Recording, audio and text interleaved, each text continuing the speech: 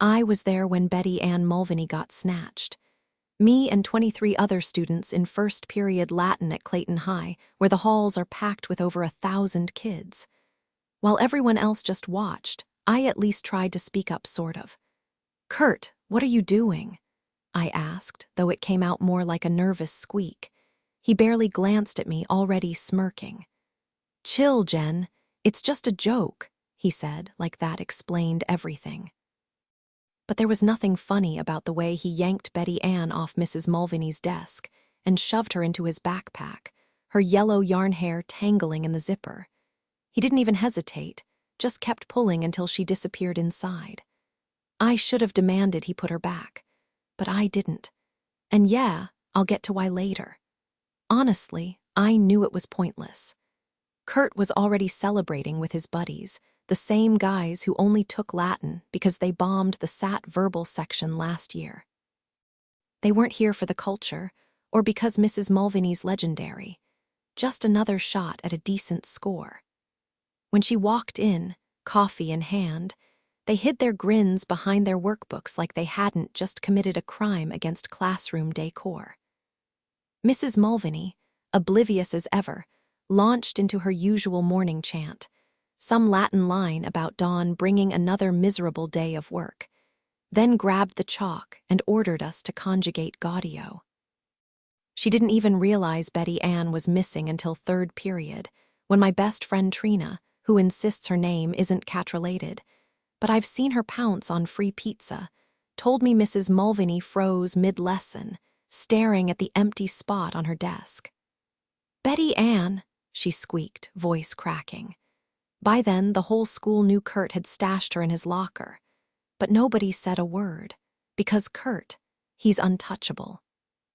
Senior class president, football captain, the kind of guy who could vaporize you with a look if he wanted. Okay, maybe not literally, but you get it. Crossing him means eating lunch alone by the flagpole or dodging airborne tater tots in the cafeteria. And yeah, Mrs. Mulvaney might have loved that ridiculous doll, but love doesn't stand a chance against Kurt Schroeder's ego every fall when school starts up again. Mrs. Mulvaney decks out that ridiculous Clayton High cheerleader costume she stitched together at Joann Fabrics. Come Halloween, Betty Ann gets stuffed into a miniature witch costume complete with a pointy hat and a tiny broom. Christmas means elf attire, and when spring rolls around, Betty Ann wears what Mrs. Mulvaney insists on calling her spring dress. Though let's be real, it's an Easter outfit with a floral bonnet and a basket of robins, eggs from some long-gone decade. Rumor has it an old graduating class gave her the doll back in the 80s because they felt bad she never had kids of her own. Who knows if that's true? But I can confirm she's a great teacher, and yeah, no kids. Now, with junior year almost over, Betty Ann had been sporting her summer look, overalls and a straw hat like some tiny Huck Finn until she vanished. And here I was, stressing over a doll. A doll. You don't think they'd actually hurt her, right? I muttered to Trina during show choir rehearsal. She talked me into joining, insisting I needed more activities for my college apps. What she failed to mention was the audition, the choreography, and the fact that Mr. Hall, director of the illustrious Troubadours, makes us wear padded bras for uniformity. Because nothing says school spirit like false padding. Most days, I just mumble la la la in the alto section while the sopranos do the heavy lifting. Karen Sue Walter's massive hair shields me well enough that I can sneak in some reading. But the dancing, or more accurately, the awkward flailing, is where Trina's betrayal stings. Mr. Hall reminds me daily that my rhythm is non-existent. What if they cut off her ear? I whispered, half joking, half dreading the answer. I had to keep my voice low since Mr. Hall was drilling the tenors just a few rows over. We're gearing up for Bishop Luers, this massive statewide show choir competition, and Mr. Hall's been extra intense about it. Lately, he's been on my case about my arm movements like 5 times a day instead of the usual 3. And they're sending it to Mrs. M with a ransom note. You don't think they'd actually do something like that, right? That's straight-up vandalism. Oh, come on, Trina said, rolling her eyes. She's a first soprano, always perched beside Karen Sue Walters. First sopranos have this reputation for being pushy, but I guess it makes sense. They're the ones hitting those crazy high notes. Relax, it's just a dumb prank. The seniors pull one every year. Why are you freaking out? You didn't lose sleep over that goat last year. Yeah, last year's graduating class left a goat on the gym roof. Not exactly comedy gold, if you ask me. The poor thing could have gotten hurt. It's just, I couldn't shake the image of Betty Ann's yarn hair tangled in that zipper. Mrs. Mulvaney actually cares about that doll. It's messed up. Trina shrugged. It's a doll. Who cares? But to Mrs. Mulvaney, Betty Ann wasn't just some toy. I could tell. The whole thing bugged me so much that after school, when I walked into the register office, where I spend most afternoons, not just for my college apps, but because I actually enjoy it, I blurted out in the middle of the staff meeting that someone should cover the story. A story, Jerry Lynn repeated, raising an eyebrow. About a doll. She shook her Diet Coke can, like always. Jerry Lynn prefers her soda flat, so she jiggles it until the fizz dies. Weird, but not the weirdest thing about her. The real oddity? Every time she and Scott Bennett, the paper's editor, hook up in her parents' basement, she draws a tiny heart in her planner. She showed me once pages full of them. Kind of funny, considering nobody expected Scott to land the editor spot over her. He only moved back to town last summer. Well, technically, he grew up here. We were even in the same 5th grade class. Not that we ever talked. Back then, boys and girls didn't mix much. And Scott wasn't exactly the chatty type anyway, Scott. And I had this unspoken bond through the books we borrowed from the school library. Never the mainstream picks everyone else was reading, like sports biographies or classic children's novels. Instead, we gravitated toward the same obscure sci-fi and fantasy titles. Think the Andromeda Strain or the Martian Chronicles. The kind that made the librarian raise an eyebrow and ask, "Sweetie, are you sure this is what you want?" As if we were too young for them. We never actually talked about the books, but I knew we were reading the same ones because his name was always scribbled right above mine on the checkout cards. Then his parents divorced. He moved away with his mom, and I didn't see him again until years later, when our school newspaper staff got roped into a mandatory team-building retreat. I was loitering in the parking lot, dreading the awkward icebreakers, when a car pulled up and out stepped Scott, except now he looked like he'd been sculpted by some overzealous gym teacher. Same guy, just taller, broader, and somehow still carrying a dog-eared copy of Dreamcatcher in his backpack. Turned out he'd moved back to live with his dad and joined the register after submitting writing samples from his old school. By the end of the retreat, Mr. Shee had promoted him to editor, partly because of his leadership, partly because of this killer S.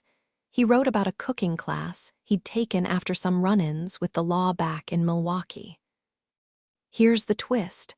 Scott, the only guy in the program's history to pick cooking over auto shop, had been convinced the teacher was full of it when she handed him a butternut squash and declared they'd turn it into soup.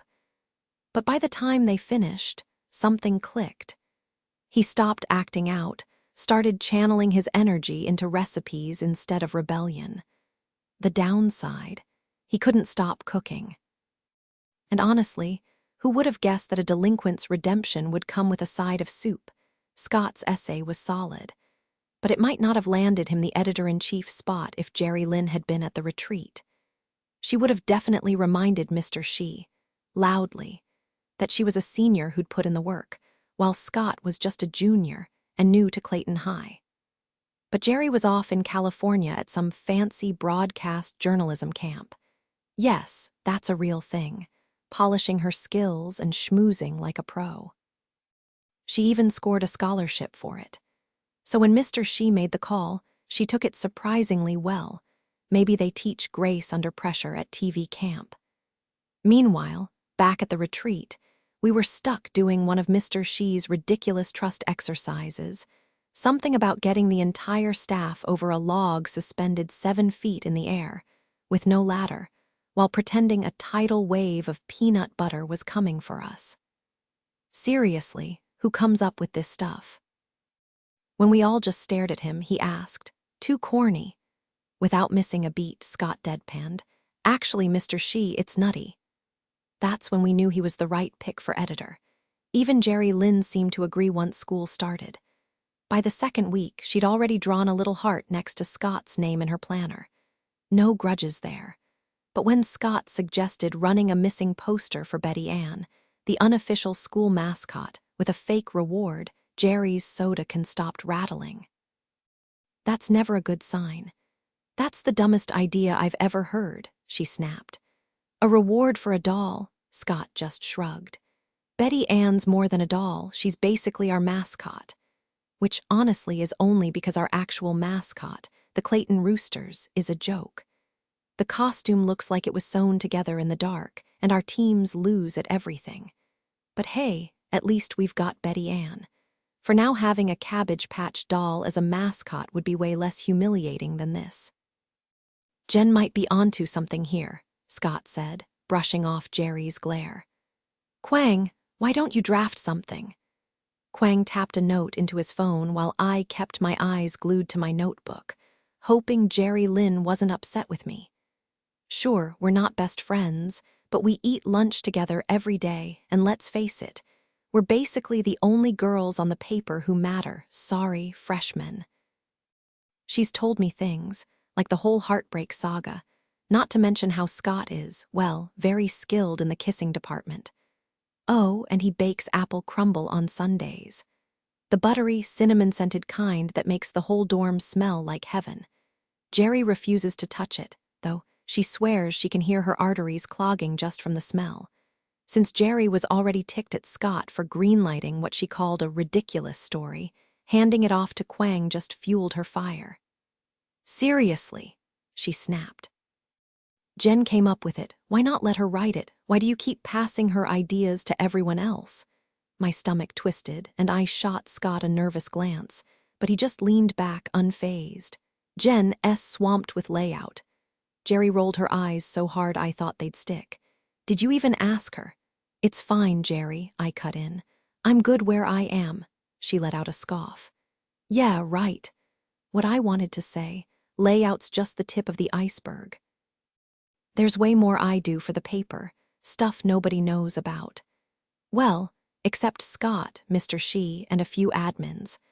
Because last summer, during that retreat, Mr. Shee pulled me aside and offered me a role usually reserved for seniors. A big one. And I said yes. Ask Annie stuck in a love triangle with your bestie's crush, obsessing over a celebrity who doesn't know you exist. Send your messy, dramatic, or downright bizarre questions to Annie, names kept confidential, drama guaranteed for the Clayton High Register. "Dear Annie, I'm in love with a guy who's never even seen me." Okay, fine, he's an actor. And yes, he lives across the country. But when he smiles on screen, soulmates.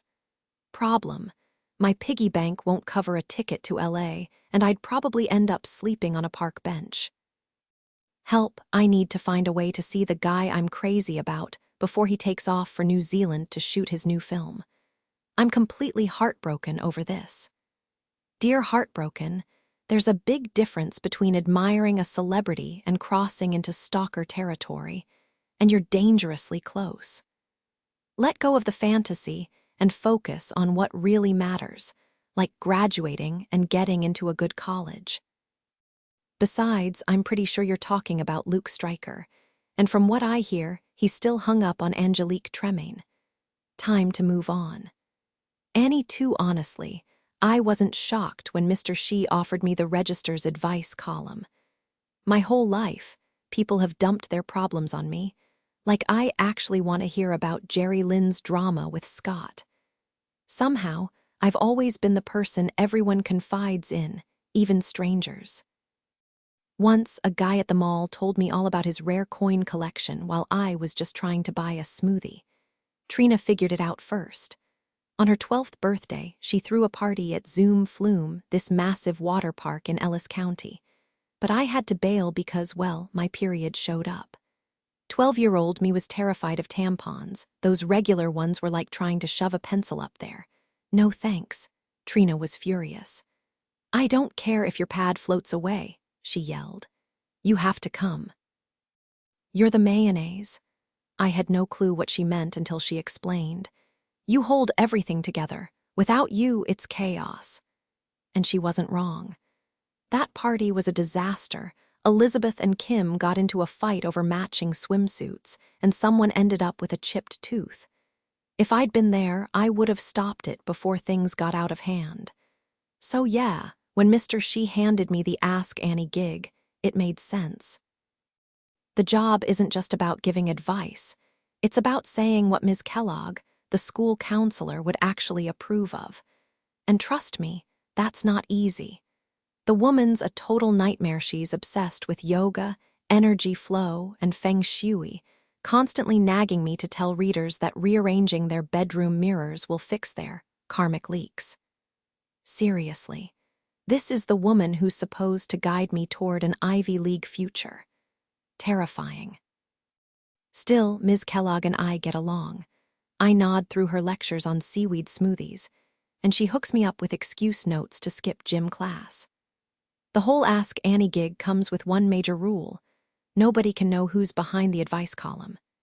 Ms. Kellogg insists Annie has to stay neutral, no ties to any school cliques, or else kids like awkward Cara Cow or football star Kurt Schrader might think she's biased. Plus, if people knew Annie's identity, they'd stop writing altogether, worried she'd spill their secrets. Not that most try very hard to hide. Take Trina, who floods the inbox monthly with her latest Luke Stryker drama, signing her full name in glitter pen.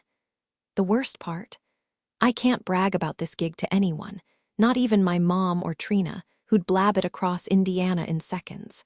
So I play along, pretending I'm just the layout girl. Big thrill. Mostly, it's fine, except when Jerry Lynn side-eyes me, convinced Scott's exploiting me. I'd love to shut her up with the truth. Ms. Kellogg drags me into her office constantly, dissecting creepy letters. Sometimes I recognize the handwriting. Sometimes I play dumb. Unless someone's genuinely unhinged, I keep my mouth shut.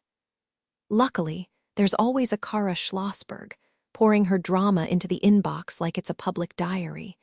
To keep the admin too busy to snoop on the quiet kids, I respond to every letter, even though we don't publish them in the paper. Even if we left out her signature, which she insists on adding to each one, everyone would still recognize Kara Schlossberg's handwriting. Here's a classic example. Dear Annie, people call me Cara Cow, and they moo whenever I walk past them in the halls. Please help before I snap. Except Cara never actually snaps, at least, not in any serious way. There was that one time a rumor spread that she'd hurt herself, and she missed school for 3 days. I panicked, thinking she might have done something extreme. My mom checked with Mrs. Schlossberg during their water aerobics class at the IMCA, and it turned out Cara had just gone overboard with a DIY pedicure, shaving off too much skin from her feet. She couldn't walk until it healed. That's so Cara. Stuff like that happens to her all the time. My mom always gives me that look afterward and says, Jen, Mrs. Schlossberg is really concerned. Cara tries so hard, but nothing works. Maybe you could look out for her. I can't exactly tell her I already do, as Ask Annie. So when I got called to the office the day after Kurt Schrader kidnapped Betty Ann Mulvaney, I figured it was either about Cara or the whole Betty Ann situation. Mrs. Mulvaney acted like she didn't care, but I noticed her eyes kept drifting to Betty Ann's empty seat. She even joked before class that if the kidnappers returned Betty Ann, no questions would be asked. I tried to help by suggesting Kurt send a ransom note, something funny like demanding no weekend homework or candy for the class. His reaction, pure amazement. "Whoa, genius man," he said, high-fiving his friends. That's when I realized these guys had no clue what they were doing. Honestly, I still don't know how Kurt became class president. Maybe because nobody else wanted the job to make sure Betty Ann was still safe. I turned to Kurt and asked, "You didn't do something reckless, right? Like toss her into one of those abandoned gravel pits?" He gave me this look like I'd lost my mind. "No way, she's fine," he said. "It's just the senior prank, Jen. Ever heard of it?" I didn't want to seem like I didn't get the joke, so I just muttered, "Yeah, real funny," before grabbing my tacos and bolting. So when I got called to the office later, I had a sinking feeling. Unless Kara was locked in the bathroom crying again, this was probably about Betty Ann. And that meant trouble. Sure, I thought Kurt's prank was dumb, but you don't rat out the senior prank, no matter how lame it is. It's like prom or SATs. You just don't mess with tradition, even if it's pointless. As I shuffled into Ms. Kellogg's office, I was mentally preparing myself. No matter what they threatened, summer detention, extra assignments, I wasn't cracking. But then I realized Ms. Kellogg wasn't alone. Principal Lewis was there. So was Vice Principal Thompson, aka Juicy Lucy, which is kind of mean, but honestly, she's the opposite of juicy, more like a stiff, dried-up twig in a pantsuit. And then there was this guy in a sleek gray suit and a black t-shirt, which was way too edgy for Clayton, Indiana. He looked like he belonged in LA or Brooklyn, not here. Too panicked to process his presence, I blurted out, "Ms. Kellogg, if this is about Betty Ann, I can't say anything." "Yeah, I know what happened, but I won't tell you who did it. I swear she's okay, and I'll try to get her back. That's all I can do." Then I finally noticed the others, Principal Lewis, Juicy Lucy, and the mystery guy, and my voice just trailed off. Ms. Kellogg stepped in, probably sensing my nerves. "It's not about Betty Ann, Jen," she said, but Juicy Lucy cut in, scowling. "If Miss Greenley knows anything about that doll, she needs to speak up. Mrs. Mulvaney was very upset this morning. The local paper is running a story about this situation, so clearly their reporters are already in the loop. It's outrageous that people can't even leave their belongings unattended at their desks without—" "Let's not focus on the doll right now, Lucille," Dr. Lewis interrupted. He wore a wrinkled polo shirt and cargo shorts, with dirt smudges on his knees, definitely pulled away from something important.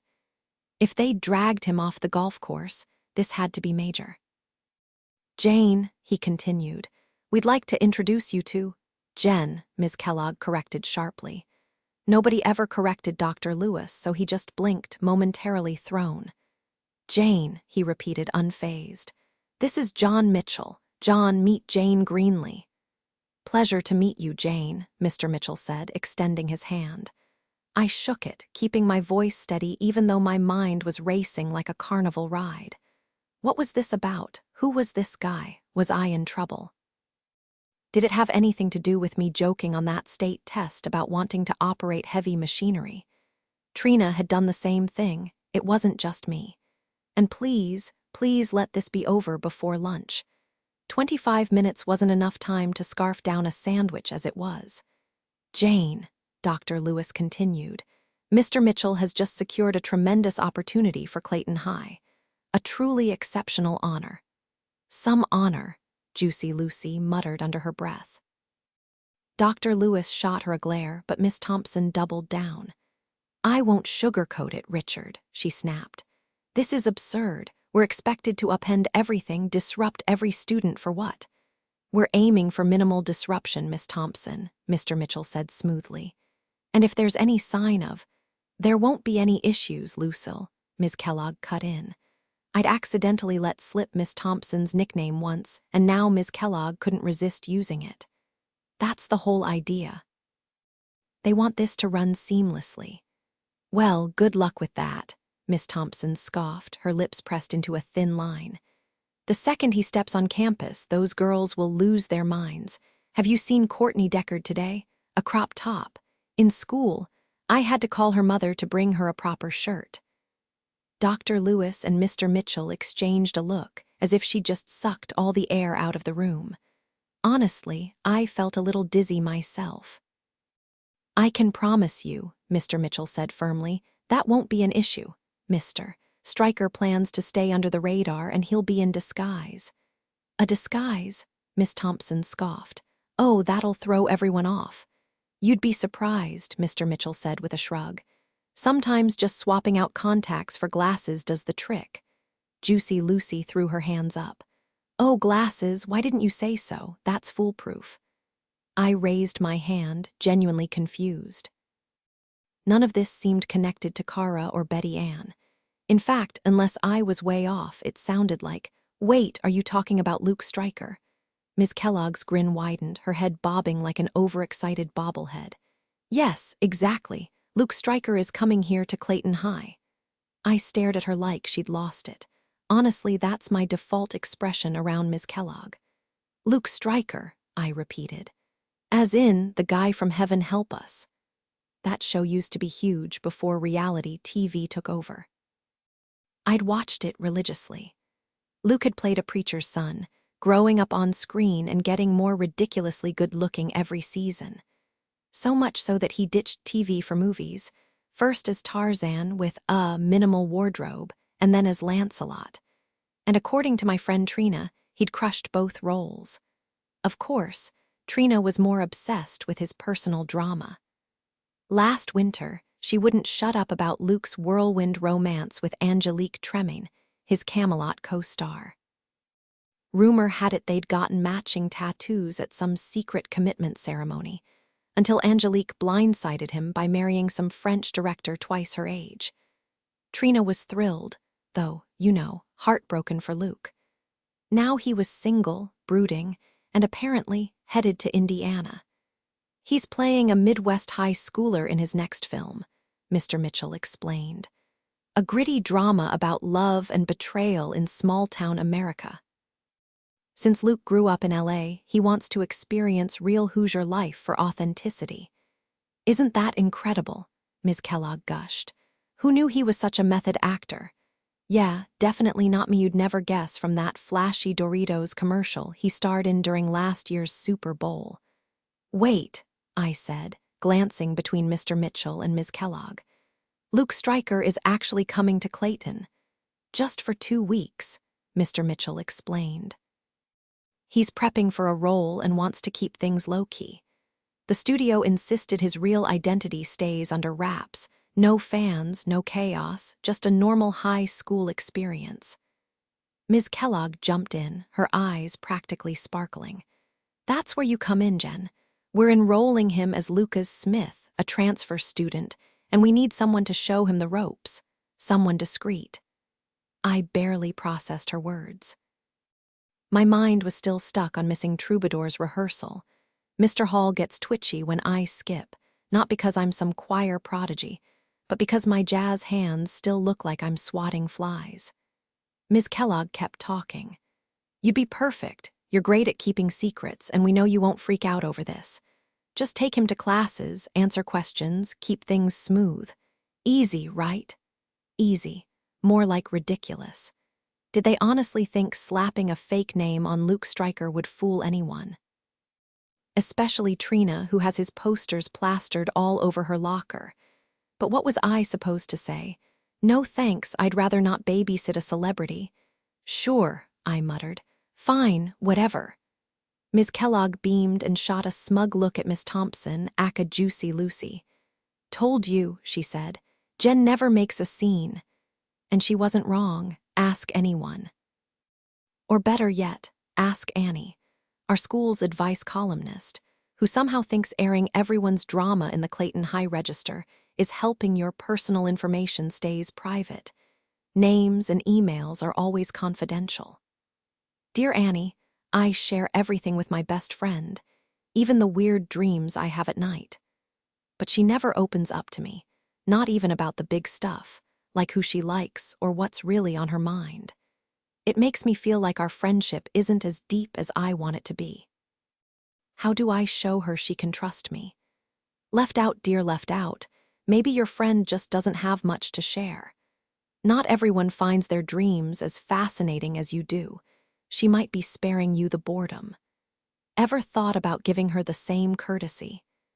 Annie 3 Mr. Mitchell insisted I tell my parents something about me being a minor, which felt unnecessary since it wasn't like Luke and I were dating. I was just supposed to point him toward the gym and warn him about the questionable cafeteria food. Still, rules are rules. Mr. Mitchell offered to break the news himself, but I knew if he did, my parents would freak out worse than they did over that dumb advice column. I waited until after dinner, when my little brothers, Cal and Rick, disappeared to do homework. Cal S. obsessed with sports, everything except football, thanks to Mom. S. too dangerous rule so naturally. He's dead set on joining SWAT someday. Rick, on the other hand, refuses to play anything and is convinced he's the next child star. He's been begging our parents for an agent, even though we live in Clayton, Indiana, where the biggest celebrity sighting is usually just the mayor at the diner. I kept it vague when I told my parents, just mentioned some actor was coming to shadow me for research. Dad barely looked up from the Clayton Gazette, our tiny town's excuse for a newspaper, delivered in the afternoon because, well, small-town life. "He's not staying here, right?" he asked, only half interested. "No, Dad," I said, rolling my eyes, like Luke Stryker would ever crash on our couch. "He's staying in a lakefront condo," I said. My dad muttered, "Thank goodness," and vanished behind his newspaper. He's never been one for overnight visitors. "Remind me who this boy is," Mom asked, barely looking up from her sketchbook. "Luke Stryker," I replied. "You know, the actor from Heaven Help Us. He played the oldest son." Mom's face lit up. "Oh, the cute blonde one." I bit back a laugh, imagining her reaction if she'd seen that infamous Tarzan lagoon scene where his loincloth had a mind of its own. "Yep, that's him," I said. "Well," Mom said, flipping a page, "just don't go falling for him. Hollywood's a long way from here, and I doubt you'll keep in touch once he leaves." "Not a chance," I said, picturing those commitment tattoos. "Luke Stryker's definitely not my vibe." Mom smirked. "Then Trina will be all over him, you know how she gets." "Oh, I know," I sighed. "But he's supposed to be in disguise, glasses, the whole deal. No one's supposed to recognize him." Mom rolled her eyes. "That's ridiculous." Dad, flipping to the real estate section, chimed in without looking up. "Worked for Clark Kent." Duty done, I headed upstairs to tackle homework. My inbox was flooded, mostly from Trina, who lives next door but still emails me more than we actually talk. Maybe because Clayton doesn't exactly have a booming social scene. Between my books and her non-stop rehearsals, we don't get out much. You can usually hear her practicing from my room. Our houses are barely a stone's throw apart. With that powerhouse voice of hers, she's landed every lead in Clayton High's theater program.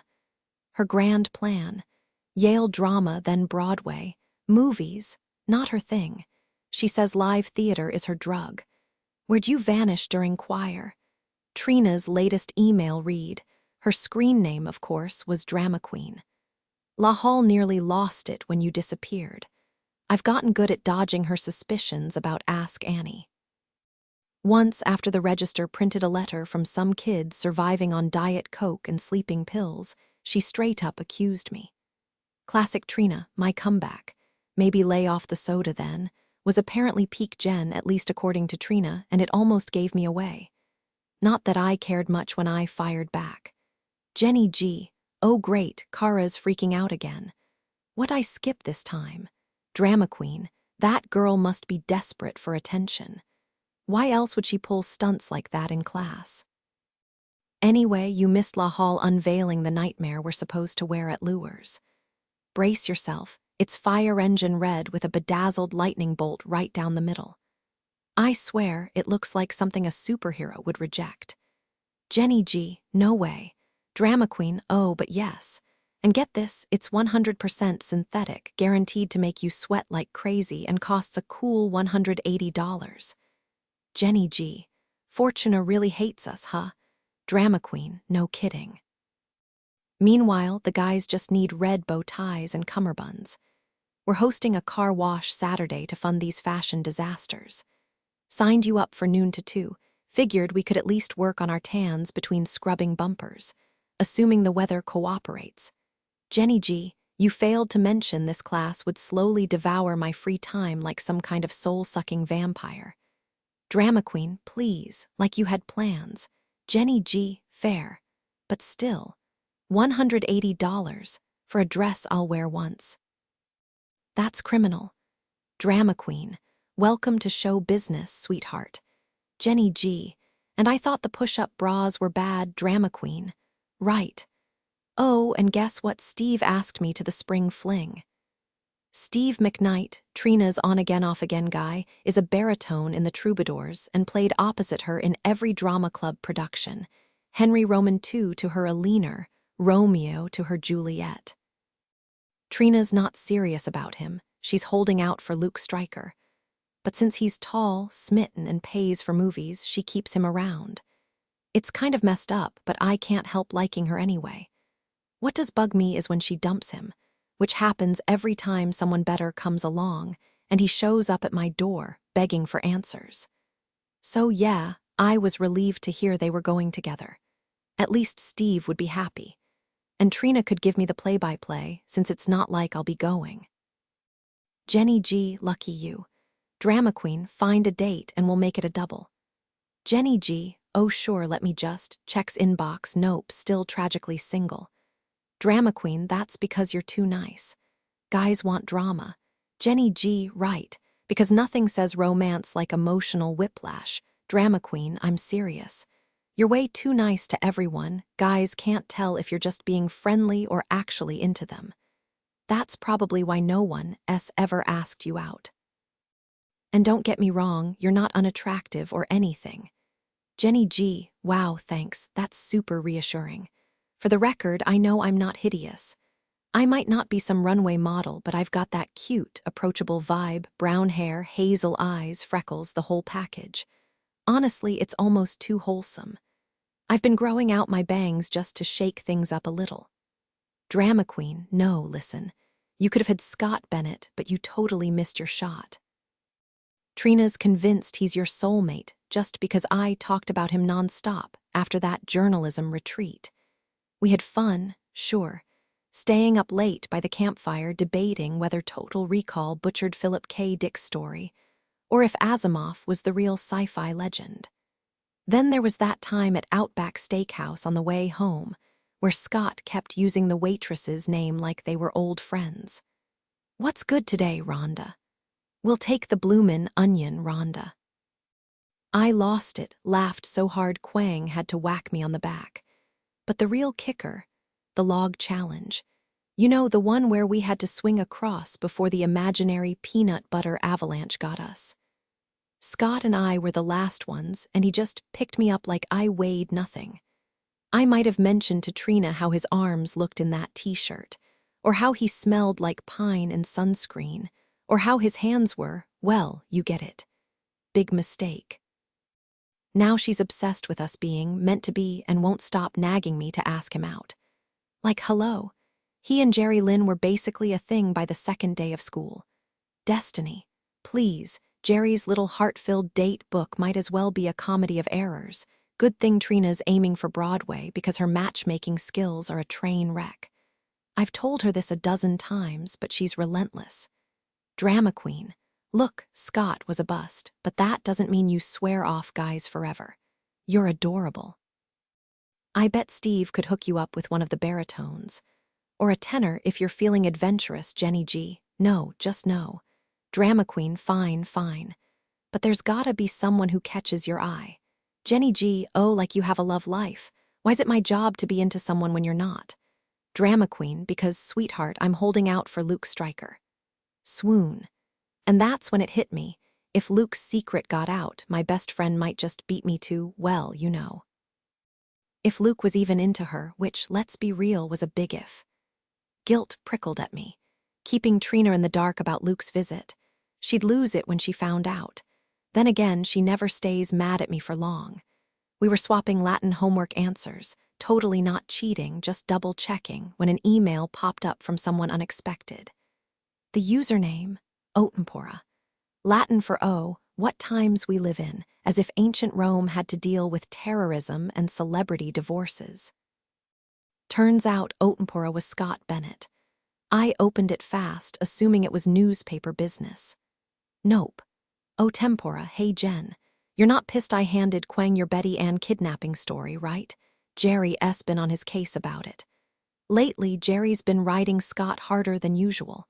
My theory: she's freaking out about graduation, California, broadcast journalism, the whole shebang. People do that, you know.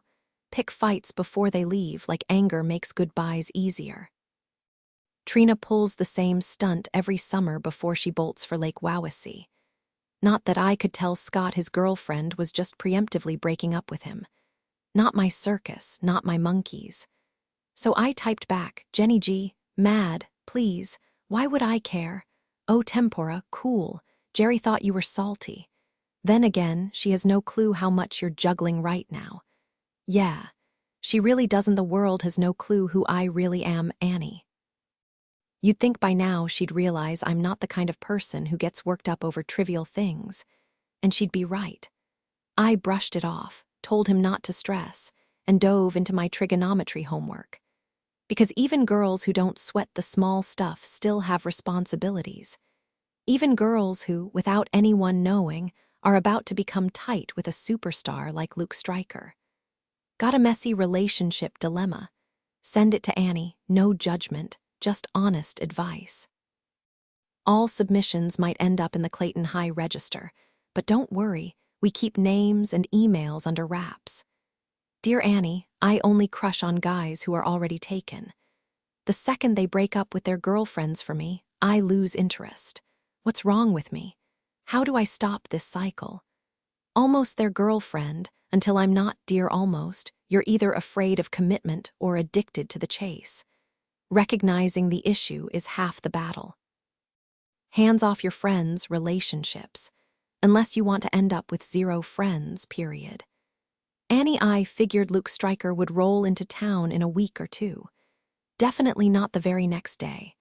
But there I was, flipping through the latest register in Latin class, when Ms. Kellogg poked her head in and motioned for me.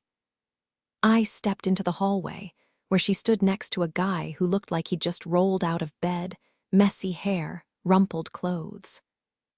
Jenny, Ms. Kellogg said, practically glowing, meet Lucas Smith, our new transfer student. For a second, I blanked. Quang's article about Betty Ann had me hooked. My layout work was on point, complete with a photo of her in her cheer uniform and a missing banner beneath it, like a milk carton ad. Then it hit me. Lucas Smith was Luke Stryker. Undercover, in my school, right now. Even though the hallway buzzed with students rushing to class, oblivious to us, my face burned. Why was I so flustered? It wasn't like I'd expected to feel this way. But there he was, Hollywood's golden boy, standing in the fluorescent-lit chaos of Clayton High like some bizarre dream-seeing Luke Stryker in person, was nothing like I expected. He wasn't in some flashy Hollywood outfit. Instead, he looked like any other guy from Indiana, dressed in loose jeans, an oversized football jersey, and those clunky cross-trainers everyone seems to hate. The wire-rimmed glasses and longer, darker hair made him almost unrecognizable, like he'd stepped right out of some undercover spy movie. And he was taller than I'd imagined, towering in the doorway like some awkward transfer student, not the heartthrob from the big screen. Ms. Kellogg stood there grinning, waiting for me to say something. Oh, I mumbled, my face burning. Yeah, hi. Luke gave me a quick nod, either out of pity for my obvious embarrassment or just because he was that effortlessly chill. Either way, I might as well have been wallpaper for all the attention he paid me. Ms. Kellogg, still beaming, nudged me.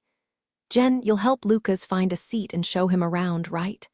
Sure, I choked out. What was my problem?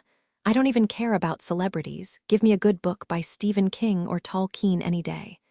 But here I was, flustered because Luke Stryker had glanced in my direction. Something was seriously off. The second bell rang, sharp and grating. Luke winced behind his glasses like the sound physically hurt. "All right then, Lucas, I'll leave you in Jen's hands," Ms. Kellogg said, stepping aside as students started pushing past us into the classroom. From behind Luke, Mrs. Mulvaney's voice cut through the noise. "Eo, eo," Latin for go, which in this case meant move out of the way. We scrambled aside just in time for her to rush in. Her eyes darted straight to Betty Ann's empty spot before she finally noticed the newcomers. For a second, her expression flickered, just a tiny crack in her usual stern demeanor. She missed that doll more than she'd ever admit. "Mrs. Mulvaney, this is Lucas Smith, the new student we discussed," Ms. Kellogg said cheerfully. "Jenny will be guiding him." "Of course," Mrs. Mulvaney replied, completely clueless about who he really was. Then again, Latin teachers aren't exactly up to date on celebrity gossip. Mrs. Mulvaney motioned for the students behind Jen to shift seats. An empty desk waited near the pencil sharpener. Luke slumped into the chair behind me, nailing the whole "I'd rather be anywhere else" vibe. His lazy stride and slouched shoulders matched Kurt Schrader's crew perfectly when they sauntered in just before the final bell. Mrs. Mulvaney introduced our new amicus in Latin, and we all chimed in with rehearsed greetings. Luke lifted a hand and muttered, "Hey," like he'd rather be napping. And even his voice sent heat rushing to my cheeks. The second Mrs. Mulvaney turned away, he poked me between the shoulder blades with his pencil eraser side, thankfully, and hissed, "You actually do this every morning." It took me a second to process his words because, hello, Luke Stryker's breath was warming my ear. My mom would have swooned. I swallowed hard, aiming for casual. Yeah. 8 a.m. is criminal," he groaned. "I know," I whispered, then added, trying to soften the blow, "but we're done by 3. 3, that's a full work day." His breath smelled suspiciously like he just popped a breath mint. Maybe that's a celebrity thing, permanently fresh breath while the rest of us mortals rely on gum. I said brilliantly. "Yeah." Luke flopped back in his seat. "Jesus." Mrs. Mulvaney spun around, demanding in Latin if we had an issue. I lied smoothly. But there was one. Because reality Luke was ridiculously hotter than movie Luke, and I wasn't prepared. Not that I'd assumed his looks were CGI. Okay, maybe I kinda had. And I wasn't alone in noticing. Every girl at Clayton High tracked him like he was the last slice of pizza. A simple hair flip from him had our English class collectively forgetting to breathe. Dude was fire. Angelique's tattoo made total sense now. What did? Her dumping him. Though, to be fair, Luke wasn't exactly chatty. By lunch, he'd barely strung together 5 words for me. I couldn't tell if he was naturally quiet or just annoyed with me, though I couldn't think of anything I'd done to upset him. The mystery unraveled a bit when he trudged behind me to second period trig, rubbing his eyes before muttering, "Seriously, is there anywhere nearby to get an espresso?" Espresso. Yeah, that's not exactly a common request in Clayton. I tried to keep a straight face. "There's a Starbucks downtown."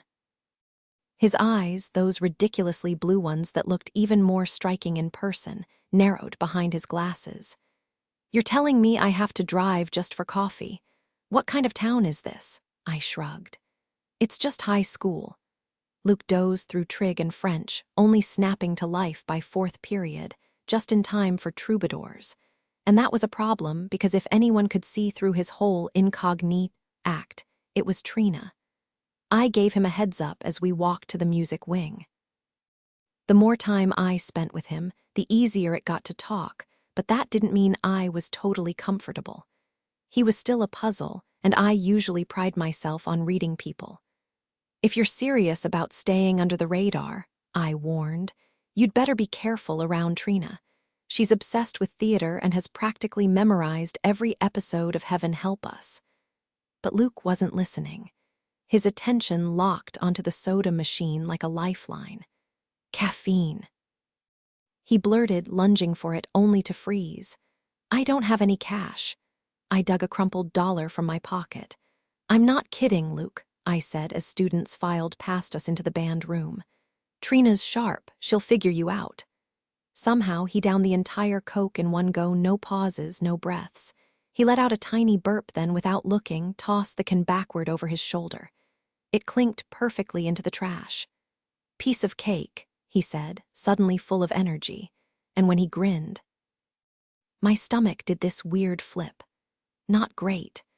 By the time we reached the choir room, a sunken, carpeted space with tiered risers and a wall of mirrors for breathing exercises, or, in my case, staring at Karen Sue Walter's massive hair instead of my own reflection, Luke was practically buzzing.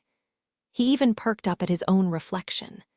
And then, of course, Trina walked. I could tell Trina had already heard about the new student I was showing around campus.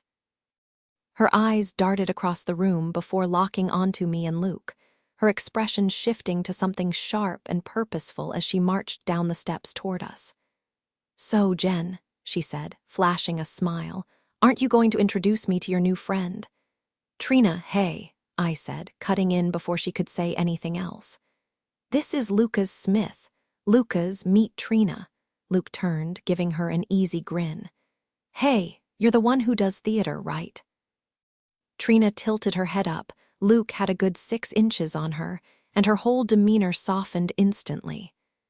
"Well," she said, voice suddenly smooth as honey, "yes, I am." "Cool," Luke replied. "What's the program like here? Any good?" I shot him a look, silently begging him to dial it back before Trina put 2 and 2 together. Lucas Smith, asking about theater, Luke Stryker. But she was already off, gushing about how he'd missed auditions for the spring musical and how the local critic had called her performance brilliant. She even threw in how lucky he was that Mr. Hall had let him into Troubadours without an audition, which made me wonder if the choir director actually knew who he was dealing with. Knowing Mr. Hall, though, he was probably just desperate for decent tenors. Then Steve showed up, the guy who'd sit through 3 hours of bad rom-coms just to be near Trina, his Adam's apple bobbing nervously as he sidled up to us. "Hey," he said, voice cracking slightly. Trina barely glanced at him. "Steve, this is Lucas."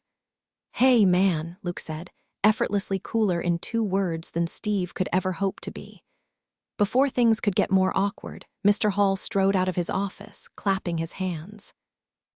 "All right, let's get started. Everyone, take your seats." His eyes landed on Luke. "And you, who are you?" It was almost comical, watching him size up Luke Stryker without realizing it. Here was a guy who'd starred in blockbuster movies, standing in front of a high school choir director who talked a big game about Broadway, but now ran rehearsals in rural Indiana. And yet, somehow, Mr. Hall was the one acting like he was the star mister. Hall launched into a rant about how he'd received the notice about Luke joining the choir, but he wasn't happy about the administration just assuming anyone could waltz into the Troubadours without an audition. He insisted Lucas should have gone through the same process as everyone else, especially this late in the semester. Luke didn't even flinch, probably used to directors with over-the-top expectations. He just smiled and said, "No worries, sir. I'll just watch and learn until I get the hang of it." That "sir" worked like magic. Mr. Hall softened instantly, even letting Luke sit next to the pianist to turn sheet music. I had to hand it to Luke. He knew how to charm authority figures, but my admiration was short-lived. 4th period turned into a nightmare as Mr. Hall drilled us through the Lures program 3 times straight. No more hiding behind Karen Sue Walter's hair to sneak in some reading. Now I had to stand, wave my arms, and pretend I knew what I was doing. Spoiler, I didn't. Mr. Hall's voice echoed through the room. "Miss Greenley, you're lagging." And Jenny, focus. Trina's extracurricular points were costing me my dignity. The altos had it rough, but the sopranos, they had to dance, with hats. A jazzy little number from Chicago, minus the canes. Lucky for them, they could actually move. Meanwhile, we altos had the thrilling job of passing them hats from behind the risers, a disaster for someone with zero coordination. By lunch, I was wiped. Luke, though. He was just getting started. "Wait, you get credit for this," he asked as we left. I couldn't believe he'd already pegged show choir as ridiculous. It took me months to catch on. Sure, all that jazz was fun, but the rest? A lineup of Broadway showstoppers that included Oliver, S. As Long as He Needs Me, our alto rebellion, singing Klingon instead of Klingon, and Godspell S. Day by Day. The real kicker: our touring schedule, elementary schools, Kiwanis Club gigs. I nearly strangled Trina when I found out. Too late to switch classes, though. Thanks, Trina. Thanks a lot. Show choir actually has its perks. It creates a safe space for the school's more artistic students who might feel out of place elsewhere. Some troubadours even eat lunch in the choir room just to avoid dealing with the school's more aggressive personalities like Kurt Schroeder in the cafeteria. Trina, though, she's got a different motive. She's convinced Mr. Hall, who eats alone in his office instead of joining the other teachers, might hand solos to Karen Sue Walters if she's not there to stake her claim. I had to put my foot down. No way was I letting Trina's rivalry dictate where I ate. So we braved the cafeteria instead. Luke, oblivious to the choir room politics, glanced back at Karen Sue and the others unpacking their lunches under the risers as we left. "Wait, why are they still in there?" he asked. Trina snorted. "Oh, you mean the island of lost souls." She cackled at her own joke, even though she'd totally be one of them if I didn't drag her out. I sighed. They eat in there because they're scared. "Of what?" Luke asked. Then we stepped into the cafeteria. His eyes widened. Whoa. But this time it wasn't awe, it was sheer disbelief. Ask Annie got a messy relationship dilemma. Send it to Annie. All submissions may appear in the Clayton High Register. Names kept private. Dear Annie, my boyfriend eats like a garbage disposal, mouth open, food flying. I've tried everything, but he won't change. Help. Disgusted in dining hall, dear disgusted. Stop eating with him. A few lonely meals and he'll figure it out. Annie, to an outsider, Clayton High's cafeteria might seem overwhelming. Pack in hundreds of teenagers, and the noise alone is enough to make your ears ring. But Luke wasn't just unprepared for the volume. He wasn't ready for the social minefield. This isn't just a place to eat. It's the heart of school drama. You can't just slip in unnoticed. Every step down that center aisle feels like a spotlight, on you, with every table watching, judging. It's brutal. The cafeteria was where social status was either cemented or shattered, all based on how effortlessly cool you appeared while navigating the center aisle. Unless, of course, you were me, then nobody batted an eye. But Luke had no clue. He froze in the doorway, gaping as Courtney Deckard and her crew strutted past like they owned the place. "Holy crap," he muttered, barely audible over the chatter. "This is more intense than a Hollywood premiere." Trina grinned. "Welcome to the runway. Think you can handle it?" Luke trailed behind us, still dazed, as we headed toward the food line. The noise level didn't drop, but I could feel every girl in the room, from wide-eyed freshmen to the lunch ladies, tracking his every move.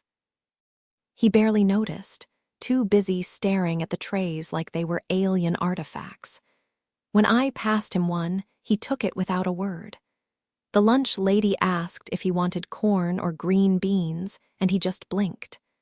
I picked corn for him, figured he should try something the Midwest was famous for. At the register, Luke was still too shell-shocked to dig out his wallet, so I covered his meal. Good thing I had a steady babysitting gig. No boyfriend meant plenty of weekend availability, because if I kept footing his bills, I'd be broke by Friday.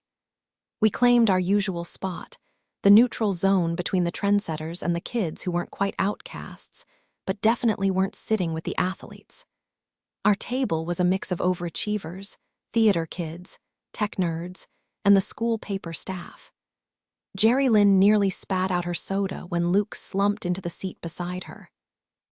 "Oh, hey," she said, recovering fast. "You must be Luca's." Gossip moved faster than Wi-Fi here. I hadn't even seen Jerry all day, and she already knew his name. If people found out I was Ask Annie, the whole school would know before second period. Luke ignored her, poking at his food like it might bite back. "What is this?" "Salisbury steak," I said, biting into my pizza. Maybe I should have warned him to skip the hot lunch line. But hey, if he wanted the full Midwest experience, he got it, mystery meat and all. "I don't eat meat," Luke announced, staring at the slab of Salisbury steak on his tray. "There's a salad station over there," Trina suggested, pushing her own tray of scrambled eggs and yogurt aside.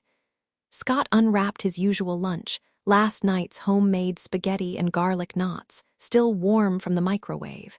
The aroma made Luke's stomach growl. "You gonna finish that?" Scott nodded toward the untouched brownie in front of Jerry, who hadn't taken her eyes off Luke since he sat down. "All yours," Jerry murmured. Scott took a bite, then grimaced. Clearly, the cafeteria's baking didn't measure up to his own. "You seriously eat here every day?"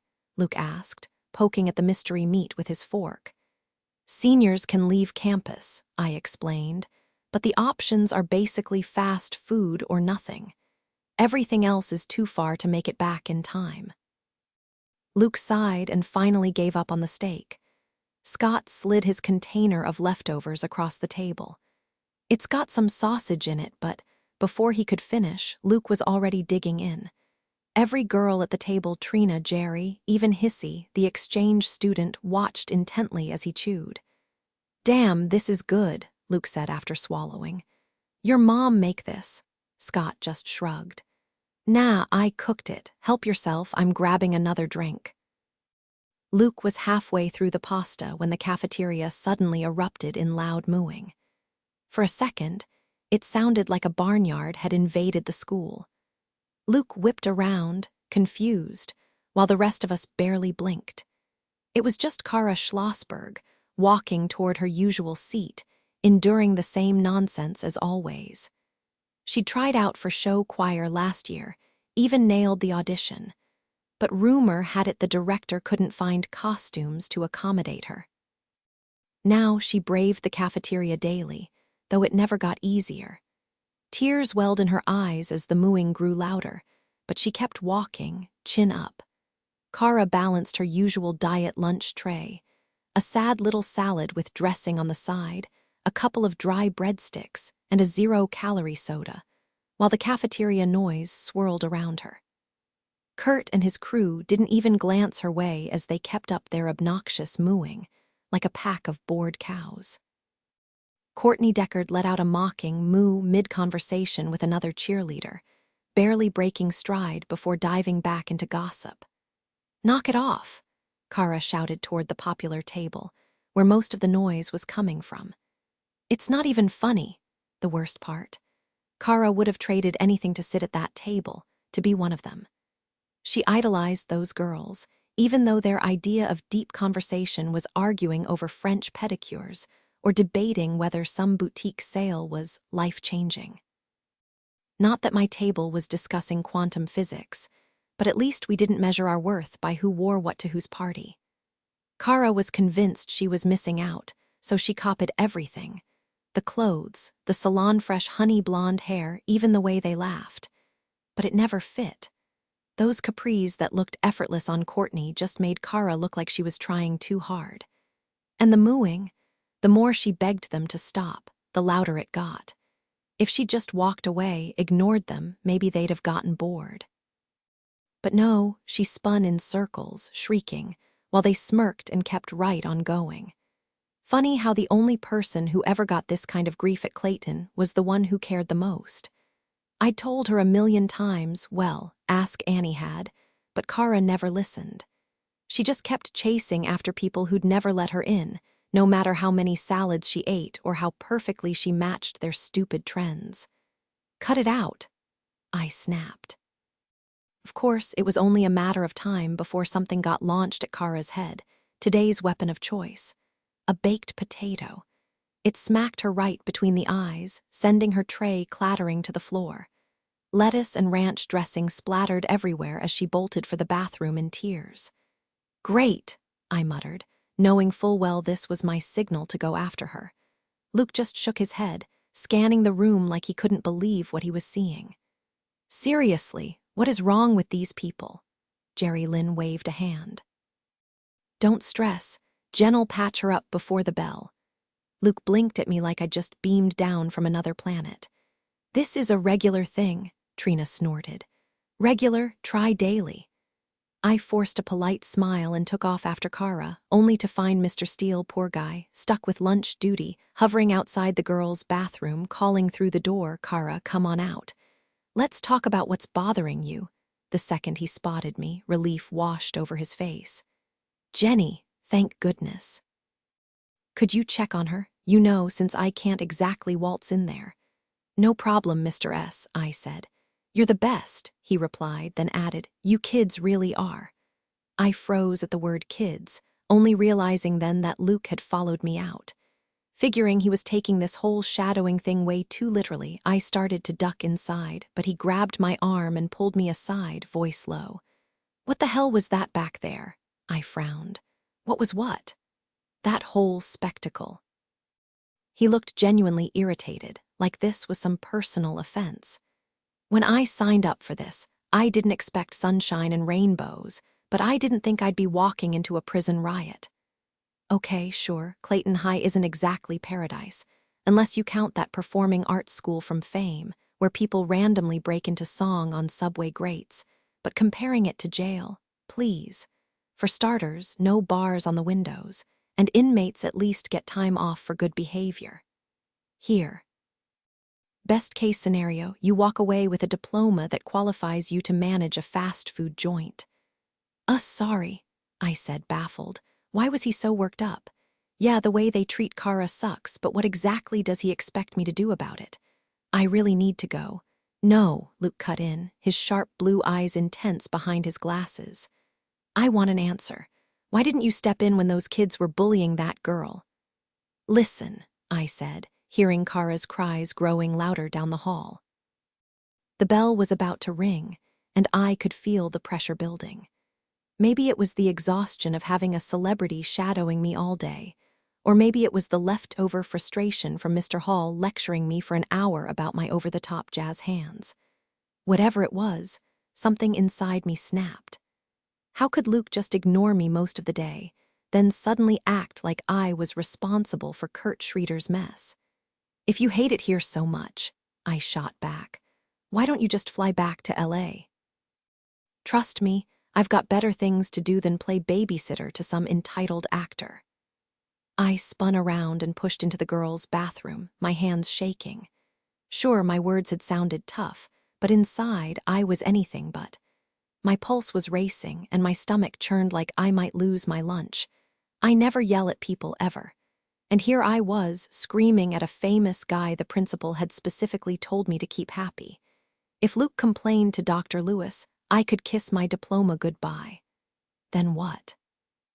Stuck working some dead-end job, just like I joked about on that stupid test. Except I wasn't joking, I didn't want that life.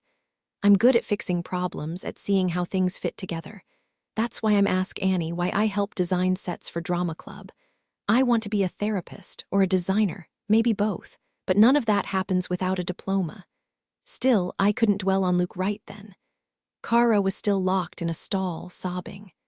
"Kara," I said, leaning against the door. "It's me, come out." "Why?" Her voice was thick with tears. "Why do they keep doing this to me?" "Because they're losers," I said. "Now open up." The door creaked open, revealing Kara's tear-streaked face. If she'd stop crying so much, ditch the flat iron trying to force her curls straight, and swap those capris for something that actually flattered her, she might actually turn heads. "It's not fair," she sniffled. "I even told them they could use my house for a party last weekend. I thought they'd finally like me." "Did anyone come?" I asked, already knowing the answer. I ran the faucet and dampened a paper towel, gently wiping bits of potato from Kara's tangled hair. I told you, I said. They're not worth your time. They're not worth my time, she scoffed, staring at her reflection in the mirror. They run this place. If they're not worth it, then what does that make me? You're not the problem, I insisted. And they don't run anything. The student council does, at least on paper. But they're still the ones everyone follows, Kara muttered. Popularity isn't everything, I said. Easy for you to say, Jen, she shot back. You don't get laughed at in the hallway. You don't have people making farm animal noises at you. She wasn't wrong, but I'd never obsessed over being like the way Kara did. When I pointed that out, she rolled her eyes. Oh, great, now you sound like Ask Annie. Just be yourself, like it's that simple. It is good advice, I said. Yeah, she sighed. If you even know who yourself is.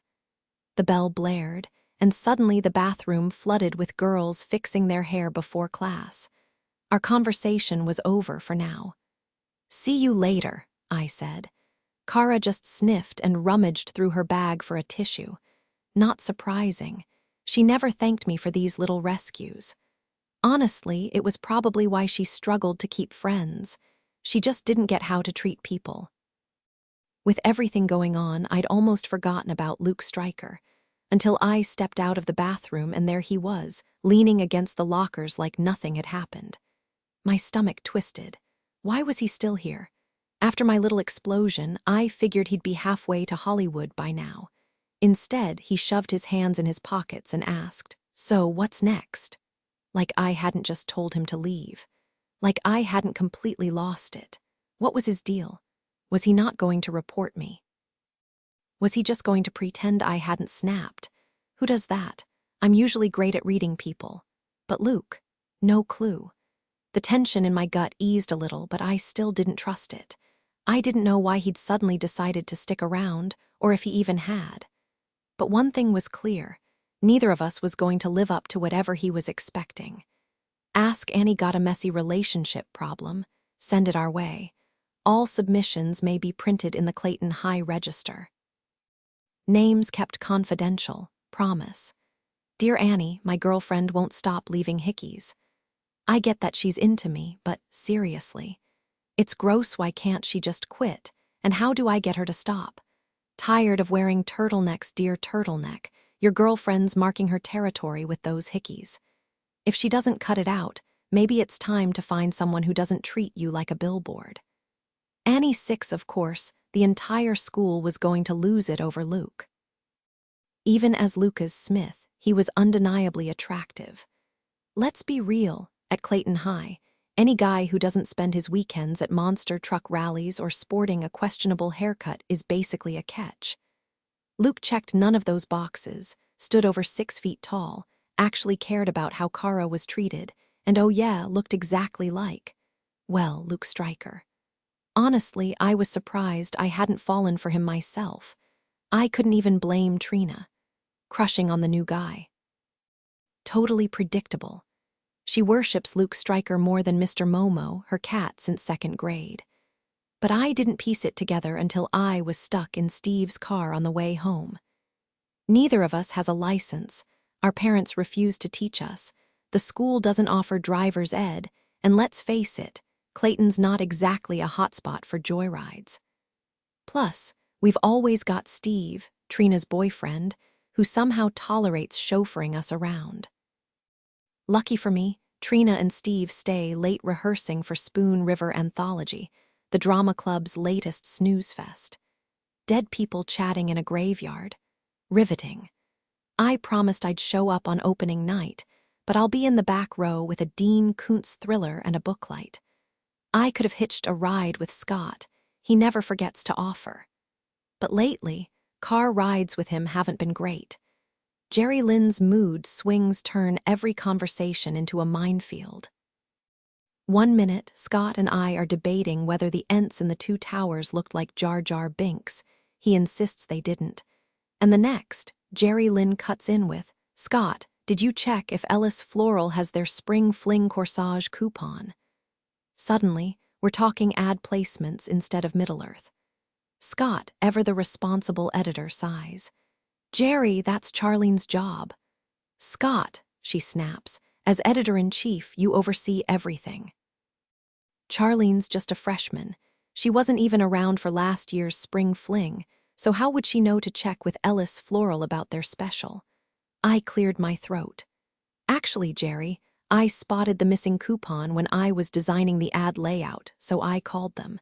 They confirmed the deal and I added it in. Jerry Lynn gave me a dry look. Glad someone here's on top of things. Yeah, awkward. That's why catching a ride with Steve is way less complicated. After the register meeting, yes, Luke actually tagged along, which had to be painfully dull for him. He and Jerry Lynn got into this heated debate about celebrities and privacy. Jerry argued that fame comes with a price, and if you're in the spotlight, you'd better get used to cameras in your face. Luke predictably disagreed.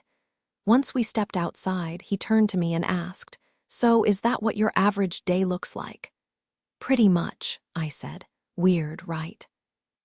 Seeing your own life through someone else's eyes, especially someone like Luke, whose world probably involves red carpets, late-night interviews, and way more excitement than my small-town routine.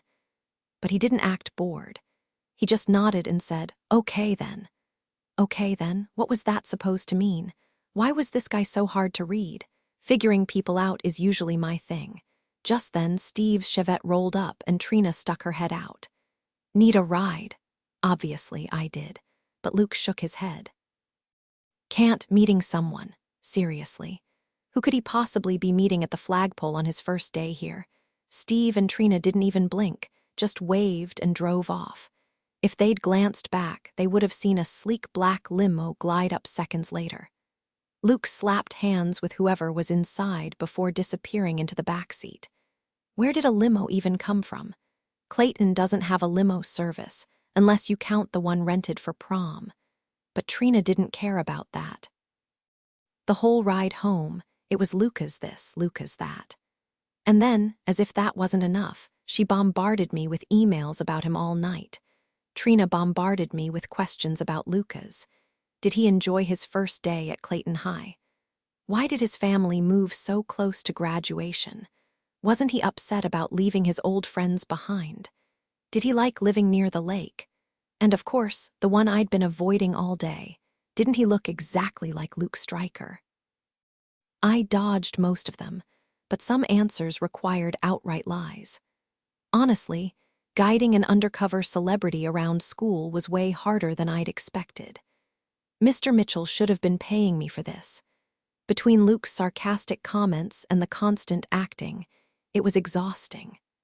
That night, staring at my ridiculously princessy canopy bed, thanks to my childhood obsession and my mom's interior design career, I couldn't stop thinking about what Luke had said about Kara.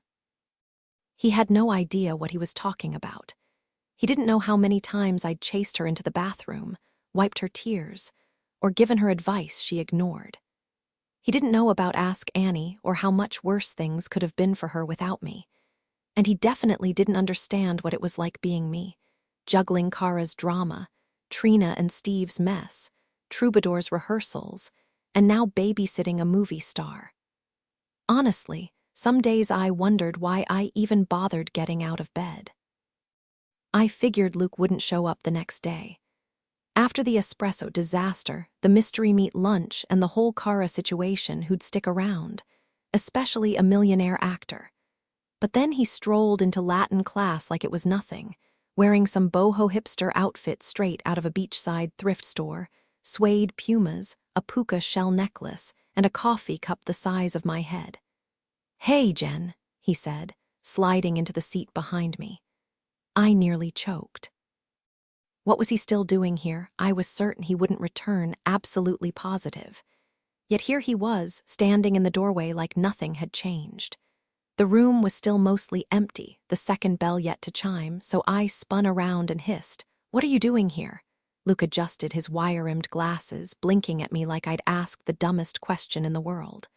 "I'm staying for 2 weeks. Didn't anyone tell you?" "Yeah, but I just assumed." My voice trailed off. "That I'd bail early."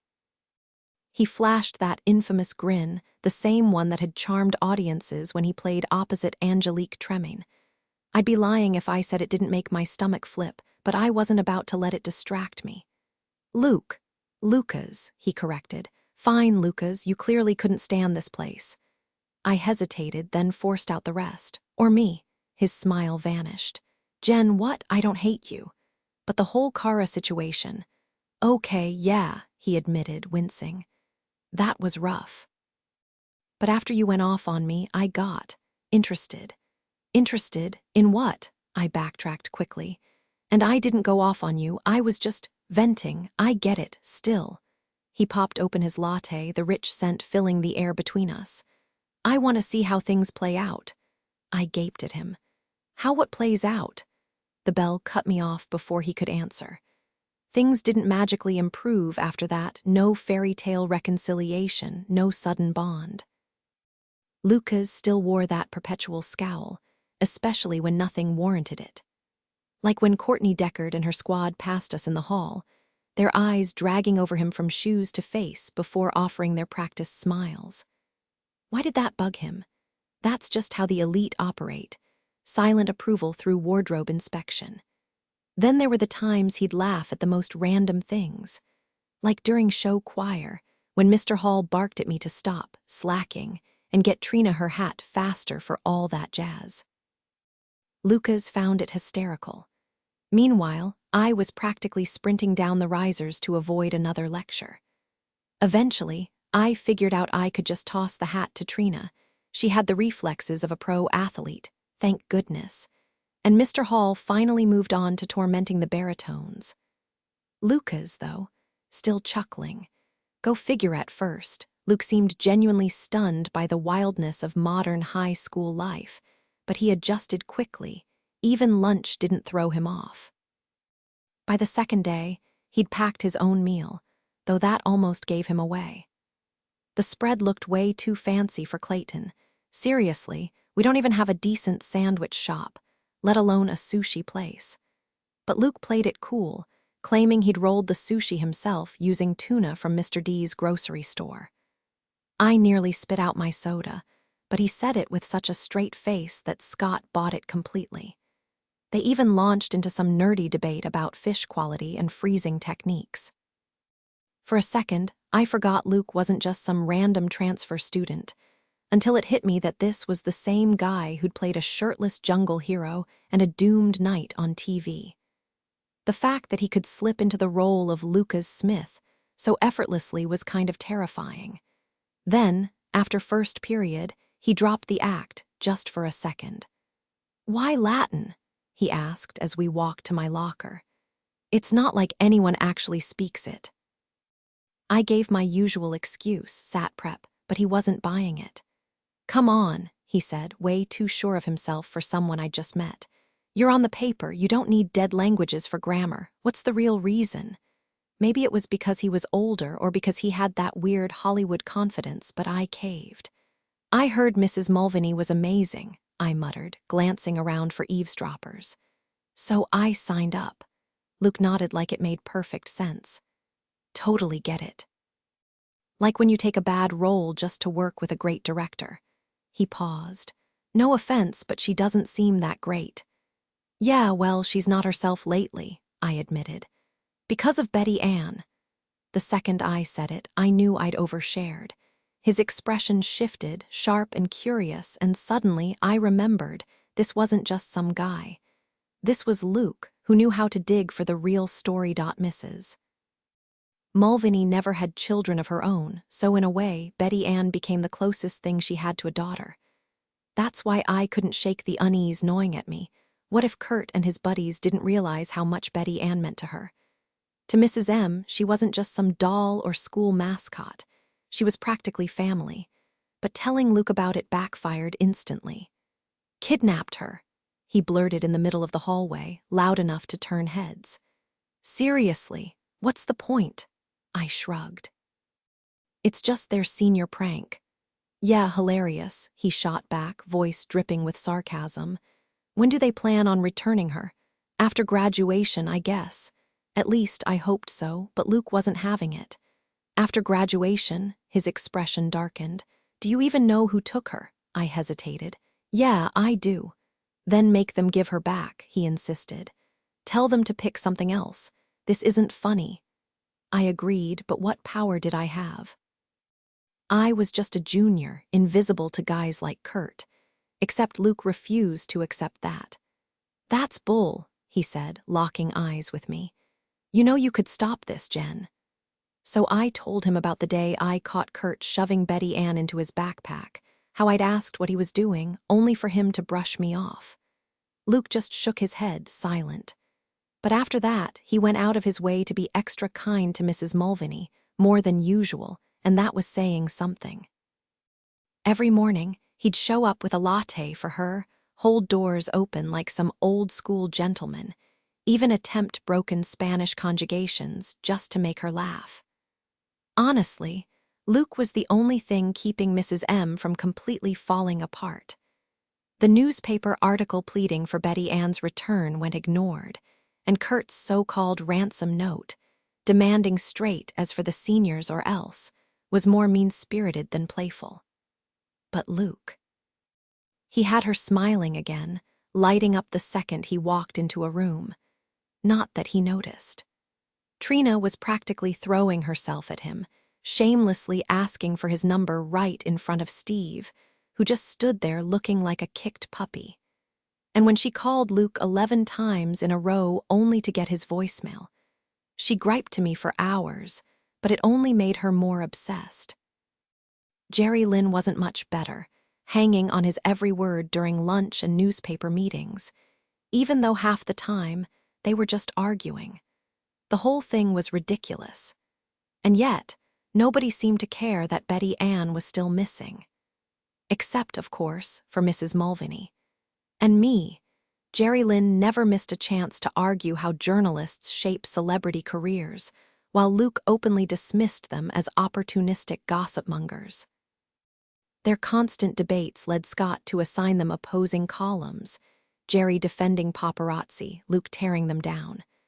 To my surprise, Luke's piece was sharp and well-argued, which only made him more puzzling.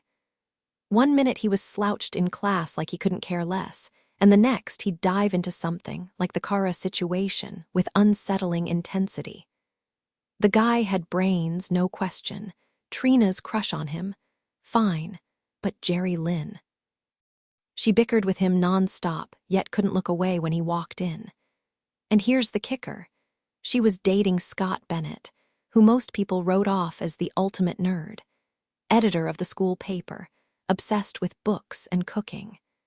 But those people hadn't stayed up debating the uncut version of The Stand with him.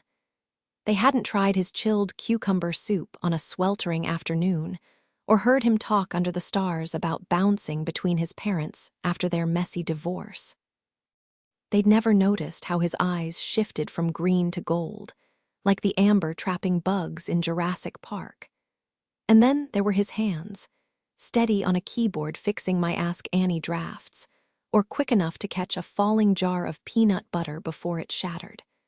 Or the time he told me about the butternut squash disaster that somehow ended with his dad laughing for the first time in months. So yeah, I didn't get Jerry's fascination with Luke.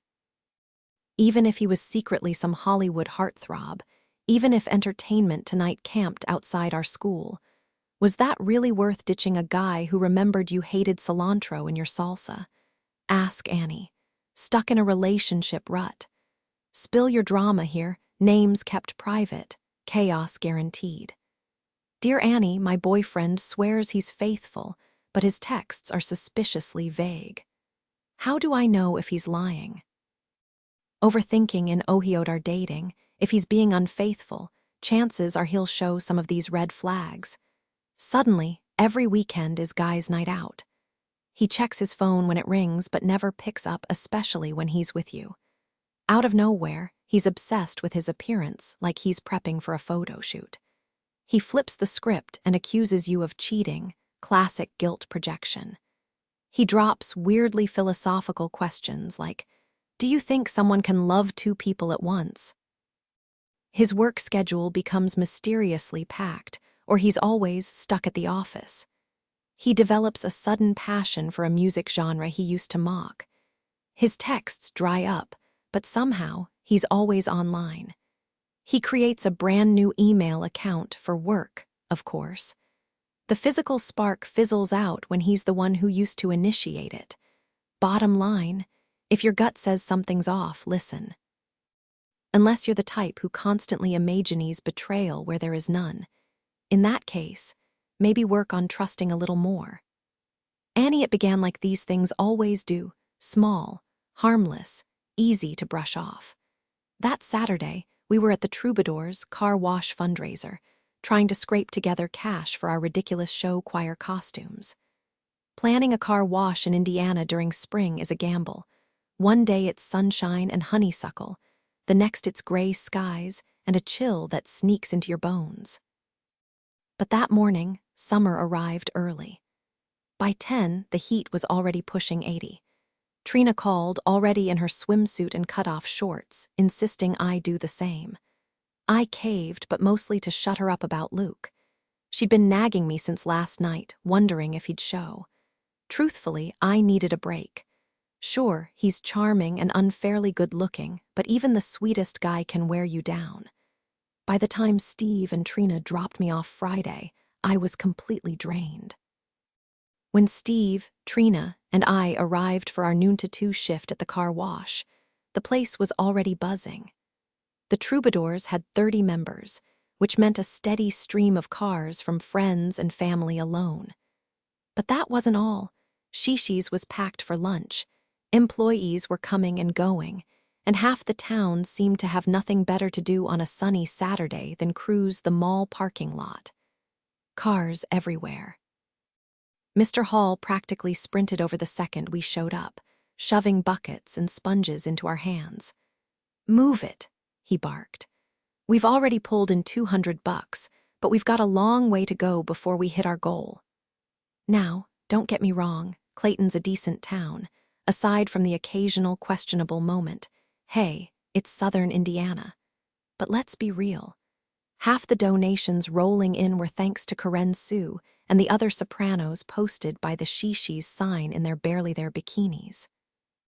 Sure, they waved signs that read support Clayton High Troubadours, but let's just say the guys swerving in from the highway weren't exactly there for the choir fundraiser. Sopranos in Clayton.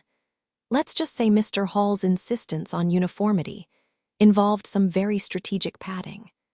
Trina, Steve, and I got to work.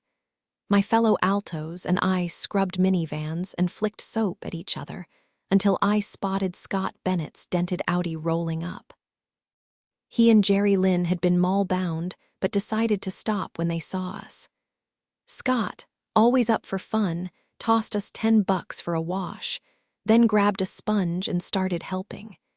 Meanwhile, Jerry, dressed more for brunch than car detailing in her yellow sundress and espadrilles, huffed over to Karen Sue to gossip about the spring fling.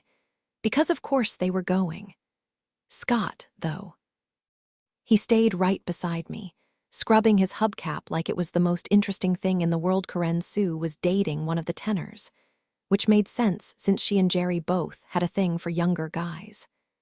As I scraped dried mud from Scott's hubcap, he mentioned finishing Lucifer's Hammer, a book I'd completely forgotten I de-lent him. We shared a weird obsession with apocalyptic stories where the world teeters on the edge of collapse. "Oh, yeah," I asked, tossing the sponge into the bucket. "What do you think?" His response was instant. Total right-wing garbage. And just like that, we were off. Trina groaned, muttering, "Here we go again," because she'd seen us debate books before. Maybe tearing apart a guy's literary opinions isn't the best way to win him over, but with Scott, it didn't matter. He was practically glued to Jerry Lynn anyway, so I had nothing to lose. The book, about a comet obliterating civilization and the survivors fighting over scraps, sparked the usual arguments. I saw it as a raw survival tale, proving individual worth. Scott insisted it was a critique of 1970s politics. Trina and Steve, clueless about the story, just groaned whenever we threw around words like reductive or disingenuous. Then Scott smirked, nodding at the water dripping down my arms. "You're soaking yourself more than the car." He wasn't wrong. Washing cars required coordination, and mine was non-existent. But something snapped, maybe a burst of confidence borrowed from Trina, because before I knew it, I'd hurled my sponge at him. It smacked right into his chest. "Welcome to the club," I shot back. Chaos erupted. Scott lunged, threatening to drench me with the soap bucket while everyone laughed except Jerry Lynn. She stormed over, arms crossed. "You're drenched," she snapped at Scott. He shrugged. "It's just water. We can't go to the mall like this." She huffed, glaring at his soaked shirt. "It'll dry," he said, grinning as he flicked water at her. The look on her face, priceless. By the time we finished with his car, he passed the bucket back to me. I'll admit, part of me was weirdly let down he didn't follow through on his threat to dump it over my head. Don't ask, I don't get it either. "Not for hours," Jerry sniffled, her voice cracking. "Come on, Jerry," I said, trying to lighten the mood. "We were just messing around. And honestly, who at CompuMart's even gonna notice?" "I notice," Jerry shot back, her eyes glistening. "Do I matter?" That's when it hit me. This wasn't about a soaked shirt or a dumb prank. This ran deeper. Jerry's nerves about college, Scott still stuck in high school, and probably those tiny hearts doodled in her planner. No fixing this. I grabbed a fresh sponge and joined Trina and the others scrubbing a sedan, avoiding the whole mess. "Oh, lovers quarrel," Trina sing-songed, nodding toward Jerry and Scott arguing by his car, their voices too low to catch. "Never bought them as a match," Liz drawled, twirling her sponge. "Jerry's clingy, and why she always drinking that flat Diet Coke." "Hey," I cut in, guilt twisting my stomach. Sure, I hadn't started their fight, but chucking that sponge at Scott, not my finest move.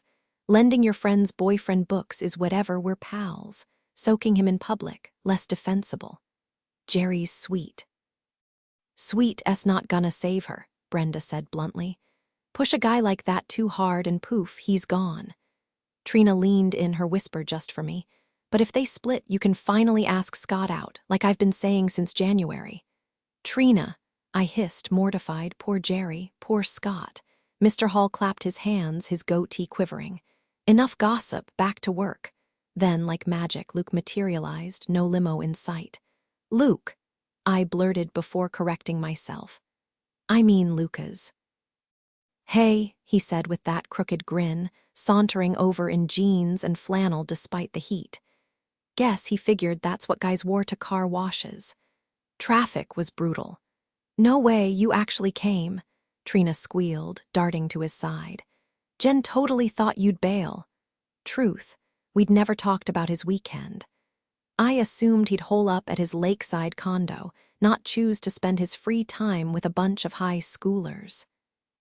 But here he was, and suddenly the day felt a whole lot brighter. I hesitated for a moment, feeling bad about not inviting Luke to join us earlier. But he didn't seem to mind. He just strolled over like he belonged there. "Plans changed," Luke said, flashing Trina that easy grin of his. "Besides, you guys look like you could use an extra set of hands. That line of cars stretches halfway to the highway." Trina grabbed him a bucket and sponge, and before I knew it, Luke was scrubbing cars right alongside us. Cracking jokes and laughing like this was the best way he could have spent his afternoon. Everyone was having fun. Well, almost everyone. Scott and Jerry were still locked in their argument at the far end of the parking lot, voices rising until Jerry suddenly shrieked, "That's it, we're done," before storming toward Shishi, probably to hide in the bathroom and cry. Scott called after her, but she was already gone, her sobs loud enough to rival a toddler's tantrum. I set down my sponge, knowing exactly where I needed to go next. But before I could take a single step toward the restaurant, before I could even offer Scott a sympathetic glance, Luke, oblivious to the drama, wiped his forehead and said, "Man, this heat is brutal." Then he pulled off his shirt. At first, I barely registered it. Half the guys here were shirtless anyway. I had bigger things on my mind, like the fact that Clayton High's golden couple might have just imploded, and I might have played a tiny part in it. But then Trina gasped, sharp and sudden, freezing me mid-step. I don't know why it caught my attention, but it did. I turned slowly, following her gaze, and realized she wasn't just staring at Luke's abs. There was something else, something unexpected. And just like that, the afternoon took another wild turn. The faint dusting of blonde hair across his chest trailed down his toned abs before vanishing beneath the waistline of his jeans. His arms were undeniably muscular, not that any of those details weren't worth admiring. But what really caught Trina's eye was the ink etched just below Luke's right shoulder, the name Angelique staring back at her. "Oh my," Trina gasped, but I clapped a hand over her mouth before she could finish. She mumbled something muffled against my palm, but I tightened my grip. "Quiet, move," I whispered, yanking her toward the entrance of Shishi S. "MMMPH," she protested, but I wasn't letting go. "Girls," Mr. Hall snapped as we hurried past, "we've got a line of cars waiting. This isn't the time for nonsense." "Got it, Mr. Hall," I lied smoothly. "Just a quick bathroom break." I hauled Trina into the dimly lit restaurant lobby and shoved her into the ladies' room before finally freeing her. "Jen," she shrieked the second my hand dropped. "That's Luke Stryker. The new guy is Luke freaking Stryker. Keep it down."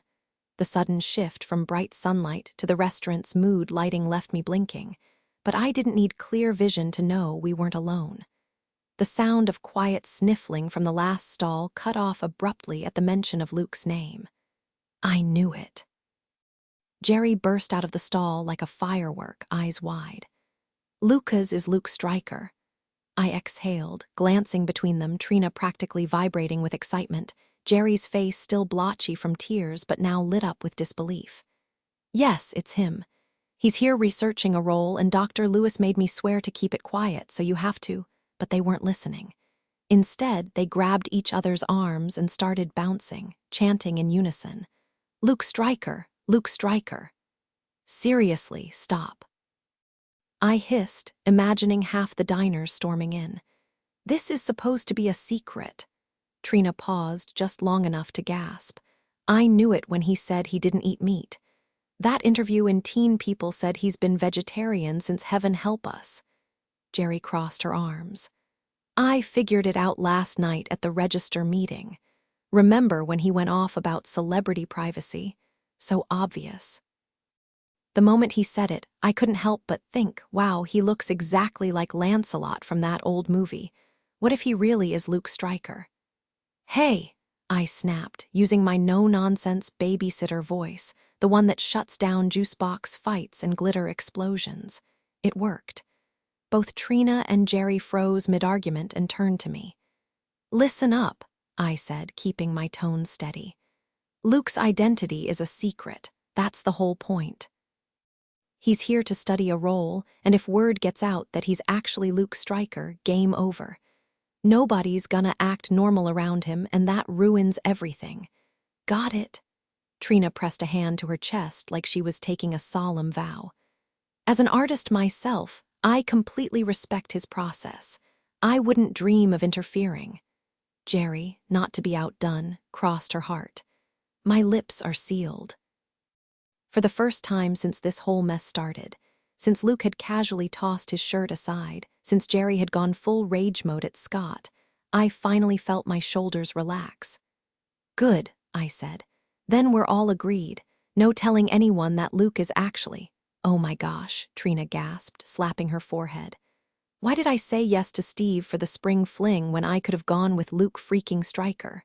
Jerry rolled her eyes. "In your dreams, he's obviously taking me." My jaw dropped. "Did either of you actually hear me?" Yeah, secret's safe," Trina said, waving me off. "But a girl can fantasize, right?" "Well, I'm suddenly single," Jerry announced, fishing out her lip gloss. "So my fantasy is about to become reality. I'm asking him right now." I gaped at her. "Wait, you're asking Luke to the dance, but I thought you were going with Scott." "Not anymore," Jerry said, swiping on a fresh coat.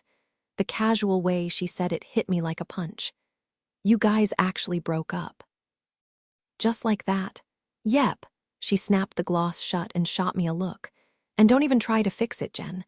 I know you loved us together, but it's for the best. I'm off to UCLA in a few months, and he's stuck here. Clean break. The stubborn tilt of her chin told me she wasn't budging. Still, I had to try. But you fought before and always worked it out. Maybe give it a night.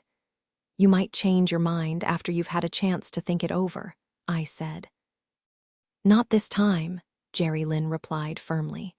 She dug into her bag and pulled out her planner, the same one she'd shown me before, filled with little hearts marking special moments. She flipped it open, grabbed a pen, and slashed a thick black X over today's date. I couldn't help but notice how sparse the hearts had become over the past month or two. Like completely gone. Either Jerry had stopped keeping track, or she and Scott hadn't had much to celebrate lately. Her next words confirmed it. No, Jenny, she said, her voice steady. This wasn't sudden. Scott and I have been growing apart for a while now. We don't want the same things anymore. Can you believe he actually turned down the spring fling? He'd rather go to Kwang's anti-dance thing. I knew all about Kwang's party. I was planning to be there myself. So you're just going to ask him? Trina cut in, completely ignoring the emotional bomb Jerry had just dropped. Typical Trina, zero concern for Jerry's feelings, just laser-focused on her own agenda. Luke, I mean, you're really going to walk right up to him and ask him to the dance? Damn right I am, Jerry said, squaring her shoulders. Step aside. Hold on, Trina snapped. Asking Luke to the spring fling was my idea. I called dibs. But you already have a date, don't you? Jerry said, way too sweetly. Not anymore, Trina shot back before bolting for the bathroom door. Wait. Jerry sprinted after her like her life depended on it. I stood there, stunned. These were two of the most level-headed people I knew, women I'd always admired for their confidence and independence, and now they were practically clawing at each other. Over a guy. Seriously. Hey! I shouted, chasing them through the restaurant lobby and into the parking lot. You guys, remember what you promised, but it was too late. By the time I caught up, they were standing at the edge of a massive crowd surrounding Luke and the car he'd been washing. Except now, Luke was standing on the roof, yelling into his phone while a mob of troubadours, waitresses, random shoppers, and even a few truck guys swarmed him, all screaming his name like he was some kind of rock star. Oh my God, I yelled at Trina and Jerry. What did you do? Jerry just shrugged. Wasn't us. We stepped outside, and chaos had already erupted. I guess Luke Stryker's Angelique tattoo isn't the secret I thought it was, Trina muttered, looking defeated. Jerry groaned, kicking at the pavement. Now how am I supposed to ask him to the spring fling? He's completely swarmed. As if that was the real tragedy here. Luke was seconds away from being mobbed to death, and all his so-called fans cared about was their shot at a dance invitation. I glanced up at him. Somehow, he didn't seem fazed, though I sure would have been. He'd ended his call and was now trying to reason with the sea of shrieking fans. Hey, listen, he said, raising his hands. I'll sign whatever you want. Just give me some space, okay? No one listened. Pens, napkins, even a takeout menu were being shoved at him from every direction. The worst were the sopranos. Karen Sue Walters was practically demanding he autograph her shirt since she'd apparently run out of paper. The altos weren't any better. Even Liz, who usually looked like she'd rather be anywhere else, had scrambled onto the hood of a car and latched onto Luke's legs like a barnacle. He wobbled, nearly toppling over, but she just buried her face in his jeans, wailing, Luke, I can't live without you. It was beyond cringeworthy. Honestly, I wanted to disappear on behalf of my entire gender. But the guys weren't any better. Some dude in a John Deere cap elbowed his buddy and said, Dude, I'm auctioning his signature online later. And Mr. Hall, a grown adult, a teacher, he was shouting over the crowd, Mr. Stryker, I've got this script, it's a coming-of-age dramedy set in the theater world. You'd be perfect for the lead. Only a few people stayed out of the madness. Scott was one of them, leaning against his car with his arms crossed, the only sane person in sight. I bolted toward him, all thoughts of Jerry Lynn forgotten. If someone didn't step in, Luke was going to get ripped apart, not by enemy soldiers, but by his own fans. "Should we call the cops?" I asked, voice tight. I don't want to, but the alternative was wading into that mess myself, and no way was I getting through that crowd. Scott just smirked and held up his phone. Right on cue, sirens wailed in the distance. "Already handled," he said. I exhaled hard. Oh, thank God. Scott slipped his phone back into his jeans pocket. "So he's not actually a student here, right?" I'd been distracted watching a waitress from Shishi's nearly trip over herself trying to snag Luke's autograph. "Huh. Oh no, he's just prepping for a role. Does Lewis and the rest of the crew know?" "Yeah, they suggested it." Scott exhaled sharply. "They'll dodge any questions, guaranteed. Still, what a headline." The way Scott could shift focus to the register so easily told me he wasn't exactly losing sleep over Luke or the whole mess with Jerry. "Scott, I wanted to say I was sorry about him and Jerry Lynn. But before I could, 3 things exploded at once. A Duane County cop car screeched into the lot, lights flashing. Then, like it had been lurking the whole time, that sleek black limo, the same one that whisked Luke away from school daily, rolled up from behind the restaurant. And Jerry Lynn came sprinting toward us, practically vibrating.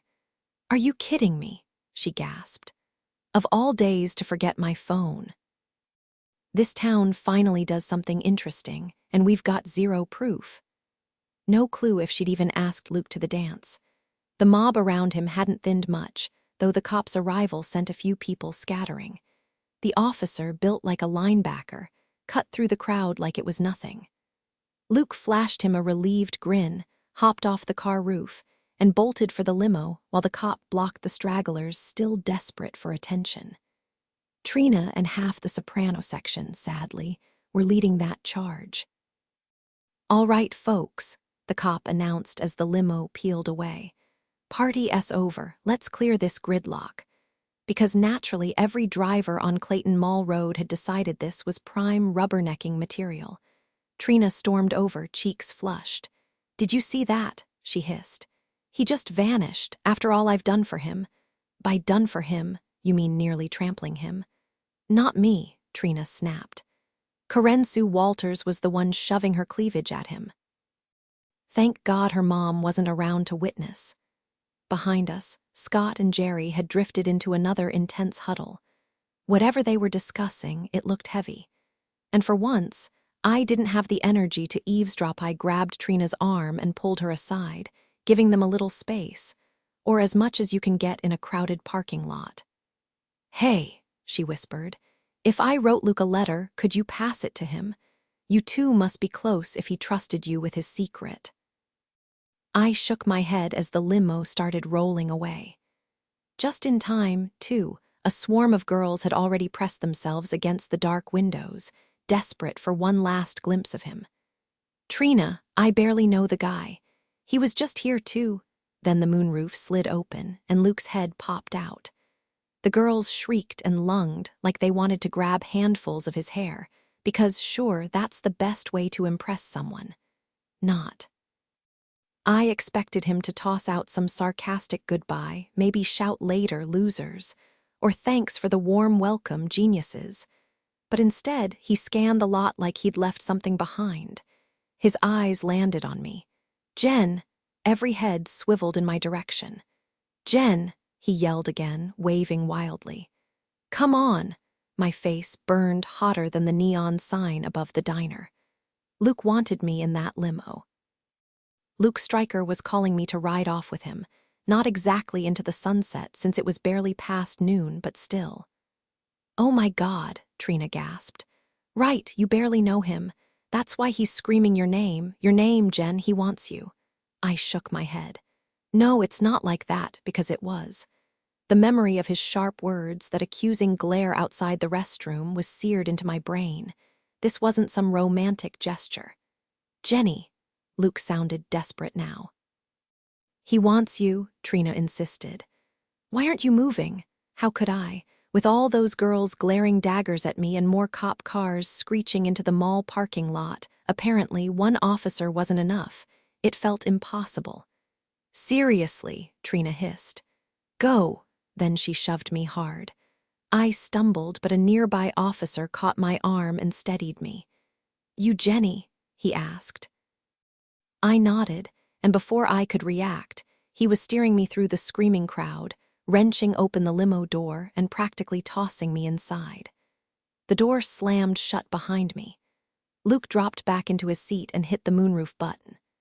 "Drive," he barked at the chauffeur. "Now." And just like that, we were gone.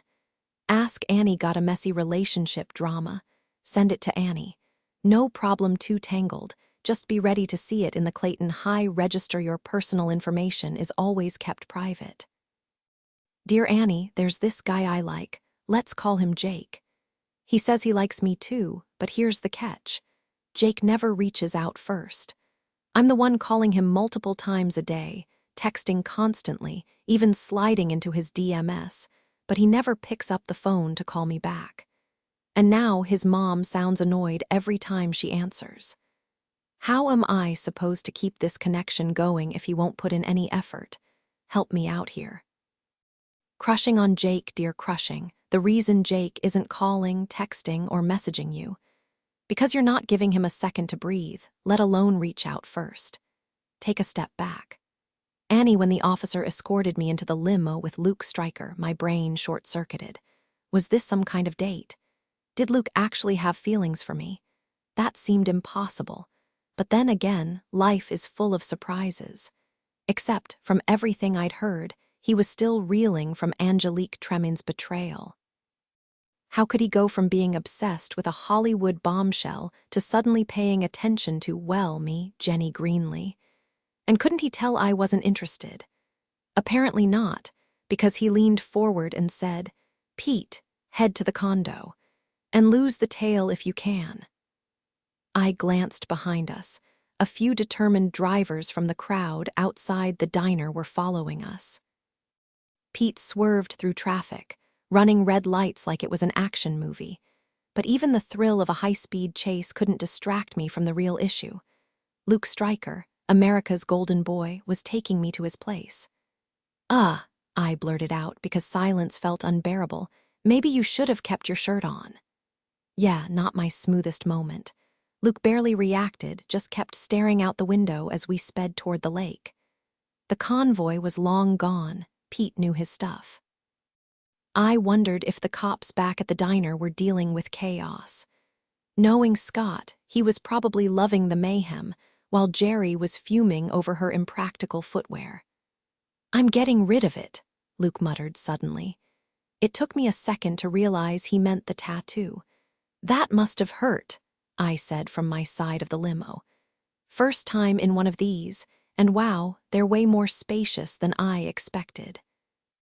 Like there's a whole empty runway between the seats inside Luke's limo. There was a sleek entertainment setup, a mini bar and a flat-screen TV built into the console. Not that I'd ever care about watching TV in a car, but I had to admit it was impressive.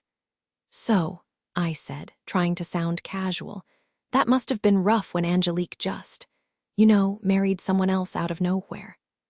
Luke kept his gaze fixed on the window, where Clayton Lake flickered between the trees. It's artificial, sure, but the water still sparkled like something out of a postcard. I'd been out on it before, renting a pontoon with friends, though I never actually swam. The idea of brushing against something unseen in the murky water freaked me out. "I don't want to talk about it," he said flatly. Fair enough. If my ex had ditched me for someone else, I wouldn't want to rehash it either. "Sorry about my friends back there," I said instead. "They've never acted like that before. I don't get it." Finally, Luke turned to look at me, almost like he'd forgotten I was there. Then, weirdly, he grinned. "Don't sweat it," he said, shrugging. "Happens all the time. People see fame and lose their minds like they forget celebrities are just people." Was that really it? Did my friends just want proof he was flesh and blood, or were they just desperate to brag about touching Luke Stryker? "You're not like that, though," he added, catching me off guard. "You're different." The limo rolled to a stop in front of a modern lake house with Cape Cod-style shingles, trying way too hard to be quaint. My parents had worked on these condos, drowning them in nautical decor, whitewashed beams, seashell displays, seagull art. Never mind that Clayton Lake was hours from any ocean. Inside, the AC was cranked up to Arctic levels. I shivered in my damp swimsuit and shorts, arms crossed tight. Luke headed straight for the stainless steel fridge. "Want a soda?" he asked. All I could think about was what he'd said, "You're different."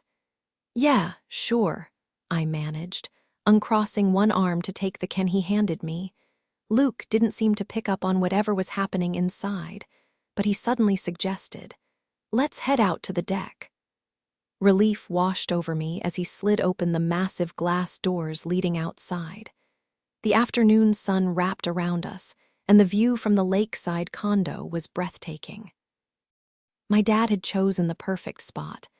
The deck framed the shimmering blue water, edged by dense trees, with a handful of sailboats gliding across the smooth surface. The heat felt more like July than spring, and birds chirped in the branches above. It was peaceful, almost too perfect. Too bad the quiet wouldn't last. In an hour or so, the place would be swarmed with photographers the second they caught wind that Luke Stryker was hiding out here after his very public breakup with Angelique Tremaine. Luke hopped onto the railing, cracking open a beer I hadn't even seen him grab from the fridge. Not that I expected him to offer me one. Let's be real, nobody looks at me and thinks, yeah, she's a beer girl. But I was curious how he'd scored it. He wasn't even legal, and Indiana doesn't mess around with ID checks. Then it hit me. Right, movie star privileges. Rules didn't apply. "Pretty great out here, right?" Luke said after a long sip. I took a drink of my soda, the bubbles sharp and sweet. "Yeah," I agreed, though my mind was stuck on what he'd said earlier. "Different. Not you, you're different." Why had he asked me to come back with him? If he'd wanted something else, he could have picked any of the girls at Shishi's, Trina included, unfortunately. Out of nowhere, Luke said, "I never went to high school." He wasn't looking at me, just staring at the lake. "Had tutors my whole life. All us heaven help us kids did." I thought those teen movies were just Hollywood nonsense. Like, no way real schools were that dramatic. He took another swig, then finally turned to me. "Turns out real high school is way worse." I blinked. No kidding seemed too blunt, so I stayed quiet. "Those kids at your school," he went on, jumping down and pacing the deck, "are some of the most entitled, disrespectful people I've ever met. Do you know what empathy is? Caring about other people's feelings." Exactly. We had this reverend on set who drilled that into us, said it was everything. His voice tightened. But out there, it's like the word doesn't even exist. The moment I stepped into Clayton High, one thing became painfully clear. Empathy was exactly the school's strong suit.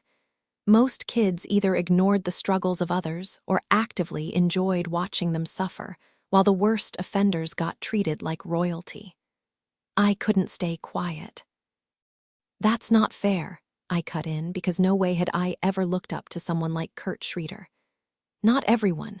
"Oh, sure, not everyone," Luke shot back, nodding sarcastically. "Plenty just stand by while their friends get torn apart. Honestly, those people are worse than the actual bullies. At least the bullies own what they are. The rest, they could step in, but they're too afraid of becoming the next target." I shook my head. Clayton High wasn't perfect, but it wasn't some dystopian nightmare either. "You're exaggerating," I said. "I stood up for Kara." "Right, you stood up for her," he scoffed. "You handed her tissues. But did you actually try to stop them from tearing her down?" The frustration twisted in my gut all over again. Was that why he'd invited me here? To grill me about my moral failings? I'd expected awkward small talk, maybe even a half-decent conversation, not a full-on interrogation. What was I supposed to do, Luke? Take on the whole school?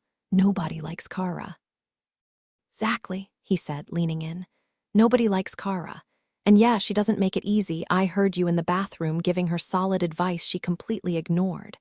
But here's the thing, Jen, while nobody likes her, everybody likes you. I rolled my eyes. That's ridiculous. Name one person who doesn't. I didn't hesitate. Mr. Hall, for starters. I still can't nail the choreography for lures, and Kurt Schroeder, pretty sure he doesn't lose sleep over me. Luke waved it off. That's nothing. You're missing the point.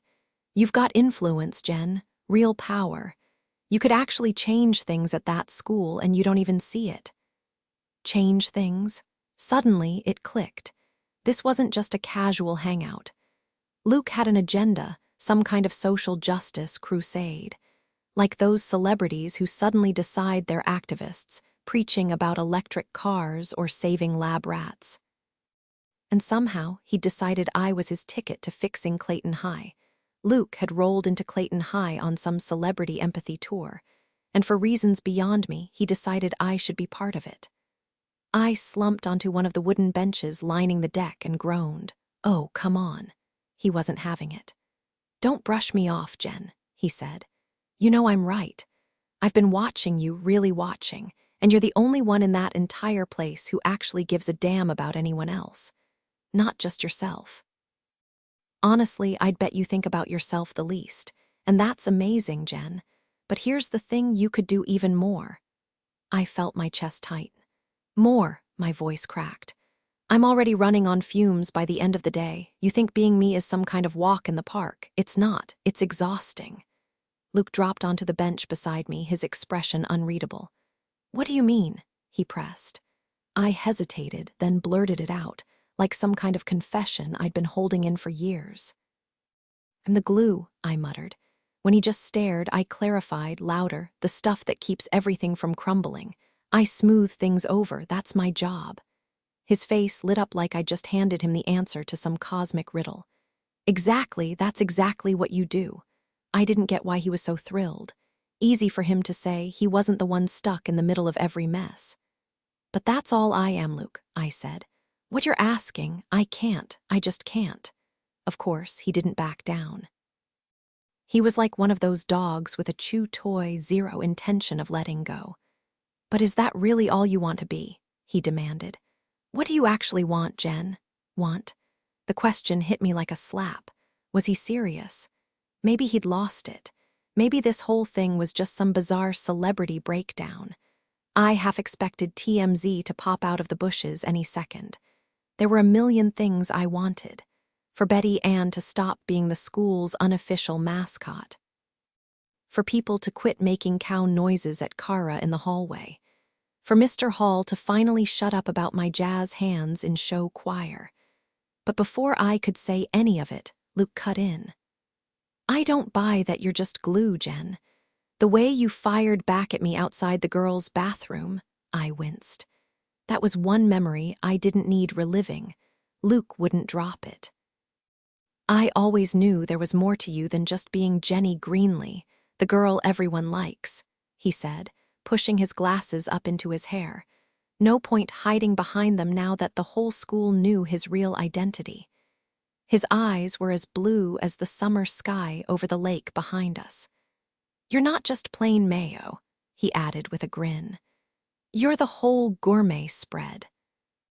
Meanwhile, over in the Clayton High School register, Annie was dishing out advice to a frustrated student. Dear Annie, there's this girl who won't stop turning everything into a competition. Test scores, research topics, you name it, she's comparing. It's exhausting. How do I get her to back off? Over it, dear, over it, simple. Stop feeding her info. No grades, no topic reveals. If she can't measure herself against you, she'll have to find another hobby. Annie, now I know what you're thinking. Oh, wow, Luke Stryker called you special sauce. Big deal. And yeah, he's not exactly lining up to kiss me, not that I'd want him to. Unlike half the girls in town, I'm not obsessed with him. But maybe, just maybe, he wasn't completely off his rocker. After his whole speech about responsibility and wasted potential, seriously, did he have to bring up Churchill? He sent me home alone. You'd think a limo pulling up in my quiet neighborhood wouldn't cause a scene, but nope. Lawn mowers stalled. Grocery bags hung midair. And then there was my family, My brothers bolting out the front door, my mom frozen in the driveway, mouth open like she'd just seen a UFO. But Trina, she was already sprinting across the yard before the limo even rolled away, her hair whipping behind her like she was in some dramatic slow-motion chase scene. Classic Trina. OMG, OMG, OMG. She shrieked, clutching my hands and spinning me in dizzying circles across the front yard. You actually hung out with Luke Stryker all afternoon. No way. The moment my brothers caught wind of this, chaos erupted. Apparently, the mall drama hadn't reached middle school gossip circles yet because they looked completely shocked. After I spilled the whole story, yes, I knew Luke Stryker, no, I didn't get his agent's number, thanks for the reminder, Rick. Their excitement fizzled out fast. Typical guys. My mom, on the other hand, barely reacted, at least outwardly. I skipped the part where Luke basically gave me a life coaching session disguised as small talk. If I'd told her he'd spent half the time lecturing me about my wasted potential, she'd have probably signed me up for therapy. Instead, she just muttered, "Well, isn't that something?" before disappearing inside, no doubt speed dialing every relative and neighbor to spread the news. Once the family cleared out, Trina dragged me onto the porch swing, plopping down on one of my mom's obnoxiously heart-patterned cushions. "Okay," she demanded, eyes gleaming. "Start from the top. What did you two even talk about?" No way was I telling her the truth. Trina gets things like dance routines and why I refuse to eat mayo, but a Hollywood heartthrob scolding me about my lack of ambition. That's way beyond her. If Luke had made a move on me, sure, I'd have spilled every detail. But a pep talk on social responsibility, hard pass. "Oh, you know," I said, rocking the swing lazily. "Just random stuff. I think he's still messed up over the Angelique breakup." Total lie, he'd barely mentioned her except for the tattoo removal, but it sounded believable. He came here to escape the drama. Honestly, the way people acted at the mall was brutal. "Right," Trina gasped. "Did you see Liz practically tackle him? Who knew she was that desperate?" I wisely kept my mouth shut about Trina's own over-the-top fangirling. "So, did he bring me up at all?" she pressed. Not really." "What about Jerry? She's convinced he's gonna call her after slipping him her number." I shifted awkwardly. "Yeah, about that. No, seriously, are Jerry and Scott still done? Because last I saw them, they were at least talking." "Oh, come on," Trina said with an eye roll. "They're ancient history. Honestly, I'm shocked they made it this long. Jerry's so controlling." Scott was probably just hanging in there to spare her feelings, especially since she's leaving for college soon. He's sweet like that. "Yeah, he is. Anyway, I'm totally dumping Steve after the movie tonight," Trina continued. "I thought about doing it beforehand, but I really want to see this one and I'm broke. Is that terrible? But like, he's the one who always insists on paying, so." Yeah, it is. Poor Steve. His only mistake was falling for someone who didn't feel the same. But I kept quiet. Calling Trina out would just make her defensive. Then Luke's words came back to me. How I was always cleaning up messes instead of stopping them before they happened. Wasn't me staying silent while Trina used Steve for free tickets exactly what he meant? This wasn't just unfair, it was straight up cruel. And there I was, letting it slide. Because I'm Jenny Greenley, the town's personal therapist. I knew the drill. Trina would ditch Steve, and I'd spend the whole bus ride to Lures patting his back. Not this time. Maybe Luke's pep talk about me being special got to me, or maybe I was finally tired of being a doormat. Either way, I was done playing along. Time to test Luke's theory that I could actually change things. If I was wrong, no harm done. But if I was right, things were about to get interesting. "Why are you breaking up with Steve?" I asked. Trina blinked. Hello, so I can go to the spring fling with Luke." "What makes you think Luke would go with you?" I shot back. She frowned. "Wait, did Jerry already ask him? Did he say yes?" "What makes you think," I said, standing up and pacing the porch like Luke had on his deck, "that Luke would even consider going with anyone from this town after what happened today? For all we know, he's already on his way back to LA." Trina squinted at me. Jen, you okay? You know what? No. Because I'm over being nice Jenny, the human Band-Aid. I want to be kind, but I also want people to start treating each other better. I'm not okay, I told her. The way you're using Steve, it's messed up. Steve, Trina laughed. I thought we were talking about Luke. Jen, what's your problem? Trina snapped, crossing her arms.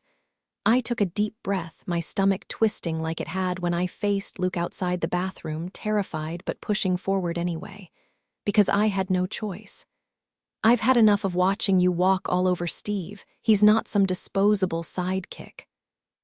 He's a real person who actually cares about you, and you're just stringing him along for freebies and attention. Freebies, Trina scoffed, rolling her eyes. Seriously, we're talking about Steve here. Since when do you care? Since always, I shot back. If you don't actually like him, and let's be real, you don't, or you wouldn't be ditching him right before spring fling to chase after someone else, then just say it. Stop playing games. You're using him and it's messed up. She actually laughed. My first attempt at calling someone out, and all I got was a mocking snort. My pulse was racing, my hands were clammy, and my stomach churned like a washing machine. But after everything Luke had said, how could I stay quiet? Who put you in charge of Steve McKnight's love life? Trina sneered. He's a grown guy, Jen. He can handle himself. Not when it comes to you, I fired back. Because with you, he's got a blind spot and you're exploiting it. But it ends today. Either commit to him or cut him loose. Because if you don't, I swear I'll tell him myself. Trina shot up from the swing, making it wobble violently behind her. What is wrong with you? She demanded. Are you jealous or something? My mom warned me this would happen. She said, don't rub it in Jen's face that you always have a date. But I told her, Jen's cool, Mom. She's happy for me. Guess I was wrong, huh? Because this is totally about spring fling, isn't it? You're mad I have a date and you don't. Oh, I've got a date, I said, my voice steady. Trina snorted. Yeah, right, with who? Luke Stryker. Her face went slack like I'd slapped her. What? The crazy part. It wasn't a lie. I did have a date to spring fling with Luke Stryker, and the way it happened, completely surreal. We'd been sitting on his deck after that intense conversation, both of us drained. He'd gone inside, grabbed another beer for himself and a soda for me. We were just sitting there in comfortable silence when the phone started ringing inside, followed by a sharp knock at the door. Luke took a long sip from his beer bottle before sighing. Guess the cat's out of the bag now. I blinked, surprised by how quickly they'd tracked him down. That's kind of terrifying, he shrugged. Not to me, I'm used to it, but you, that's what worries me. Me, why would you be worried about me? Because once the whole story breaks, they'll come for you too, he said. You'll have reporters camped outside your place before you know it. I forced a laugh. I'll handle it. He studied me for a long moment, then nodded. Yeah, I think you will. Look, I feel like a jerk inviting you over just to unload on you like that. It's fine, I said. I get where you're coming from, no promises, but I'll try to do better. Good. Inside, the phone kept ringing and the pounding at the door grew louder. Still, I owe you. How about this? Let me take you to the spring fling. I nearly choked on my soda. It burned as it shot up my nose, tears welling in my eyes. Note to self, flat soda is definitely the safer option. Luke thumped me on the back, shoving a napkin into my hand. You good? Wiping my face, I coughed out a laugh. Sorry. Wait, did you just ask me to the dance? Yeah, he said. My stomach dropped like I'd missed a step on the stairs. The last thing I needed was being swarmed by fangirls just for standing near him. Before you say no, he cut in, hear me out, it won't be like today. People will know we're together, so it'll be different. Maybe a few cameras, but no mobs. I just gaped at him. Was this a prank? Any second now, some host would jump out yelling, gotcha. The truth is, he continued, I never went to high school, never got to experience a real dance. Yeah, there's a prom scene in my next movie, but that's not why I want to go. I just want to see what it's like. You think you've missed out on something. I couldn't help but laugh. Luke, You've traveled to Africa, vacationed in Europe more times than I can count, and literally sat beside Clint Eastwood at the Oscars. I saw you on TV. How could you possibly feel like you're missing anything?" "Simple," he said, shoving his hands in his pockets. "I've never had the chance to do normal stuff. Jen, I can't even grab a carton of milk without someone shoving a pen in my face. Is it crazy that I just want to do something every other high schooler gets to do? Okay, let's be real. Most American teens haven't actually been to the spring fling. I mean, hello, case in point me. But I wasn't about to crush his fantasy. Not yet, anyway. What I really needed to know was, why me, though? You could take anyone. Trina's way prettier than I am, and she'd kill to go with you." Luke shrugged. "Yeah, but Trina's not my friend. You are." I shifted on the bench, suddenly hyper-aware of the peeling paint beneath my fingers. "Well, no, she's not. And Trina doesn't just like me as a friend, not like you do. Right." And there it was, the real question. My chest tightened with this weird mix of pity and frustration. I know it sounds insane, me feeling bad for a guy with a mansion, a Ferrari, and fans screaming his name worldwide. But there was one thing all that fame couldn't give him. Someone who actually saw him, not the Hollywood version. Someone who didn't want a piece of his spotlight. The irony wasn't lost on me. He'd spent weeks telling me to stop being nice girl Jenny, to step into my own spotlight. And now here I was, about to do the ultimate Jen Greenley nice girl move for him, even if he didn't realize it. "Okay," I said softly. "I'll go with you." His grin was instant, almost childlike. Like he'd just been told he could have extra dessert. "Awesome. I'll probably have to jet back to LA after this." He gestured toward the relentless buzzing of his phone and the muffled shouts outside. "But I'll come back next weekend. You'll have to show me the ropes since it's your school and all." "I'll be your tour guide," I said, shaking my head at his excitement. It reminded me of that episode of Heaven Help Us where Jake, his character, volunteers at a soup kitchen, learns a valuable lesson, and then, shocker, gets rewarded with a shiny new bike. Because nothing says selfless act like a materialistic payoff. Classic Hollywood logic. The knocking turned out to be reporters. Apparently someone had tipped off the tabloids about the mall chaos after catching wind of it on a police scanner. They swarmed around the back of the condo, shouting Luke's name and snapping photos of us on the deck. We ducked inside, laughing, and when Luke finally sent me home, he promised he'd pick me up at 7 sharp next Saturday. Trina, waiting on my porch an hour later, wasn't buying it. "No chance," she said, crossing her arms. "Zero. You are not going to spring fling with Luke Stryker. Not happening." "Believe what you want," I shot back. "But let's talk about Steve. What's the plan this time? Because I'm done fixing your mess every time you ditch him." Trina's face went from furious to devastated in half a second. Seriously, one blink and she was full-on sobbing. "How could you?" she wailed. "You know how I feel about him." "Trina," I said, rolling my eyes. "You don't even know him. You're obsessed with some fantasy version, Lancelot, Tarzan, or that dumb character from Heaven Help Us." She covered her face, wailed louder than Kara Schlossberg ever managed, and bolted across the lawn, screeching, "Mom!" like the house was on fire. My own mom poked her head out, frowning.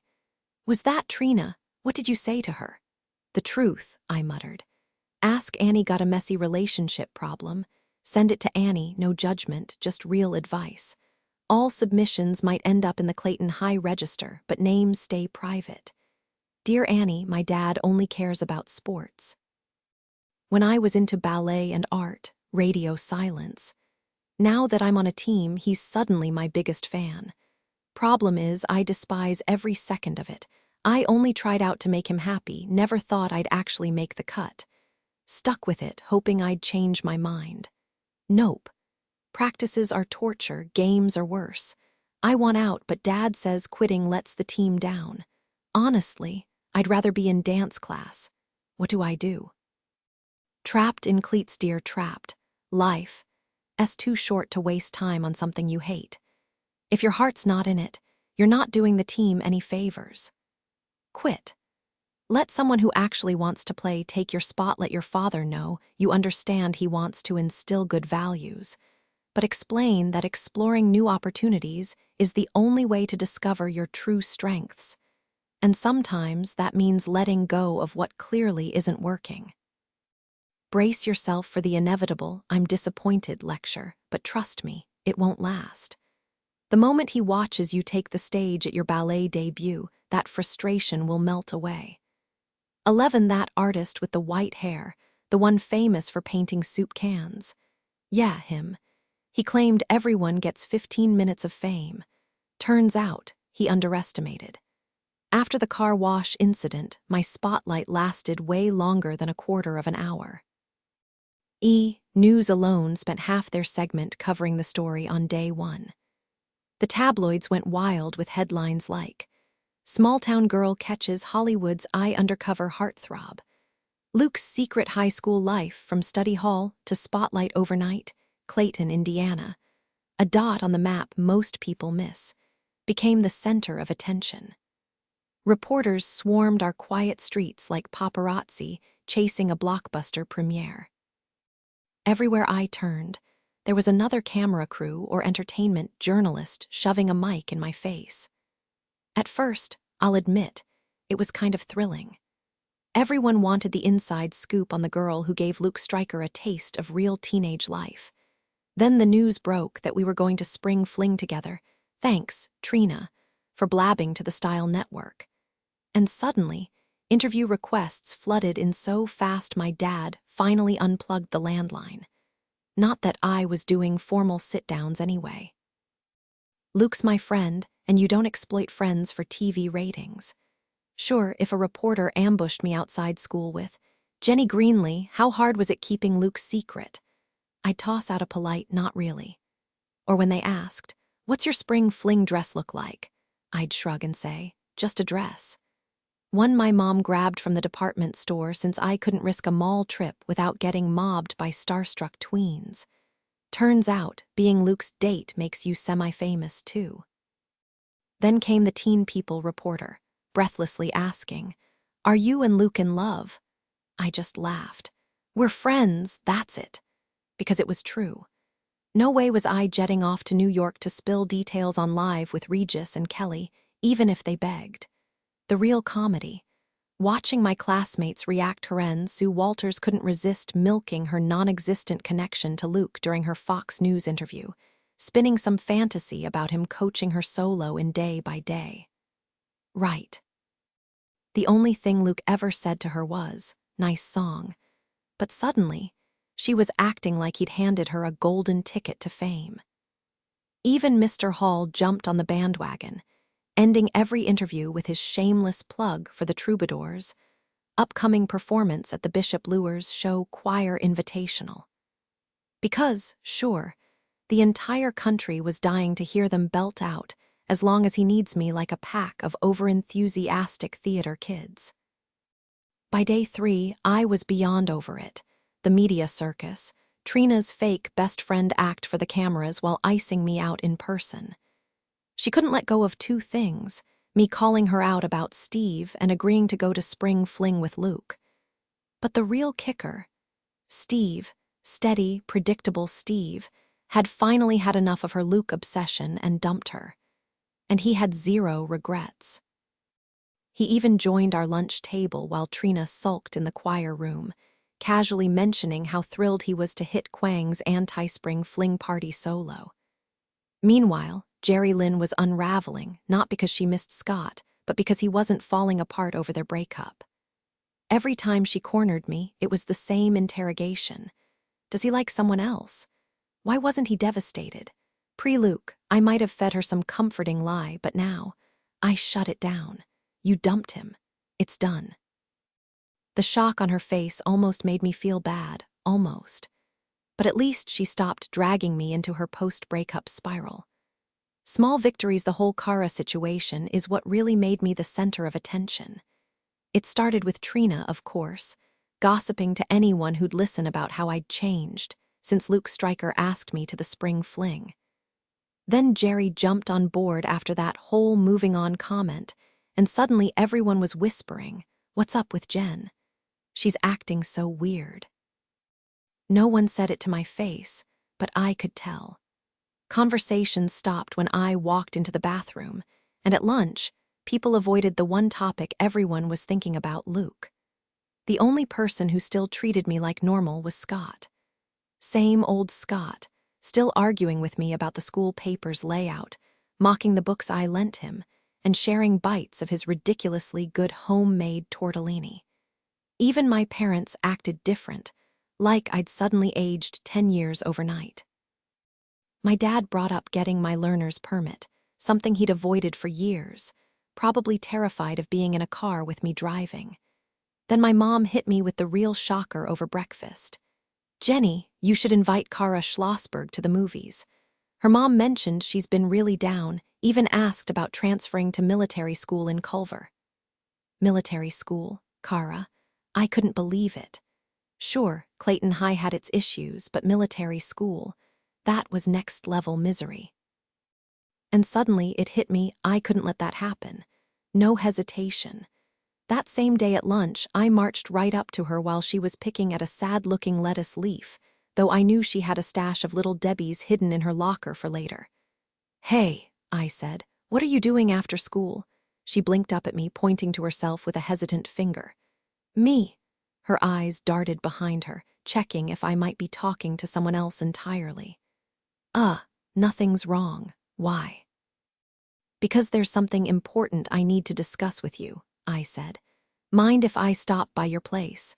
Her expression mirrored the shock I'd felt when my mom first mentioned Culver. A pang of guilt hit me. Had anyone ever actually asked Kara if they could visit her before? "You want to come to my house?" Suspicion crept into her voice, like she was waiting for the punchline of a cruel joke. "Why?" "I already told you," I said. "It's important. Which bus do you take home?" "The 35, she answered.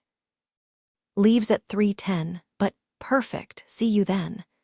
I turned to leave, but her voice stopped me. "Hold on."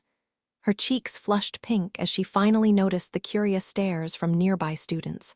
Being Luke Stryker's spring fling date meant I didn't exactly move through the halls unnoticed. "You're serious about this? It's not some mix-up."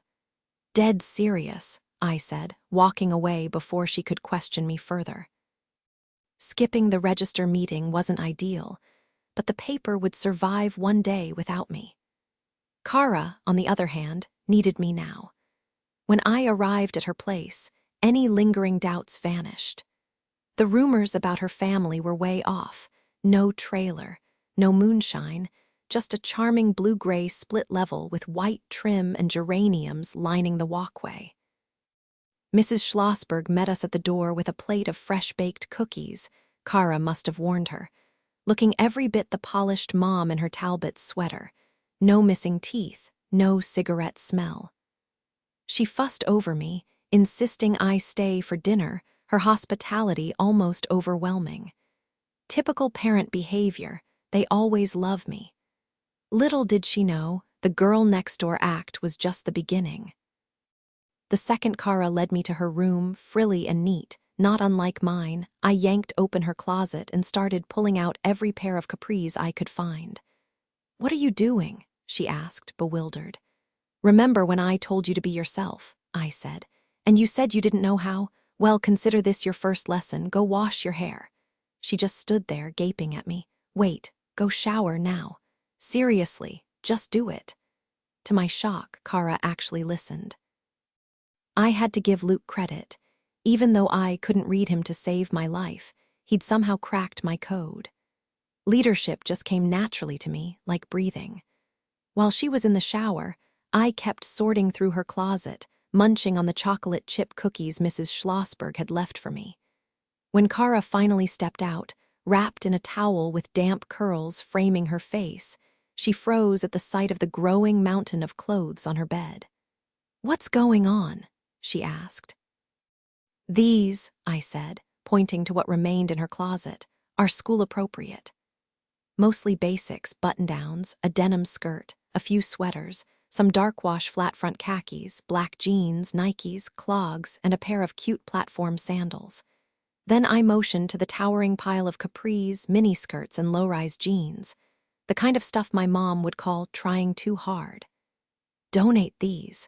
Just because Courtney and her crew wear them doesn't mean you should. Looking good beats chasing trends any day. Kara blinked. Is that the same thing? Oh boy. This was going to take a while. Next up, her hair. Thanks to Trina, who treats her hair like a DIY project, I knew exactly how much a little mousse and the right highlights could change a person.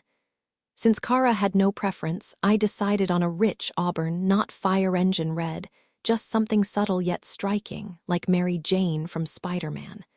But this wasn't just about looks. I'd brought over some of my favorite books and DVDs, including the later seasons of Buffy the Vampire Slayer. Let's be real, Kara wasn't exactly a sparkling conversationalist. Not her fault, considering she spent all her time around girls like Courtney, who cared more about self-tanner than actual conversation. Yawn. A few hours later, with the right styling products, toned-down makeup, and clothes that actually fit, Kara went from why me to check me out. By the time Mr. Schlossberg got home, she was ready for her big reveal. I had her parents sit in the living room, then proudly presented the new, and in my opinion, way better, version of their daughter. The looks on their faces said it all. I'd nailed it. Mrs. Schlossberg even snapped a few pictures. When they invited me to dinner at the Clayton Inn, the nicest spot in town, and where the spring fling would happen, I figured it was the perfect chance for Kara's next lesson.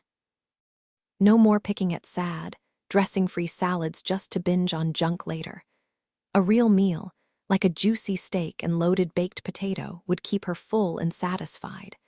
From now on, I told her, 3 solid, balanced meals a day, and no more hiding at some lonely cafeteria table. She'd be sitting with me, which made her eyes widen like I'd just announced a surprise vacation. By the time they dropped me off, Mr. and Mrs. Schlossberg couldn't stop thanking me for looking out for their daughter. Honestly. It made me squirm a little, not because they were grateful, but because I should have stepped in way sooner. Kara had been struggling on her own for too long, but as I got ready for bed, I reminded myself things were different now. Nice, agreeable Jenny was taking a backseat. Meet Jen, the girl who actually does something about the problems she sees. The next day, the whole school got the memo at lunch. Kara met me outside the cafeteria, her hair air-dried into soft, natural waves instead of fried straight.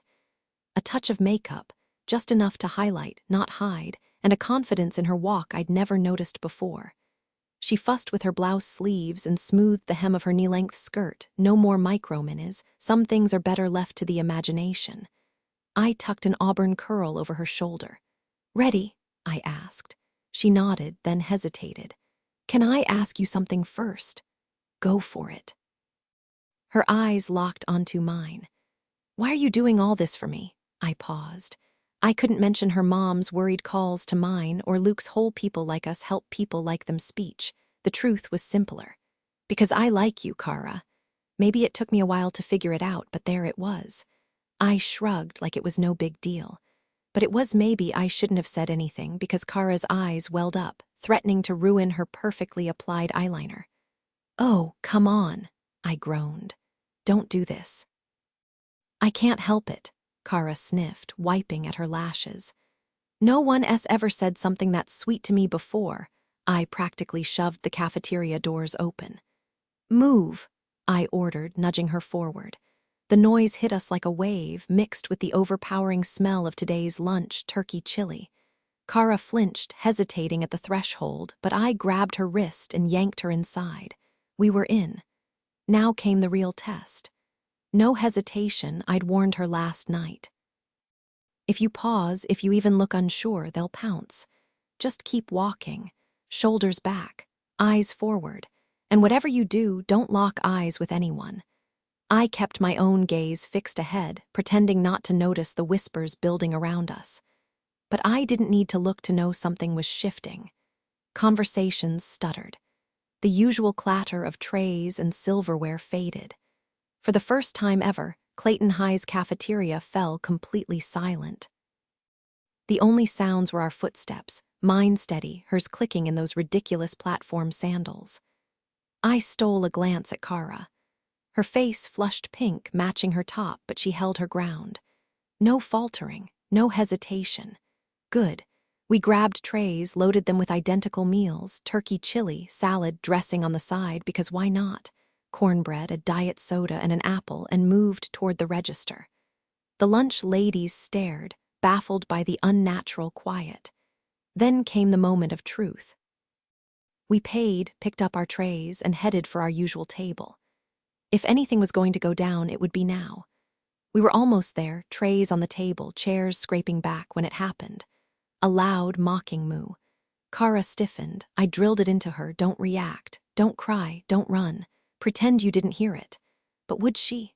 The whole room held its breath. My stomach twisted as Kara's grip on the chair turned her knuckles bone white. For a second, I thought she might snap it in half. But then she just pulled it out, sat down, and started eating her chili like nothing had happened. The relief hit me like a cold splash after a scorching afternoon, sudden and dizzying. It worked. No more mooing, no more humiliation. Then, of course, it came again. Moo. Scott Bennett, who'd been shoveling down his chicken enchilada like this was just another Tuesday, finally paused mid-bite. His eyes flicked toward Kurt Schroeder's table, where the sound had come from. I followed his gaze and locked eyes with Kurt, who was grinning like he'd just pulled off the world's lamest prank. Got something to say, Kurt? My voice cut through the silent cafeteria, sharp enough to draw blood. He opened his mouth, probably to say something stupid, but Courtney Deckard jammed an elbow into his ribs before he could get a word out. Our eyes met, and I couldn't tell if she was shutting him up because she knew I was going to the spring fling with Luke Stryker, or if she'd finally realized how ridiculous this whole thing was. Either way, she took a sip of her diet soda, murmured something to the girl beside her, and just like that, the tension dissolved. Conversations picked up, forks clinked, and Kara, sweet, resilient Kara, was asking Quang about Buffy the Vampire Slayer like none of this had ever happened. No more mooing. No more Kara cow. Just Kara Schlossberg, alive and unbroken. I grinned into my chili, suddenly ravenous. Victory tasted good. Ask Annie got a messy friendship drama or a crush catastrophe. Send it my way, no judgment, just honest advice. All submissions may appear in the Clayton High Register, but don't worry, your secrets are safe with me. Dear Annie, I just turned 16, but my parents still treat me like I'm 12. A guy asked me to a movie with his parents, and they still said no. Now my friends avoid me because I'm stuck in this no boys allowed bubble. I'm so lonely it hurts. Help. Stranded in South Bend, dear stranded. Tell your parents you get why they're protective, but they're smothering you. You need room to breathe, and maybe a chaperoned movie night isn't the end of the world when they control your social life. They're robbing you of the chance to grow, to make your own choices and build real connections. This doesn't just hurt your future relationships, it messes with your career and how you navigate life. If they won't budge, reach out to someone you trust, a pastor, teacher, or mentor to step in and help. Hang in there. And hey, with Annie around, loneliness doesn't stand a chance. Okay, fine, I'll say it. After the whole Kara situation, I started wondering if Luke had a point about me. Because guess what? His plan actually worked. Maybe it helped that clips of me insisting, Luke and I. Just friends, kept playing on Entertainment Tonight.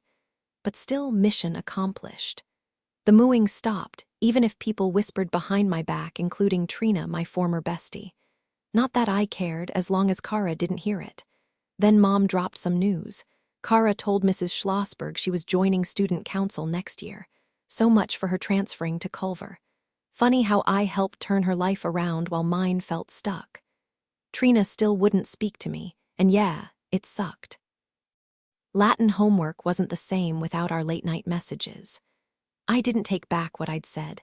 Going to the spring fling with Luke wasn't some epic betrayal, but I could have handled it better. Rehearsals got awkward fast. With the invitational looming, our nightmare dresses arrived, $180 worth of red sequins that even Goodwill would reject. Mr. Hall, though, he teared up when we wore them, saying we finally looked like a choir. Guess we'd been failing the vibe check before. Friday morning, before the spring fling, the troubadours, plus a few orchestra kids, piled onto a bus. The sequins were hideous, but at least we were in it together. Mostly the competition at Bishop Luers High School loomed ahead, where our show choir would go up against a dozen others. Each group had just 15 minutes to impress the judges, including a former Miss Kentucky with their vocal harmony, pitch accuracy, stage presence, and overall performance. Seriously, a beauty queen as a judge. You'd think they could have at least booked someone with Broadway credentials. But despite the questionable judging panel, nerves were running high. Well, for Mr. Hall and the sopranos anyway. The altos, meanwhile, were more focused on their covert mission, seeing how many tiny paper scraps they could lodge in Karen Sue Walters' curls while she stood on the risers below. Karen Sue swore we were pelting her with spitballs, which was ridiculous. They were just shreds of Liz's abandoned trig homework. In the final stretch before the competition, Mr. Hall drilled us relentlessly until all that jazz played on loop in my brain. Vocally, we were solid, blend, pitch, diction, all flawless. But rhythm, that was another story. And then there was the choreography. My Achilles heel. No one had mentioned dancing during auditions. Singing, sure. But no one warned me I'd need to move in sync without tripping over my own feet. Normally, I'd have begged Trina for help, but we weren't exactly on speaking terms. Correction, I was speaking, she, radio silence. By Wednesday, I was over it, and over Mr. Hall's constant critiques. Honestly, this was all Trina's fault. She'd been the one pushing, "It'll look great on your transcript."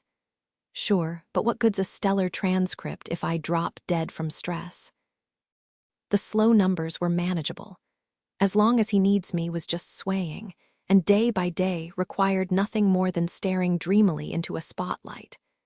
Imagine a sunset, Mr. Hall urged. The Lord's radiant love. But the upbeat routines, those were my undoing. If I survived this, it'd be a miracle, but all that jazz was my personal nightmare.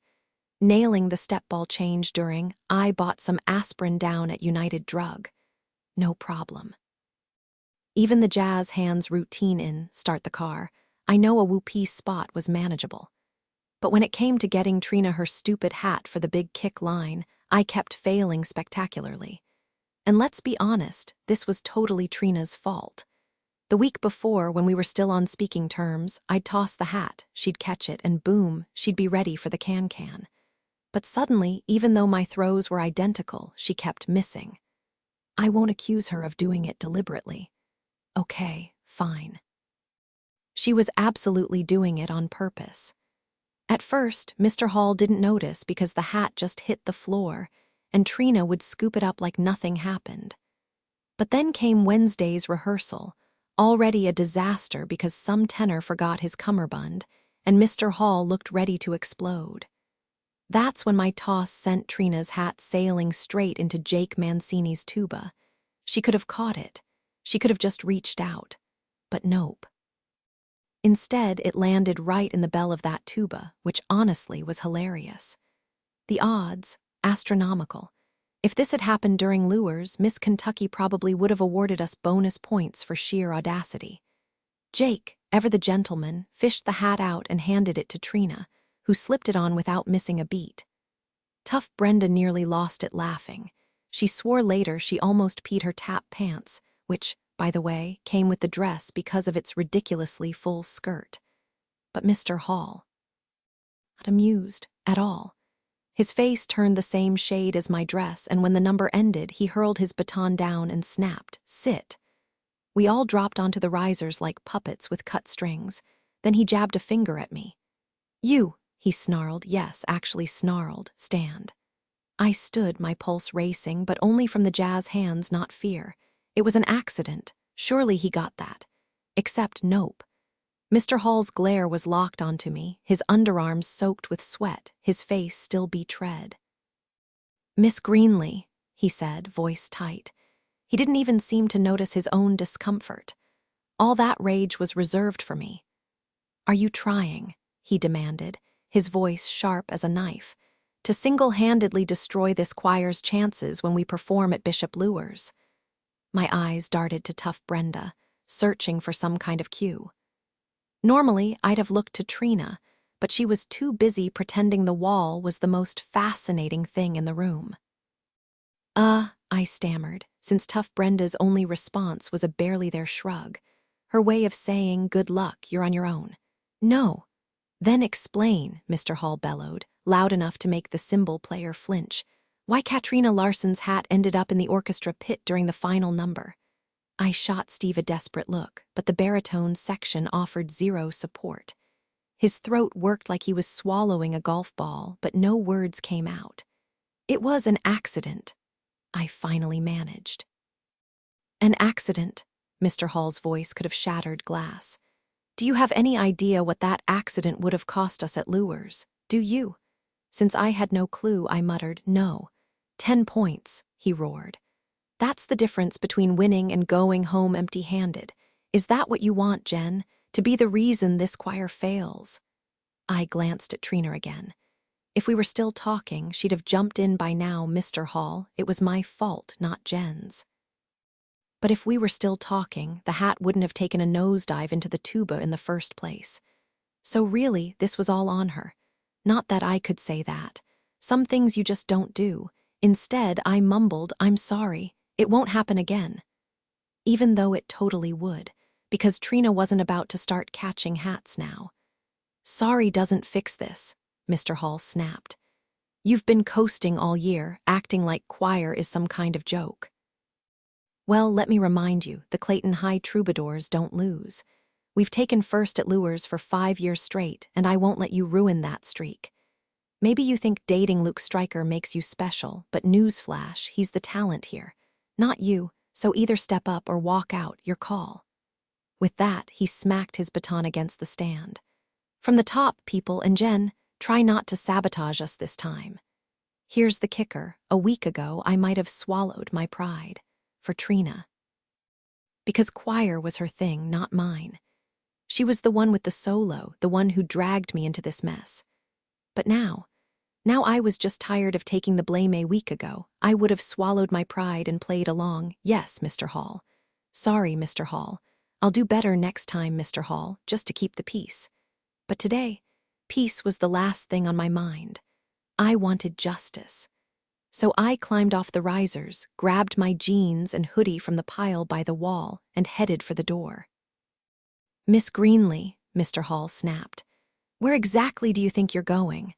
I didn't even turn around fully, just tossed the words over my shoulder as I pushed through the double doors.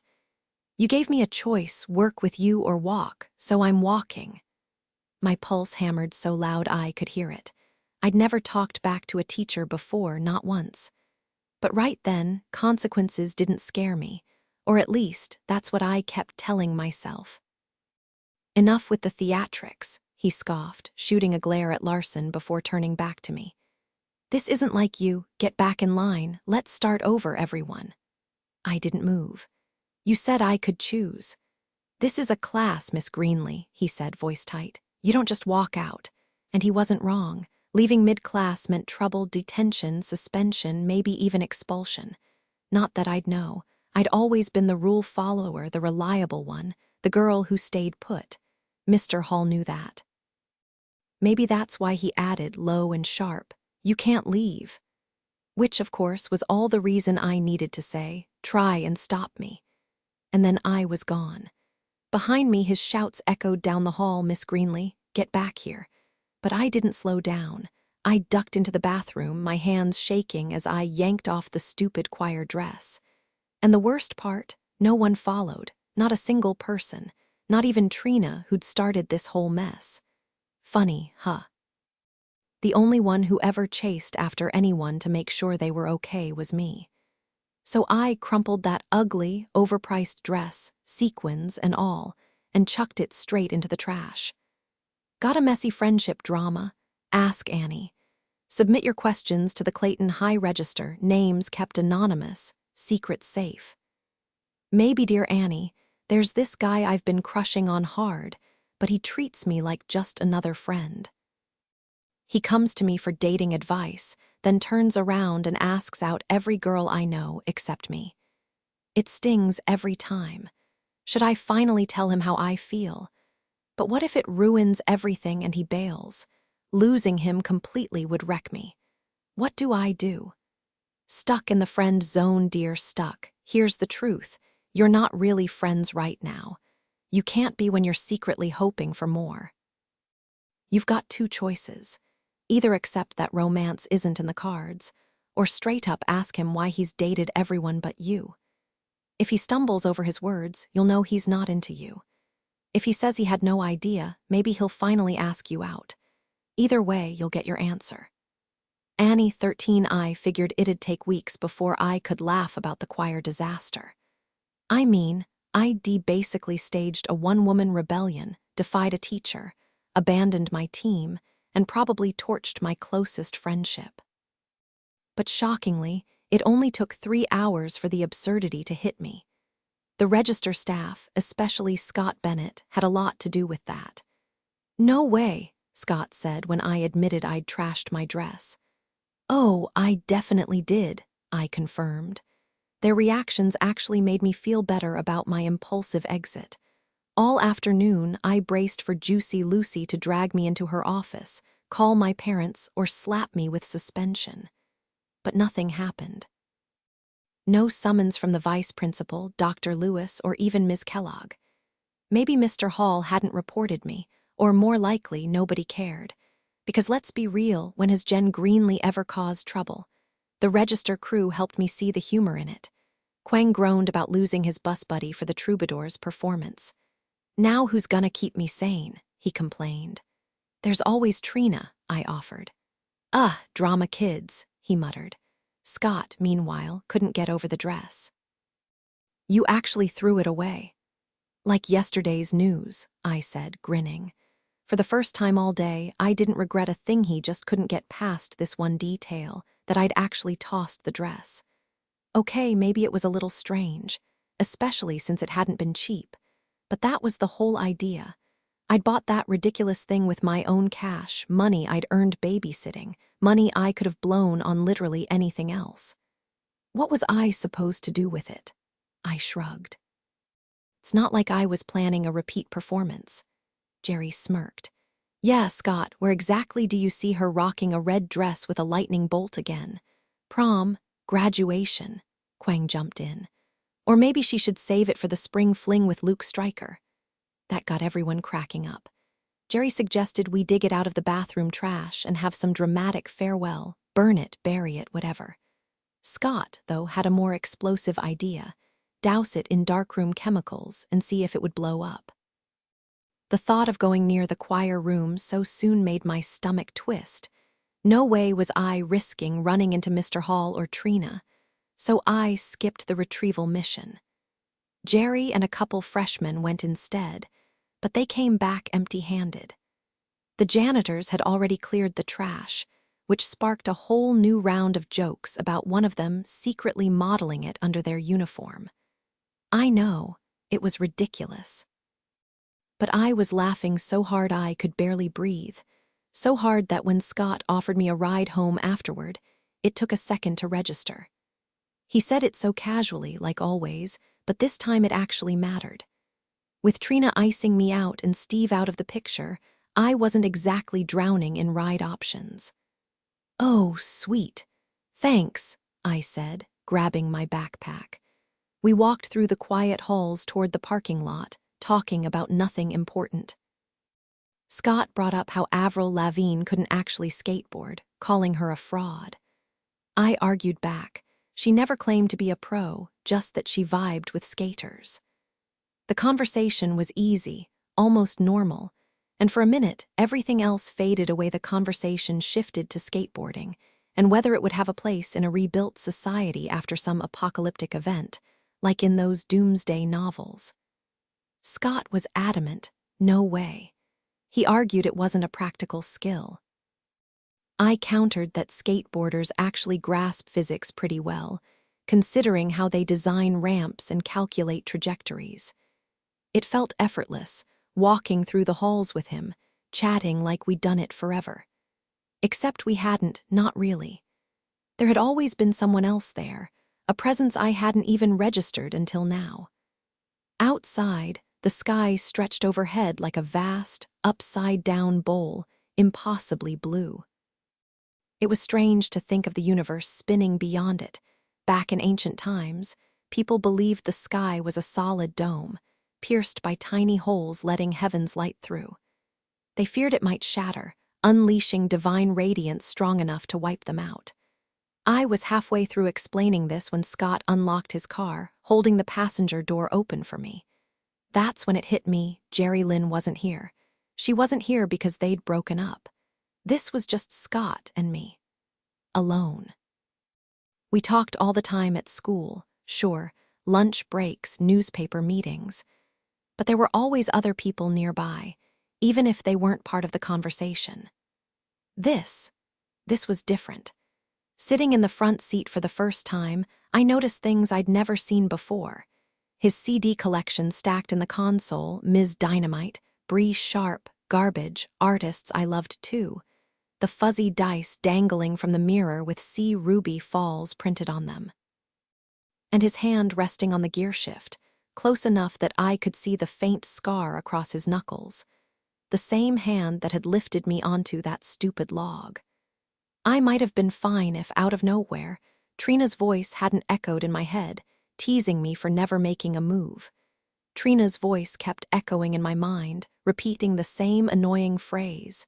You two are made for each other. Just ask him already. I mentally shot back. Leave me alone, Trina. It was ridiculous how my former best friend could invade my thoughts and ruin something as simple as a drive home, without even being there. Scott might have noticed my sudden silence, though he didn't say anything. Normally, we never stopped talking, but now, all I could focus on was Trina's nagging voice and those stupid hearts scribbled in Jerry Lynn's planner. Why did they stick in my head like that? Scott didn't seem bothered by my quietness. In fact, as we turned onto my street, he took the opportunity to say, "Hey, Jen, can I ask you something?" Simple words, but they sent my pulse racing. My hands got clammy, my breath hitched. Why was I reacting like this? "Go ahead," I managed to choke out. But before he could say anything else, we pulled up to my house, and suddenly reporters swarmed the car, shouting over each other. "Jen, what's your prom dress color? Give us a sneak peek," one yelled. "Updo or loose curls for the big night?" Another demanded, "Are you joining Luke in Toronto for his next film?" A third shrieked. Scott groaned. "They're still on you about this." "Pretty much," I sighed, trying to steady my pounding heart. "So what did you want to ask me?" Scott hesitated, then flashed a grin, pretending to hold a mic. "Tell us, Miss Greenley, how does it feel to be every girl's dream prom date?" I rolled my eyes, relieved. No comment. At least he was joking. That meant things were fine, right? I hopped out of the car, calling, "See you tomorrow," as I waded through the reporters. "Later," Scott replied. But even as I escaped into the house, I noticed he didn't drive off until I was safely inside, broad daylight or not. What was that about? And then it hit me. With Scott and Jerry Lynn officially done, I could have messaged Trina about all this. But did I really want to? Scott waited in his car until I got inside safely, which was weird, right? Because he's single now, and I couldn't exactly text Trina about it. We still weren't talking, and honestly, what would I even say? "Hey, your ex just did this oddly sweet thing, should I overthink it?" But before I could spiral, the phone rang. For a second, I thought it might be Trina finally apologizing for the choir disaster. Nope. Karen Sue Walters, of all people. She laughed off Mr. Hall's meltdown like it was just artistic temperament, then asked if I'd be at rehearsal tomorrow. Seriously. Hours later, she suddenly cares. I told her flat out, show choir's not my scene. You were right, I'm not a theater person. Her tone shifted instantly. Do you even realize how selfish you're being? She snapped. The whole school's counting on us to win at Bishop Luer's. Ah, so that's why she called. Not because she gave a damn about me, but because they still needed someone to hand Trina her stupid hat. You'll see me at rehearsal, I said, when they wheel me in on a gurney. Click. The calls kept coming, sopranos pleading, guilt-tripping. Not Trina, though, never her. By 11, my dad groaned, I miss when you two just talked nonstop. Then, plot twist, it wasn't another troubadour, it was Luke. Jen, he said, all casual. It's like 9 here, did I just get you in trouble? Oh, my parents were annoyed. But not at him. I told him it was fine, but my mind raced. Why was he calling? Was he about to bail on spring fling? Any other girl would have panicked over Luke Stryker canceling, but me. My pulse jumped for a different reason. If he backed out, I'd be free to ditch the dance and head to Kwang's anti-spring fling bash instead.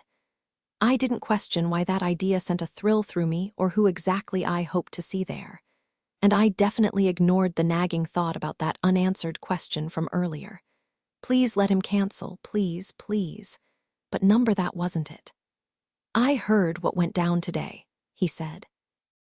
In choir. My grip on the phone nearly faltered. You know, who told you? Please tell me Ms. Kellogg isn't involved, she can't know. Luke just laughed. Relax, it wasn't her. Let's say I've got my ways. Ways? What did that even mean? My stomach twisted. Oh no, was it on the news about me quitting? Who would have leaked it? And how grounded would I be when my parents found out? Chill, he said, still laughing. Not the news, though I'd pay to see that hat hit the tuber again. It's not that funny, I muttered, even though I'd been the one laughing hardest hours ago. Everyone's furious with me, Luke. I've never had this many people mad at me. Perfect, he said. That means it's working. What's working? What we discussed. You can't shake things up without ticking people off. I scoffed. Quitting choir isn't exactly a revolution. Maybe not like what you did for Kara, but hold up, I cut in. How do you know about Kara? He just grinned. Told you. I've got sources. Who were these sources? Since his cover got blown in Clayton, he'd vanished back to his Hollywood mansion, dodging reporters who called everything from Angelique dumping him to his undercover high school stint bizarre. But honestly, wanting space, or even a normal school experience, wasn't that weird. At least he wasn't claiming to be a fairy tale character in public. Some celebrities had set the bar way lower. Hey Jen, Luke said, his voice smooth and rich like melted chocolate, the kind of voice that made you understand why Lancelot always got the girl over King Arthur. Just wanted to check in and tell you how proud I am. You're killing it. So any progress with the whole Betty Ann situation? Betty Ann. Crap, I totally pushed that to the back of my mind. Yeah, working on it, I lied through my teeth. Awesome, Luke said. See you Saturday, okay? And Jen. Yeah. I never doubted you for a second. I mumbled thanks and hung up, but enthusiasm, not exactly overflowing. Let's recap. I managed to drive away my best friend, ditched show choir right before their make-or-break performance. Real MVP move. And now I was facing suspension for skipping 4th period. Oh, and let's not forget my new mission. Taking on the most popular guy in school to rescue a kidnapped Cabbage Patch doll. Yeah, things were fantastic. 14 Operation Save Betty Ann launched first thing the next morning, not a moment too soon. Kurt and his crew had escalated things, leaving another ransom note on Mrs. Mulvaney's desk where Betty Ann used to sit. This one was even worse. Give every kid in your classes an A, or Betty Ann gets blended. Mrs. Mulvaney's hands shook as she read it out loud, her face going ghost white. She crumpled it up without another word, but I knew. This wasn't just a dumb prank anymore, it was straight up cruel, and I wasn't letting it slide. My plan kicked off during 4th period when I should have been belting show tunes. Instead, I slipped into the guidance office and zeroed in on Mrs. Templeton, Ms. Kellogg's assistant. "Jenny," she chirped, "do you have a meeting with Ms. Kellogg? I don't see you on the schedule." "Actually," I said, dropping my voice to a conspiratorial whisper, "I need your help. And this stays between us, right?" "You won't tell anyone." Mrs. Templeton, who lives for gossip and couldn't keep a secret if her life depended on it, leaned in, eyes gleaming. "Cross my heart." So I laid it out. Not the real truth, obviously, like how I'd bailayed on show choir and had zero plans to go back. I definitely wasn't about to admit the truth. That I might have a thing for Scott Bennett, or that I was secretly playing advice columnist. Instead, I fed Mrs. Templeton a believable excuse. The chaos of being Luke Stryker's spring fling date, plus the Entertainment Tonight crew breathing down my neck, had made me blank on my locker combo. "That's it," Mrs. T sighed, clearly hoping for juicier gossip. "Sweetheart, we'll fix that in 2 seconds." Sure enough, she hauled out the school's master binder of locker combinations. "Number again, dear?" she asked. 345, I said smoothly, giving her curt Schroeder S instead of mine. No way she'd catch on. "Let's see, 21, 35, 28, she read off. I scribbled it down, forcing a sheepish laugh. "Oh, duh, how did I even forget that?" Mrs. Templeton patted my shoulder. "Honey, after all that time with Luke Stryker, I'd forget my own name and my wedding ring." I fake laughed extra hard. "Classic. Well, better grab my books before I'm late." She scribbled me a hall pass like I was some kind of VIP. The hallway was eerily quiet, just muffled lectures drifting through closed doors. French conjugations, algebra proofs, something about Alexander Hamilton and election rules. Locker 345 clicked open after a few twists, left to 21, right past 35, then back to 28. Inside, a disaster zone of Go Roosters. Stickers, dog-eared magazines, a varsity jacket, and oh, classy, a box of Trojans. The smell alone could have knocked me out, but no sign of Betty Ann. Deflated, I ducked into the library, where the librarian barely glanced up. Being Jenny Greenley had perks, no one questioned why nice little me was ditching class. By lunch, I was already planted in the cafeteria, eyes locked on Kurt the second he swaggered in. Time to see how far this good girl act could really take me. "Jen," Kara called out as I bolted from the cafeteria table. "What's going on?" "I'll be back in a sec," I said, rushing toward the lunch line where Kurt stood, debating between a cheesesteak and a chicken wrap. "Kurt," I said, cutting in, "where's Betty Ann?" He glanced down at me with that same infuriating smirk. "Seriously, you're still hung up on that doll. Just tell me where she is." "Chill out," he said, rolling his eyes. "She's fine, probably under my bed or something. Can I eat now, or are you gonna keep interrogating me?" I stepped aside, frustration simmering, and headed back to my seat. "What was that about?" Jerry Lynn asked as I slumped into my chair. "Nothing," I muttered, picking at my tuna sandwich. Out of the corner of my eye, I caught Scott watching me, until he quickly looked away. My appetite vanished, replaced by a weird, hollow feeling. Kara and Quang were deep in a heated debate about whether Charmed was better with Rose McGowan or Shannon Doherty when a sharp tap on my shoulder interrupted. I turned to find Karen Sue Walters looming over me, flanked by half the soprano section, minus Trina, of course. "Just wanted to thank you," Karen Sue chirped in that sickly sweet tone, "for bailing on the choir. We'll be sure to wave at you from the winner's podium tomorrow." I shot Steve a look, but he seemed just as blindsided as I was. Before I could muster a response, Kara shoved her chair back and stood, towering over Karen Sue. "Back off," Kara snapped. "Haven't you done enough?" Karen Sue blinked, momentarily speechless. Then with a forced giggle, she sneered, "Oh, please. Like I care what you think, Kara cow." The cafeteria went dead silent. Every head turned toward us.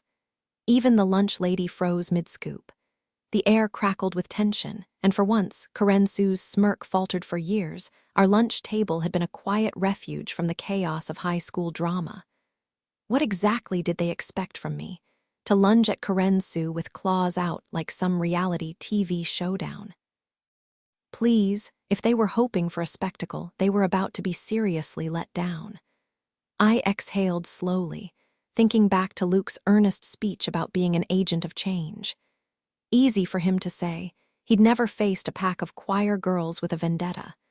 Just as I opened my mouth to tell Karen-Su exactly how pathetic it was that she'd sunk to Kurt's level, Scott Bennett cut in. He dropped his napkin with a sigh, his tone dripping with exasperation. Seriously, this is getting old. We're trying to eat, and you're turning this into some bad soap opera. Karen-Su opened her mouth to argue, but Kwang, all 6-foot-something of him, pushed back his chair and stood. You heard him, he said, arms crossed. Take off. The sopranos scattered like startled pigeons, leaving the cafeteria in stunned silence. Everyone went back to their meals like nothing had happened. Everyone except me. My chest tightened with gratitude for these people, my actual friends, who had my back without hesitation. You guys, I managed, my voice wobbling. That was really amazing, Kwang groaned. Oh no, don't tell me you're about to cry. Jerry Lynn tossed me a napkin. Don't you dare start, Jen. I skipped the waterproof mascara today, and I refuse to have raccoon eyes before third period. That cracked me up. I was laughing so hard, tears blurred my vision, making my sandwich disappear in a watery haze. Later, in Scott's car after the register meeting, he shot me a sideways glance. Why'd you even join choir if they're like that? I wasn't shocked he'd offered me a ride again, just nervous, but not for the obvious reasons.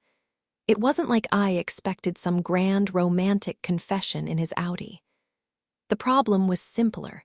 Him defending me, well, technically Kara, at lunch only confirmed what I already knew. To Scott, I was just a friend. And friends. Yeah, they don't exactly make your heart race every time they smile. I couldn't ignore the signs anymore. Losing my appetite at lunch, the way my hands got clammy in his car yesterday. Maybe I was starting to see Scott as more than just a friend. I wanted to blame Trina for putting that idea in my head months ago, just like I blamed her for the whole Troubadour's mess. Now that Scott and Jerry Lynn had split, the possibility was suddenly real. What if we? No, I shut that thought down fast. Even if I was catching feelings, he still saw me as reliable Jenny Greenley, Ask Annie, the girl everyone confided in. Which was fine, great, even. It meant I could still hitch rides home with him without things getting weird. So why was my pulse hammering as we drove through the neighborhood? Because I knew exactly what came next. Hey, I said as we passed the Sycamore Hills sign, the street where Kurt Schroeder lived, according to the phone book, only one Schroeder listed, Kurt S.R. Mind taking a quick detour? Sure, Scott said, glancing over. Where to? Right here, I said, pointing at the turn. The street was lined with those cookie-cutter McMansions, the kind my dad would have rolled his eyes at. Amy Mann's voice floated from the speakers as Scott slowed the car. You gonna tell me why we're stalking suburbia? He asked. Rescue mission, I said, keeping it vague. Rescue from what bad landscaping? He smirked at the manicured lawns. Nope, Betty Ann Mulvaney. Scott let out a low whistle. Breaking and entering, shouldn't we at least bring ski masks? Relax, we're not commandos, I said, spotting Kurt's house, a fancy Tudor with an empty driveway. Perfect. Scott killed the engine. Now what? Just follow my lead, I said, unbuckling my seatbelt like I had a clue. Total lie. My stomach was in knots, my palms slick again, not because of Scott this time, but because this plan could crash and burn spectacularly. Still, no risk, no reward, right? The door swung open before I lost my nerve. Standing there was Kurt's little sister, Vicky, her name dangling from a charm around her neck. Game O and I wiped my sweaty palms on my jeans as I crouched down to meet Vicky's eye level. Hey there, recognize me? Vicky's jaw dropped as she yanked the braid she'd been chewing out of her mouth. "Oh my gosh, you're Jenny Greenley, the girl taking Luke Stryker to the spring fling. I saw you on TV. Guilty as charged," I said with a small smile. "Is Kurt around?" She shook her head, eyes wide. "Nope, he went to the lake with Courtney." I faked a disappointed sigh. This acting gig was becoming second nature. "That's too bad. Did he leave something for me? A doll, maybe?" Vicky's eyes practically doubled in size. "You mean Betty Ann?" "Exactly," I said, relief loosening the knot in my stomach. "It's my turn to babysit her. Guess Kurt spaced on it. Think you could grab her from his room for me?" The braid went right back into her mouth. "Kurt said if I go in there again, he's telling Mom." I leaned in, lowering my voice. "Vicky, this is different. If I don't get Betty Ann right now, someone's gonna tell the principal Kurt took her. And then poof, no graduation for him." The braid slipped from her lips. "Seriously, someone would do that?" "Absolutely," I said, nudging Scott, who was fighting a laugh. "So really, you'd be saving him?" "Fine," she huffed, then darted off. Scott gave me a sideways look. "Who are you?" "What do you mean?" asked, suddenly self-conscious. "You used to be all about keeping the peace," he said. "Now you're out here starting fires." My cheeks burned and I turned away. "Guess I got tired of sitting on the sidelines." "Clearly," he muttered. Vicky came barreling back, clutching Betty Ann. The doll looked worse for wear, her yarn hair tangled, her overalls stained with what smelled like ketchup, but at least she was intact. No garbage disposal incidents. "Found her under his bed," Vicky announced, shoving the doll at me. "You're a lifesaver," I said, tucking Betty Ann under my arm. Scott added, "Oh, and when Kurt gets back, make sure he knows what went down." Scott Bennett stopped by and said if you don't hand over the doll, someone's going straight to the principal to report you. "Hold on," I cut in, shooting Scott a sharp "what are you even doing?" glare. "Jenny Greenley," I corrected. "Nope," Scott fired back, matching my stare. "Scott Bennett." Vicky grinned. "I'll tell him you both stopped by, if you can snag me Luke Stryker's autograph. Jenny, pretty please." "Consider it done," I said, waving as we dashed down the porch steps toward Scott's car. The second the door shut behind us, I turned to him. "Why did you do that? Just hand her your name like that?" Scott kept his eyes on the road. "Because when Kurt finds out what you pulled, he's going to lose it. And if he's going to throw punches, I'd rather it be at someone who can throw them right back." My throat tightened. Twice in one day, he'd swooped in like some kind of knight in a beat-up Honda. "Oh, fantastic," Scott muttered, side-eyeing me. "You're not crying again, are you?" "Of course not," I lied, swiping at my eyes. But how could I help it? He was willing to take a hit, literally, just to keep me safe. That wasn't just friendship. That had to mean something more, right? We rolled to a stop at an intersection. Scott's hand left the gear shift, and for one dizzying second, he leaned toward me. My pulse went wild. Was this it? Was he about to? Then he yanked open the glove compartment and tossed me a crumpled stack of napkins. "You're gonna ruin the doll," he said flatly. "Ask Annie got a messy relationship dilemma. Send it to Annie, no judgment, just advice. All submissions may appear in the Clayton High Register, but names stay private. Dear Annie, summer's almost here, and all I want is to relax. Beach trips, mall hangs, zero responsibilities. After a year of nonstop studying, do I deserve a break? But my parents are dead set on me getting a job to save for college. Shouldn't they be covering that? Print this, please, they'll listen to you.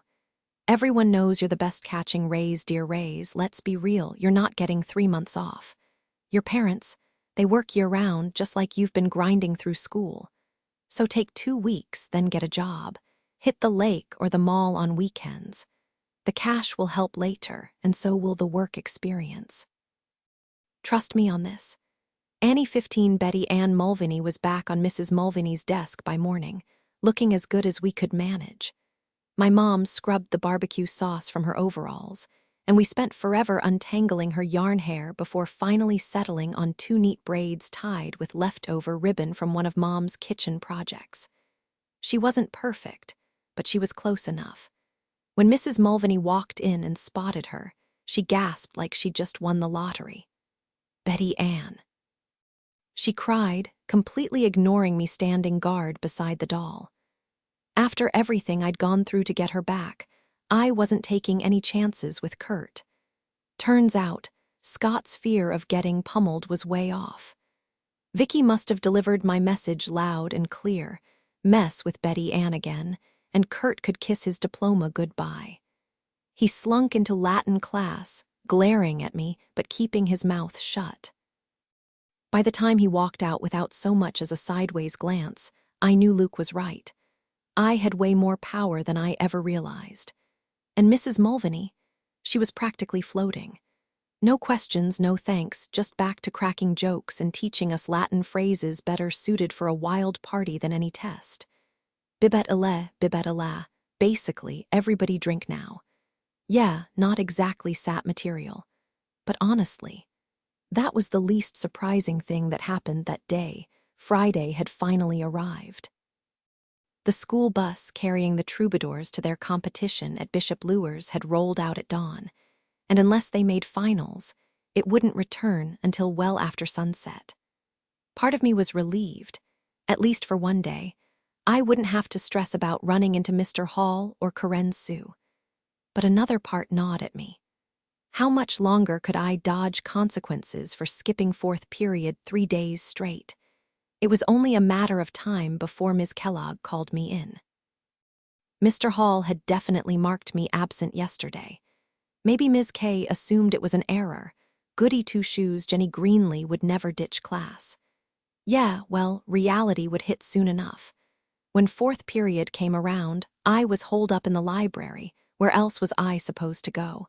Quietly flipping through my trig homework when someone slid into the carrel beside me. Hey, a familiar voice said. I turned and there was Trina.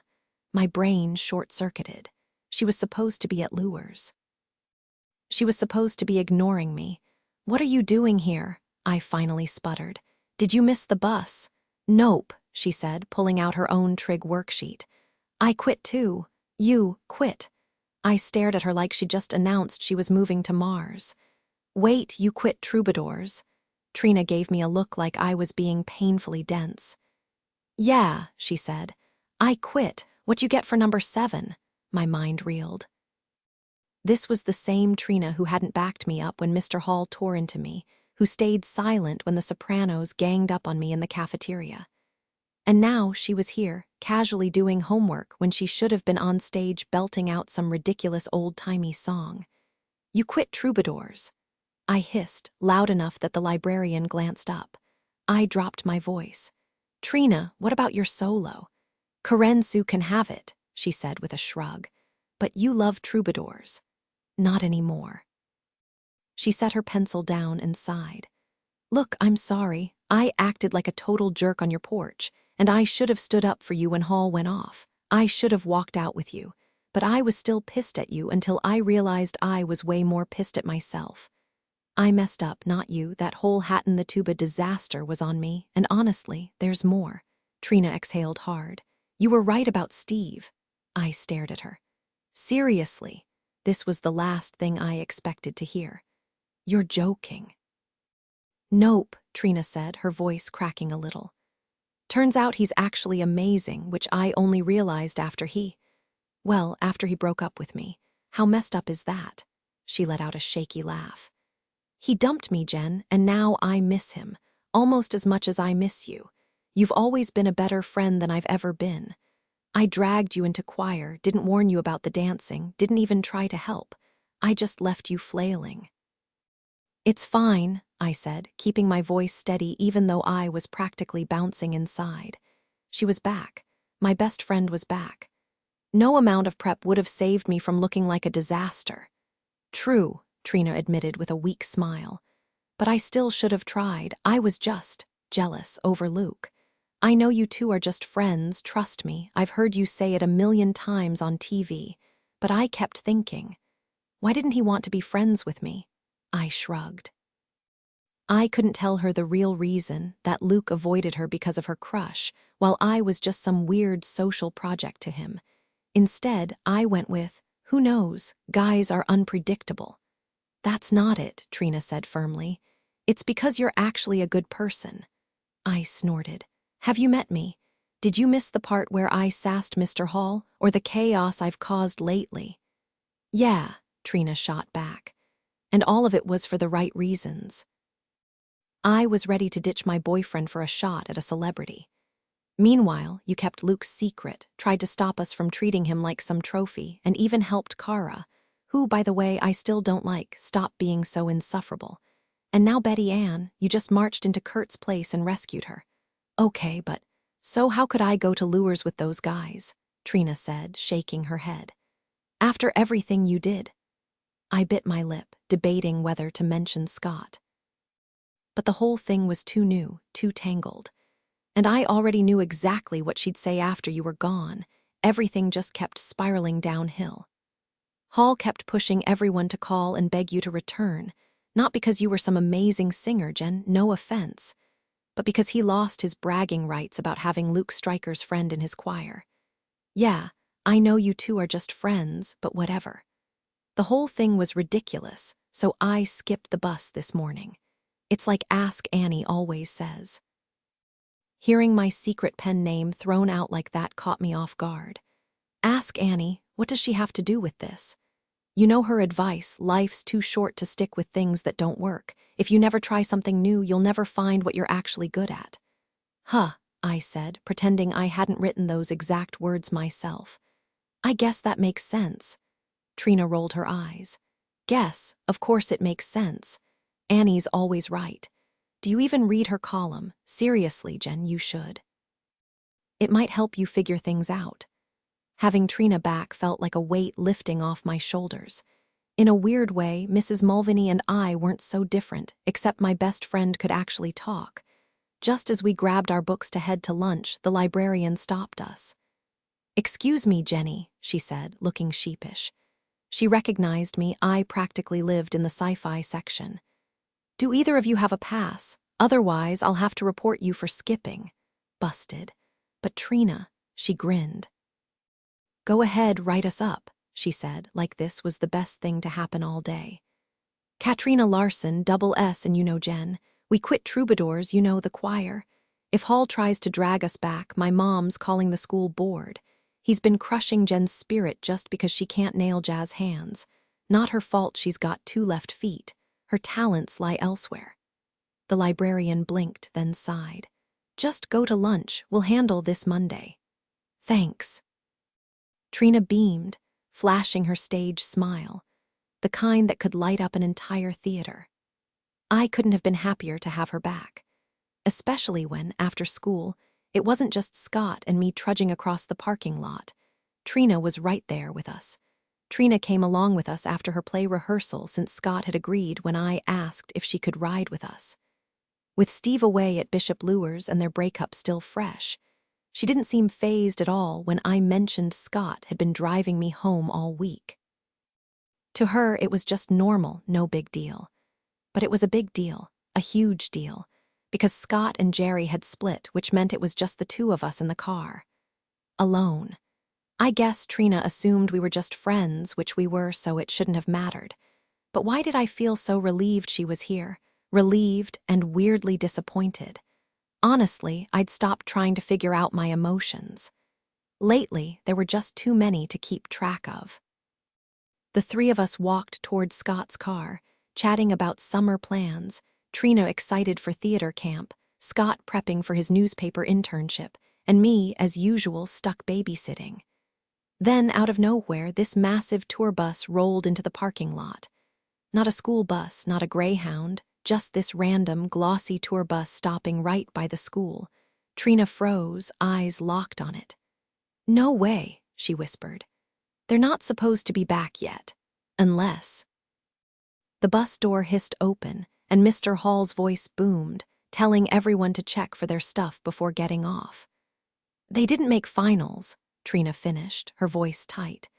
And sure enough, Steve stepped out, his tuxedo slung over his shoulder, digging for his keys.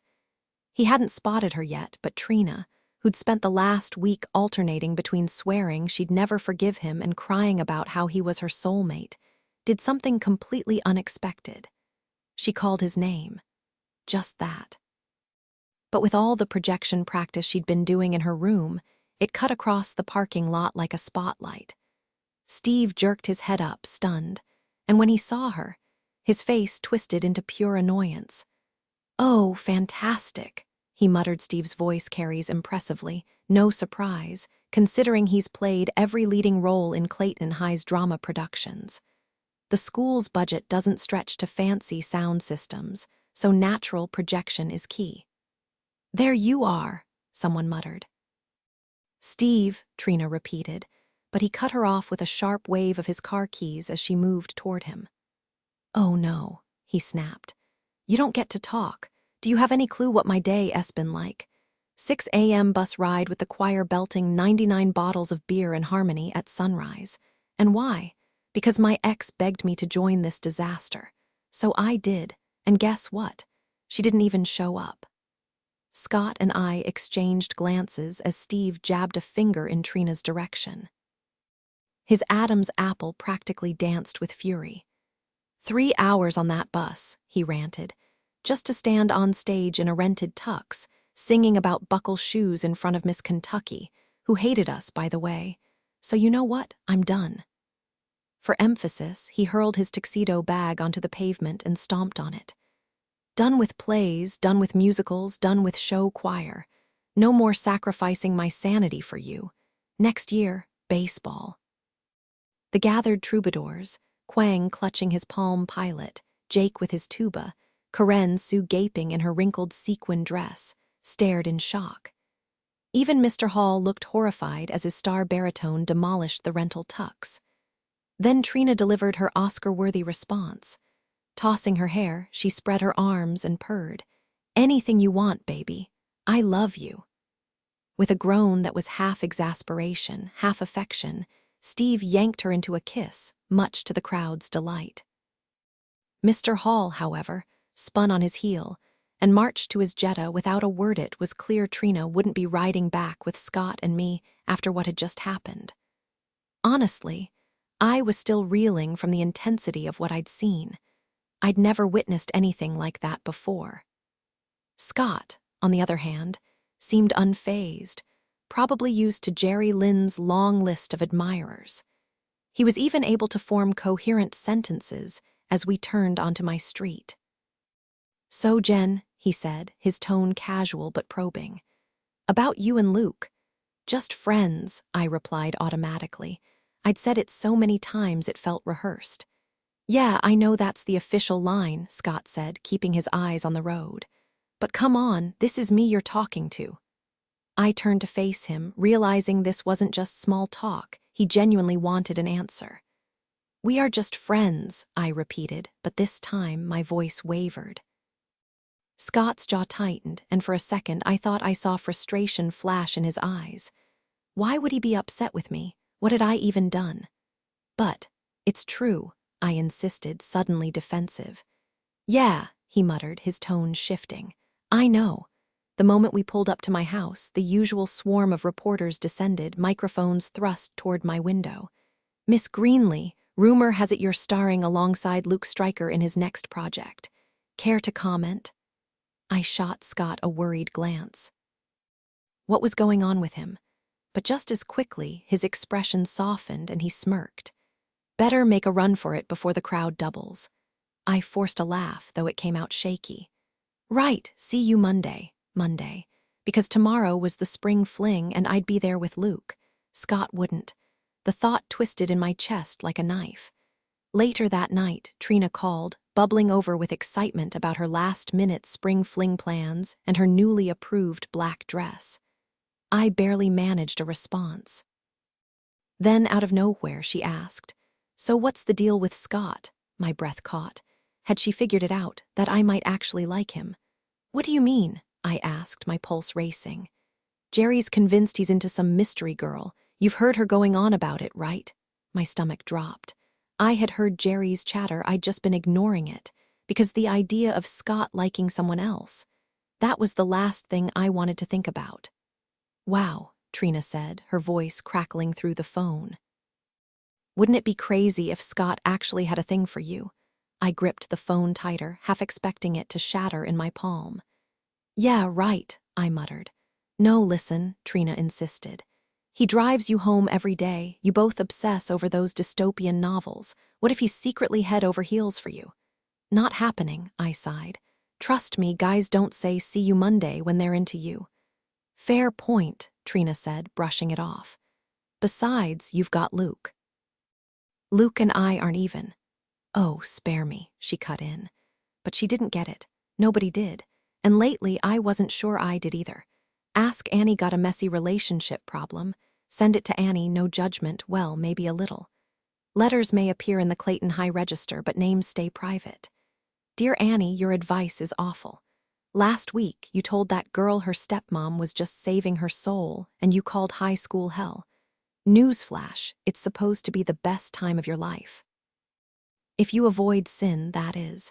But no, you're out here pushing rebellion and devil worship. Disgusted in detention, dear disgusted. First off, Satan, bold assumption. Second, I'm with you on drugs and reckless hookups. But rock music, never apologize for rock. Annie's 16, they say prom is a girl's second biggest day, after her wedding, of course. Okay, fine, having a kid probably ranks too. But you get the idea. I spent mine like every other girl. Nails done, hair blown out, enduring the torture of waxing. The only difference? A pack of photographers documenting every second, including the glamorous moment I bleached my upper lip. Thanks for the memories, guys. Still, I'd promised a friend I'd go, so I went all out. When I finally zipped into my dress, blue satin drowning in chiffon, with tiny sleeves and flowers along the hem, I barely recognized myself. For once, I actually felt beautiful. The hairstylist had pinned back my uneven bangs with a clip adorned with tiny blue forget-me-nots, matching the fake flowers scattered at my feet. Trina had texted me earlier, insisting we meet in my front yard for photos before the dance. The swarm of entertainment vans lining the street, from entertainment tonight to celeb insider, didn't seem to bother her at all. We stood beneath the old oak tree, pretending not to notice the cameras flashing around us, not just from our parents, but from every gossip outlet in town. Trina had somehow talked her mom into letting her go full goth for spring fling. She'd skipped the black lipstick, but rocked fishnet stockings and beat-up Converse, pairing them with a sheer black dress straight from a magazine spread. The real showstopper. The lace-up corset she'd layered over it, pushing her already noticeable curves to scandalous new heights. Your mom actually let you leave the house like that, I whispered. Your mom actually let you leave the house like that, she shot back, eyeing my painfully classic pastel dress. Embarrassingly predictable, right? I sighed. You clean up nice, she said with a shrug. Back at you. And she did. The whole mess of the past few months melted away in that moment. I was just glad we were friends again. The roar of the crowd gave Luke's arrival away before the limo even turned the corner. Paparazzi perched in trees like overeager squirrels screamed. He's here. My stomach fluttered despite myself. Sure, I wasn't exactly head over heels for my date, but at least I had a date. The sleek black car rolled to a stop, and Trina death-gripped my hand as the driver stepped out. Every lens in the neighborhood zoomed in, ready to capture Hollywood's golden boy emerging like some knight in shining armor. Except it wasn't Luke. Out stepped Steve McKnight, Trina's boyfriend, grinning like an idiot in his slightly too tight tux, holding a corsage and waving like he'd just won an Oscar. The collective gasp from the crowd was almost comical. Trina's jaw hit the grass. And just like that, the most anticlimactic prom night in history began. The journalists groaned. A few even let out disappointed boos before returning to their posts. Trina, on the other hand, was practically bouncing with excitement. A limo. Seriously, she gushed as Steve fastened her corsage, white carnations dipped in black ink overnight, just like she'd asked.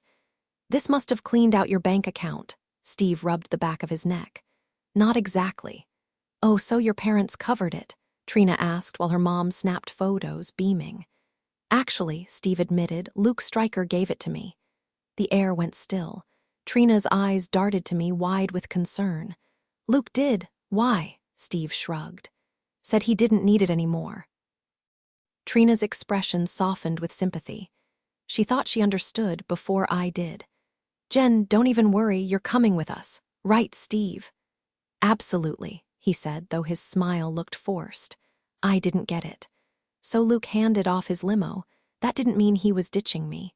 He wouldn't do that, not after everything. I'd been there for him, kept his secrets, turned Clayton High from a drama-filled battleground into a place where he actually belonged. My mom pulled me into a hug just as the photographers caught on, cameras clicking furiously. I could already imagine the tabloid headlines. America's sweetheart leaves Jen hanging. Or heartbreak for Jenny, but Mom's got her back. Before she could even start her pep talk, a roar cut through the noise. A motorcycle, a sleek Harley, rolled up beside the limo, and there was Luke, tugging off his helmet like some kind of action hero.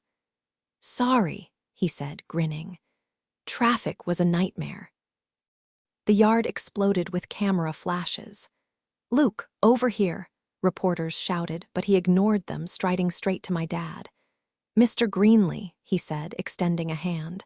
Luke Stryker, here to take your daughter to the dance. My dad blinked, momentarily speechless, before finally shaking his hand. Nice to meet you, he managed. Then, eyeing the bike, he added, You're taking her on that. No way, my mom cut in. Not without a helmet. Luke didn't miss a beat. Extra ones under the seat, Mrs. Greenley, and I'll have her back by midnight. I nudged him. 1 a.m., I corrected, grabbing his arm. And I'll text if we're running late. Bye. Hold on, my mom called, but we were already gone. We totally missed the photo op. But Mom didn't need to stress. Every magazine in the country, except maybe National Geographic, who apparently skipped the invite, snapped shots of Luke, carefully adjusting the spare helmet over my flower clip, helping me onto the bike without smudging my dress, and tucking the fabric tight so it wouldn't get tangled in the wheels and turn me into a tragic headline. There were shots of him revving the engine, me clinging to him like my life depended on it, and both of us tearing down the street just fast enough to thrill without giving my parents a heart attack. Later, as we rolled up to the Clayton Inn, where another swarm of reporters had already gathered, the few who'd outrun us from my house, Luke flashed me a grin. Hope you're cool with the bike, he said. More than cool, I admitted. It was my first time on a motorcycle, and honestly, way better than I'd expected. But I thought you wanted the classic prom night. Showing up on a Harley isn't exactly standard, you know. Luke reached over to adjust a loose flower on my clip. Where's the fun in standard? Then, like he'd just remembered something, he pulled a clear box from under the seat. Inside was a corsage, white roses and baby's breath, delicate and perfect. It's gorgeous, I said, then winced. Oh no, I left your boutonniere at home. Not a chance we're going back, he said, securing the corsage just above my heart. I'll live without it. He offered his arm with a dramatic flourish. Milady, ready to dance. Only if there's no jazz hands involved, I deadpanned. Scout's honor, he promised. I confirmed strictly jazz hands free. Arm in arm, we stepped into the chaos of the Clayton Inn, cameras flashing, reporters shouting, and half the town craning their necks for a glimpse of Luke and his mystery date. Now, don't get me wrong, Spring Fling wasn't some magical fairy tale. Even with America's, maybe the world's, hottest teen star as my date, it was still, well, high school. Sure, everyone looked polished, like they'd stepped out of a catalog, but underneath. Same people, same drama. Some girls had it worse, though. Take Karen Sue Walters. She'd strong-armed some poor choir kid into being her plus one. You could already tell her night wasn't going to end well. The entire school knew one tenor was completely obsessed with Luke Stryker. While Karen Sue danced with her date, the guy couldn't stop staring longingly at Luke's tuxedo. Honestly, it was hilarious. The best part of Spring Fling was mocking the whole spectacle. Luke, of course, turned out to be shockingly good at it. Our table was packed. Me, Luke, Trina, Steve, bored Liz with her football player date, don't ask, and tough Brenda with Lamar, this unexpectedly sweet, quiet guy. We spent the night roasting the rubbery chicken, the cheesy music, and eventually every single person in the room. Once the plates were cleared, the dance floor filled up, including me and Luke. I warned him I could only handle slow songs, still traumatized from my troubadour disaster. He just nodded, all understanding. And surprise, surprise, Luke was an amazing dancer. Like ridiculously good. He almost made up for my 2 left feet, only 6 knee collisions and 1 accidental kick. As we swayed, I had no clue what was going through his head. But me, I was thinking about someone else. Yeah, I know, total jerk move. Here I was with this perfect, thoughtful date and my mind kept drifting. Pathetic, right? But then I saw her, Jerry Lynn, in a slinky peach dress, cutting through the crowd. What was she doing here?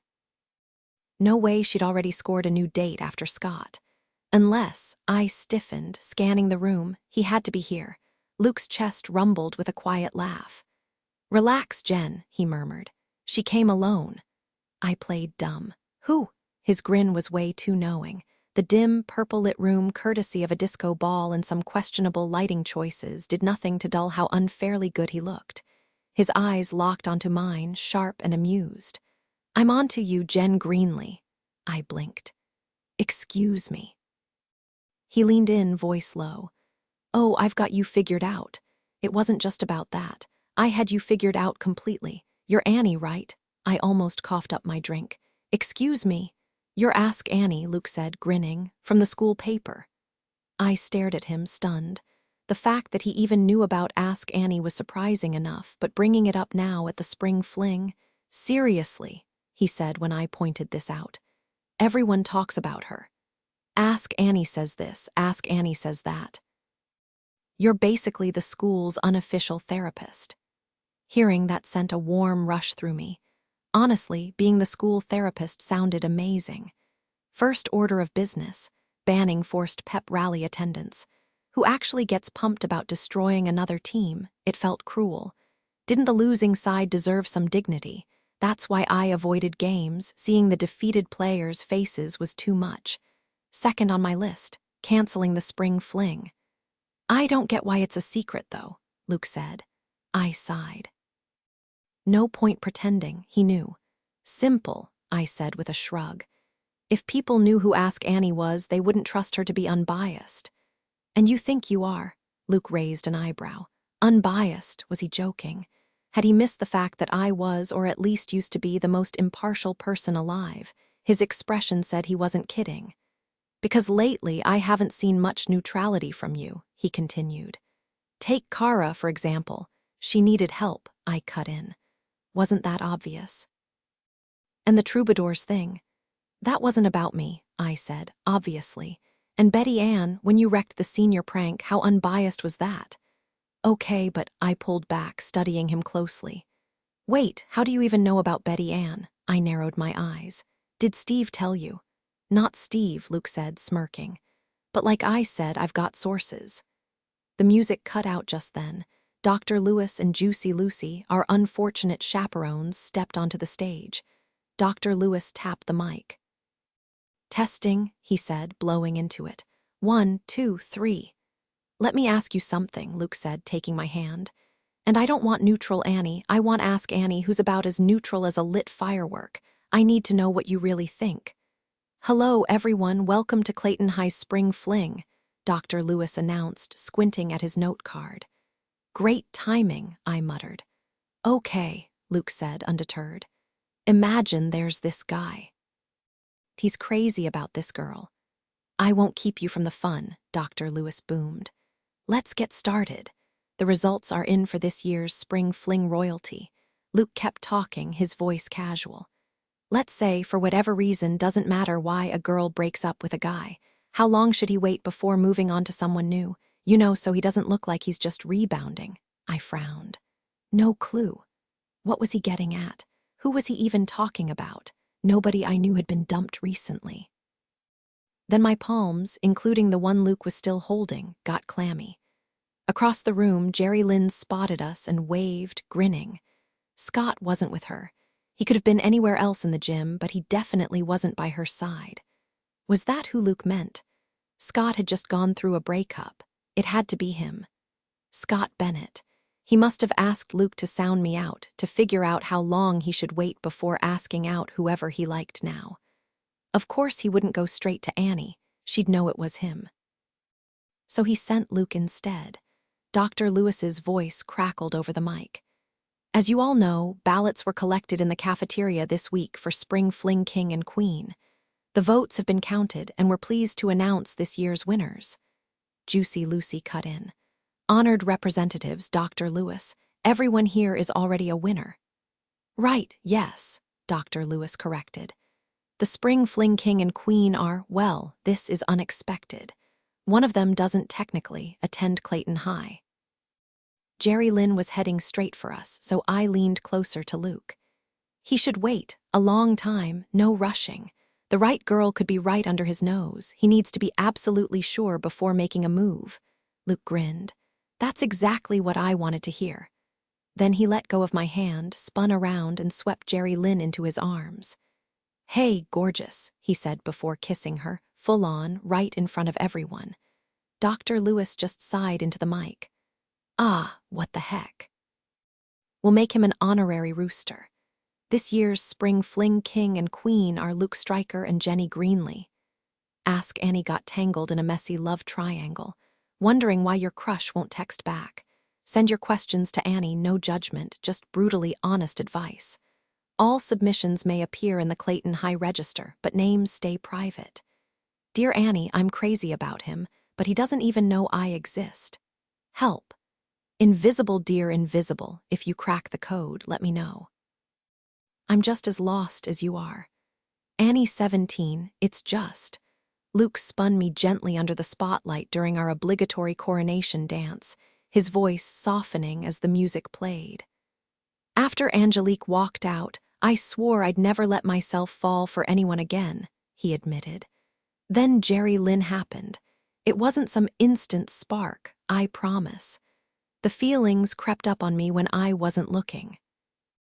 Yeah, crept. If by crept he meant bulldozed through his defenses in under 14 days, most of which he'd spent across the country. We're polar opposites, he continued, likely the only Clayton High Spring Fling King to spend his entire dance philosophizing instead of locking lips like a typical teenager. She's chasing a journalism degree, and you know how I feel about paparazzi.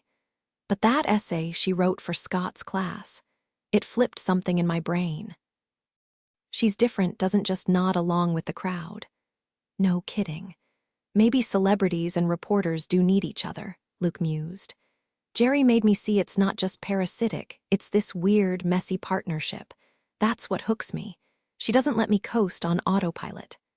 He chuckled, adjusting his gaudy crown. When she handed me her number at the car wash, I almost tossed it. But then I remembered how harsh I'd been with you about the whole tabloid mess. So I called her, asked her to keep an eye on you in case the media got pushy. Next thing I knew, we weren't even talking about you anymore. Just us. Oh, I knew exactly how that went. Jerry Lynn had a PhD in swooping in where I'd barely even staked a claim. Not that I wanted Luke, I was genuinely happy for them. They fit. Him with his Hollywood glow, her with her sharp wit, both heading to LA, where she'd chase headlines and he'd dodge them. Poetic, really. You're something else, Jen, Luke said, crown glittering like a disco ball. What you pulled off at school in a week, legendary. Jerry's already drafting your student council campaign speech. I shrugged. Politics aren't really my thing. Too bad, he shot back, grinning. You'd crush it. At least promise me you'll consider it, he pressed. Yeah, sure, I muttered, just to shut him up. Fine, I'll think about it, but listen about the whole Ask Annie situation. Did you actually piece that together yourself, or did Jerry somehow find out, like maybe because her boyfriend Scott spilled the beans, and then tell you? All me, Luke said with a shrug. And relax, your secret's safe, just like the other thing. What other thing? I asked, completely unprepared for his next words. You know, he said, his voice dropping, that you're totally hung up on her ex. Thankfully, the spotlight faded right then, or the entire Clayton High spring fling would have seen my jaw hit the floor. Hung up on her ex, my brain short-circuited. That is not true, I sputtered, my voice embarrassingly high-pitched. I am not, I would never, Scott Bennett, seriously. Luke just smirked as more couples flooded the dance floor. Take your own advice, Jen, why not just tell him how you feel? That advice was for you, I shot back, flustered. I mean for Scott. Wait, no, forget it. Honestly, I have no idea what you're saying, Luke said as Jerry materialized beside him, glowing. But here's something you should know. There's a limo outside, ready to take you wherever you want. Wow, super helpful, I deadpanned. Thanks. He drifted off to sign autographs for starstruck classmates, leaving Jerry to grab my hand. You're sure you're okay with this, me and Luke? Absolutely, I said, forcing a smile. Like I keep saying, we're just friends. You're amazing, Jen, she gushed. None of this would have happened without you. Luke's right, you are special. Oh yeah, special. That's why my date had bailayed before the first slow dance. I mumbled another congratulations and retreated to our table where Steve was massaging Trina's feet. Apparently even sneakers could betray you on spring fling night. Jerry Lynn is the worst, Trina announced cheerfully. Hitting on your guy right in front of you? Unreal. Drop it, Trina, I sighed. I already told them it's fine. Luke and I are just friends, the entire table chorused. We are, I insisted, frustration creeping in. Why was this so hard to believe? Spring fling is garbage, Trina declared. We should have ditched this lame dance and gone to Kwang's anti-party instead. I bet those guys are having way more fun than we are right now. That's when it clicked, Luke's comment about the limo. Why don't we? I said, my pulse quickening under the corsage pinned to my dress. Let's crash Kwang's party. It's barely 10, things are probably just heating up. Bored Liz suddenly perked up. I heard there's a bonfire. Tough Brenda grinned. And fireworks, the kind that'll get you in trouble. Then let's go, I said. Luke said we could take the limo. Trina blinked. Wait, seriously? Absolutely, I said. What's he gonna do with it? He's got his Harley. Steve dropped Trina's foot and cracked his knuckles. Time to roll. We didn't bother saying goodbye to Luke and Jerry. They were too wrapped up in each other on the dance floor to notice. Dr. Lewis was giving them the side-eye, but what could he do? Jerry was legal. If they wanted to sneak off to some motel later, good luck stopping them. Though knowing Juicy Lucy, she'd probably try. The thought of tomorrow's headlines made my stomach twist. Would the press spin it as Luke ditching me, or me ditching him to party hop? Either way, it'd be a mess. When the limo pulled up to Kwang's place, a massive farmhouse in the middle of nowhere, surrounded by cornfields and woods, the driver hesitated. You sure this is the right spot? Definitely, we shouted, piling out and sprinting toward the glow of the bonfire. The place was packed, everyone who hadn't been at the spring fling, at least. Picnic tables overflowed with snacks, and the bass from the speakers rattled the ground. Kwang sat by the fire, marshmallow stick in hand, Kara Schlossberg beside him with graham crackers and chocolate. They froze mid-giggle as we approached, a string of melted marshmallow stretching between them. Nobody called them out on it. Instead, we grabbed sticks, roasted marshmallows, and traded spring fling gossip. My queen win got a big reaction. Then I heard a laugh, familiar, warm. I turned. Scott was there, across the fire, sitting on a log like he'd been waiting. The realization hit me like a lightning bolt, except it wasn't sudden at all. My heart had been pounding for a reason, my breath catching in my throat like it was trying to tell me something. And then, in that moment by the fire, it all clicked. I was in love with Scott Bennett. Not just a little, not just recently, but maybe forever. Memories flickered through my mind like scenes from an old movie. Scott's name scribbled above mine on a library card, him grinning as he lifted me onto that log, the way he'd chased me through a parking lot like we were kids. Even the way he'd rolled his eyes at my terrible ad drafts. Every moment had been leading here. And Trina had known. Luke, too. But me, clueless until now. So I did the only thing that made sense. I walked over and sat beside him, ignoring the way my pulse was practically screaming in my ears.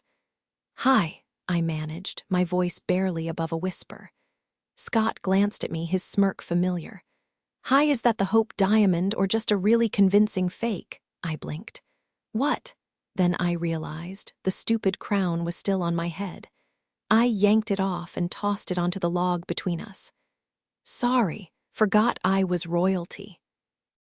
"Always thought you were," he said, holding out a perfectly roasted marshmallow. I took it, peeling it off the stick carefully. "Thanks." "So," he said, spearing another marshmallow, "spring fling over already?" "Not even close," I said, then froze, because Luke was still there, and Jerry. And what if Scott still had feelings for her? "You weren't having fun?" he asked. "Oh no, I was," I lied, forcing a smile. "Then where's Luke?" There it was. I hesitated, but Scott didn't wait. "You know about Jerry, don't you?" The marshmallow slipped from my fingers, landing in the dirt with a sad splat. "You know," my voice cracked. Scott sighed, watching the fire. "Yeah, Jerry told me yesterday." "Yesterday? Why didn't you say anything?" "I tried," he said, handing me another marshmallow. "In the car, remember?" That's what that had been about. "You could have tried harder," I muttered. He shrugged. "Thought maybe you already knew. You thought I'd be upset." I let the second marshmallow slip from my fingers. "About Luke and Jerry. Seriously, why would that bother me?" Scott blinked, caught off guard. "Well, because—" "Oh my gosh," Trina groaned, plopping down beside me on the log. "Did you see that melted marshmallow string between Kara and Kwang? Come on, Scott. Were they swapping spit before we showed up?" "No clue," Scott said. But when I glanced his way, his gaze was locked on me, not Trina. I couldn't see his eyes clearly in the flickering firelight, just the sharp outline of his face shadowed by the flames. Still, the way he was watching me made my pulse jump. For a wild second, I wondered, was I the girl he'd been talking about? The one he supposedly liked but wouldn't name. Maybe he'd stayed quiet because, hello, they were definitely making out, Trina cut in, licking melted chocolate off her thumb. And with mouths full of s'mores, hard pass. If my so-called soulmate tried that, I'd be out. No second chances. Scott turned to me abruptly. "Jen, walk with me," Trina gaped at him. "Now."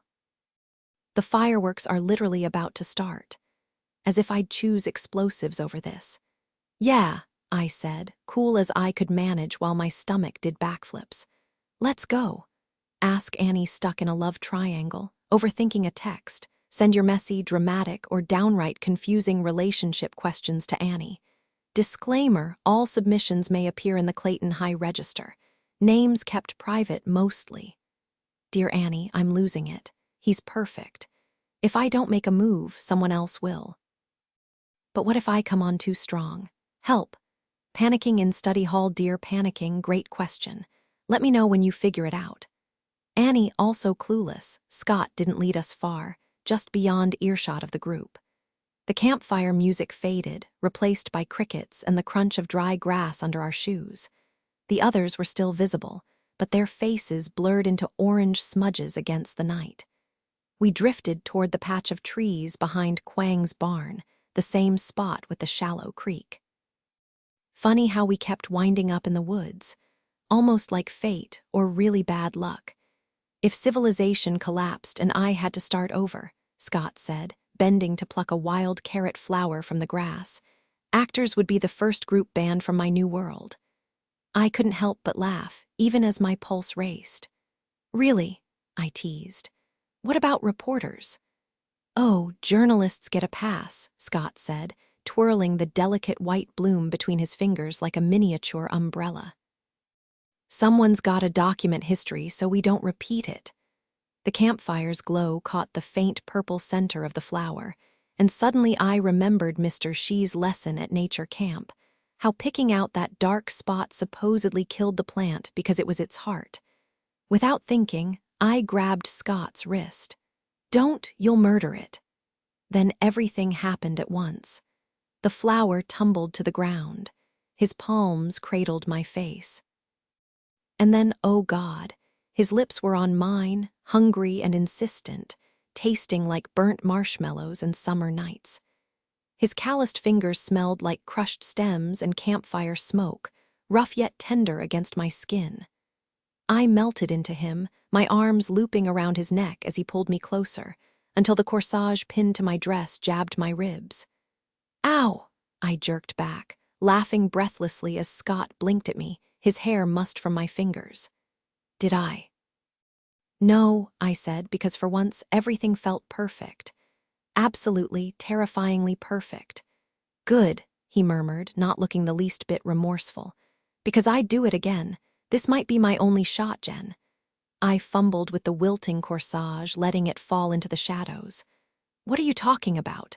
His voice turned serious, too serious for a guy who just kissed me like that. "I know you claim you two are just friends, but come on, I'm not blind." "Wait, what does Luke have to do with any of this?" I asked, completely lost, but the nervous edge in Scott's voice made my stomach tighten. Something was off. Something I should be worried about, too. Scott barely seemed to hear me. His gaze stayed fixed on the campfire, his words spilling out in a rush.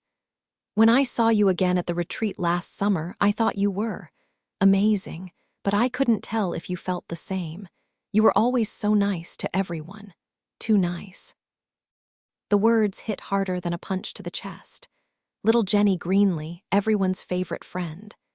"It was impossible to figure you out," he continued, voice low and urgent. "Did you actually like me, or was I just another person you were being kind to? Then Jerry told me you don't really date. Jerry, oh, she is so done for." And I figured, well, that's that.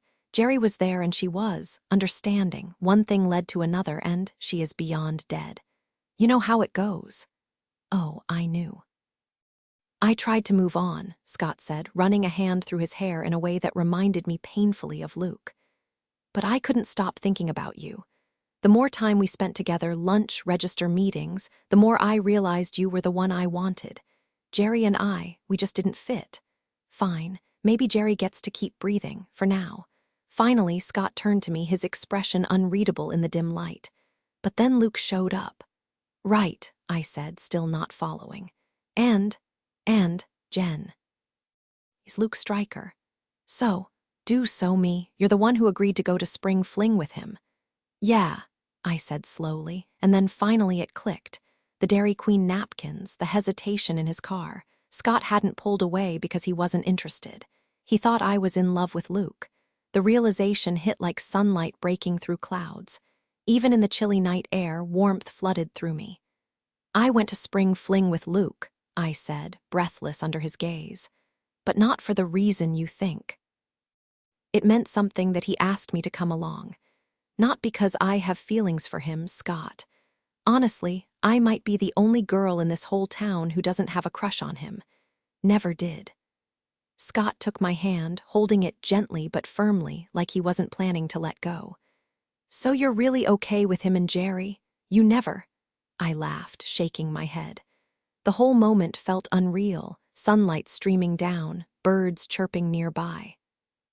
It was like something out of a cheesy rom-com, complete with the imaginary soundtrack swelling in the background. No, I was never into Luke. And then, without even thinking, the truth just tumbled out. Not the way I am with you. There it was, out in the open, the big confession hanging in the air between us. Part of me wanted to take it back, shove the words right back where they came from until Scott's grip tightened. He wasn't letting go. "Did you just say you love me?" Well, no point backtracking now. The words were out, and suddenly I didn't regret them. Since 5th grade, if we're being honest, I admitted, words spilling out faster than I could stop them. "That's why I never dated anyone else. You left, but then you came back, and I didn't get to finish." Scott pulled me in, kissing me like there was no tomorrow. And this time, I didn't resist. We barely noticed the fireworks exploding overhead, too caught up in our own little world. By the time we made it back to the campfire, arms wrapped around each other, Trina was already rushing over. "Where were you? You missed." She stopped mid-sentence, eyes widening. "Oh, yeah," she definitely noticed Scott's arm around me. Or maybe it was the ridiculous grin plastered on my face, what she later described as glowing like a Disney princess, even with my hair half wild from the breeze. Scott thinks I should run for student council president next year, promising to supply all the baked goods for fundraisers. Kara and Trina are already plotting campaign strategies. But honestly, with my charm and people skills, maybe I should aim higher. The White House, anyone. Luke Stryker was spotted on Rodeo Drive yesterday, casually walking with his latest flame, UCLA freshman Jerry Lynn Packard. Fans couldn't help but notice the bandage on his right arm. Rumors are swirling that he's getting laser treatment to remove a tattoo from his past fling with Lancelot and Guinevere co-star Angelique Tremaine. Meanwhile, his latest movie, Us 30, is hitting theaters, where he plays a high school senior racing to save his Indiana hometown from a terrorist attack, all while trying to win over his dream girl. Critics are raving, with Ebert and Roper calling it a tour de force and giving it 2 thumbs up. Lindsay Johan also shines in a standout role. Over in the advice column, Ask Annie is stirring up some drama. One reader, desperate no more, finally confessed their feelings, and shockingly, the crush felt the same way. Now they're wondering what's next. Annie's response: simple and sweet, you live happily ever after. No overthinking, no complications, just pure, unfiltered optimism. Classic Annie. And hey, if you've got relationship woes, Annie's inbox is open. Just don't expect anonymity if your letter ends up in the Clayton High School register. Some secrets are too juicy to keep under wraps.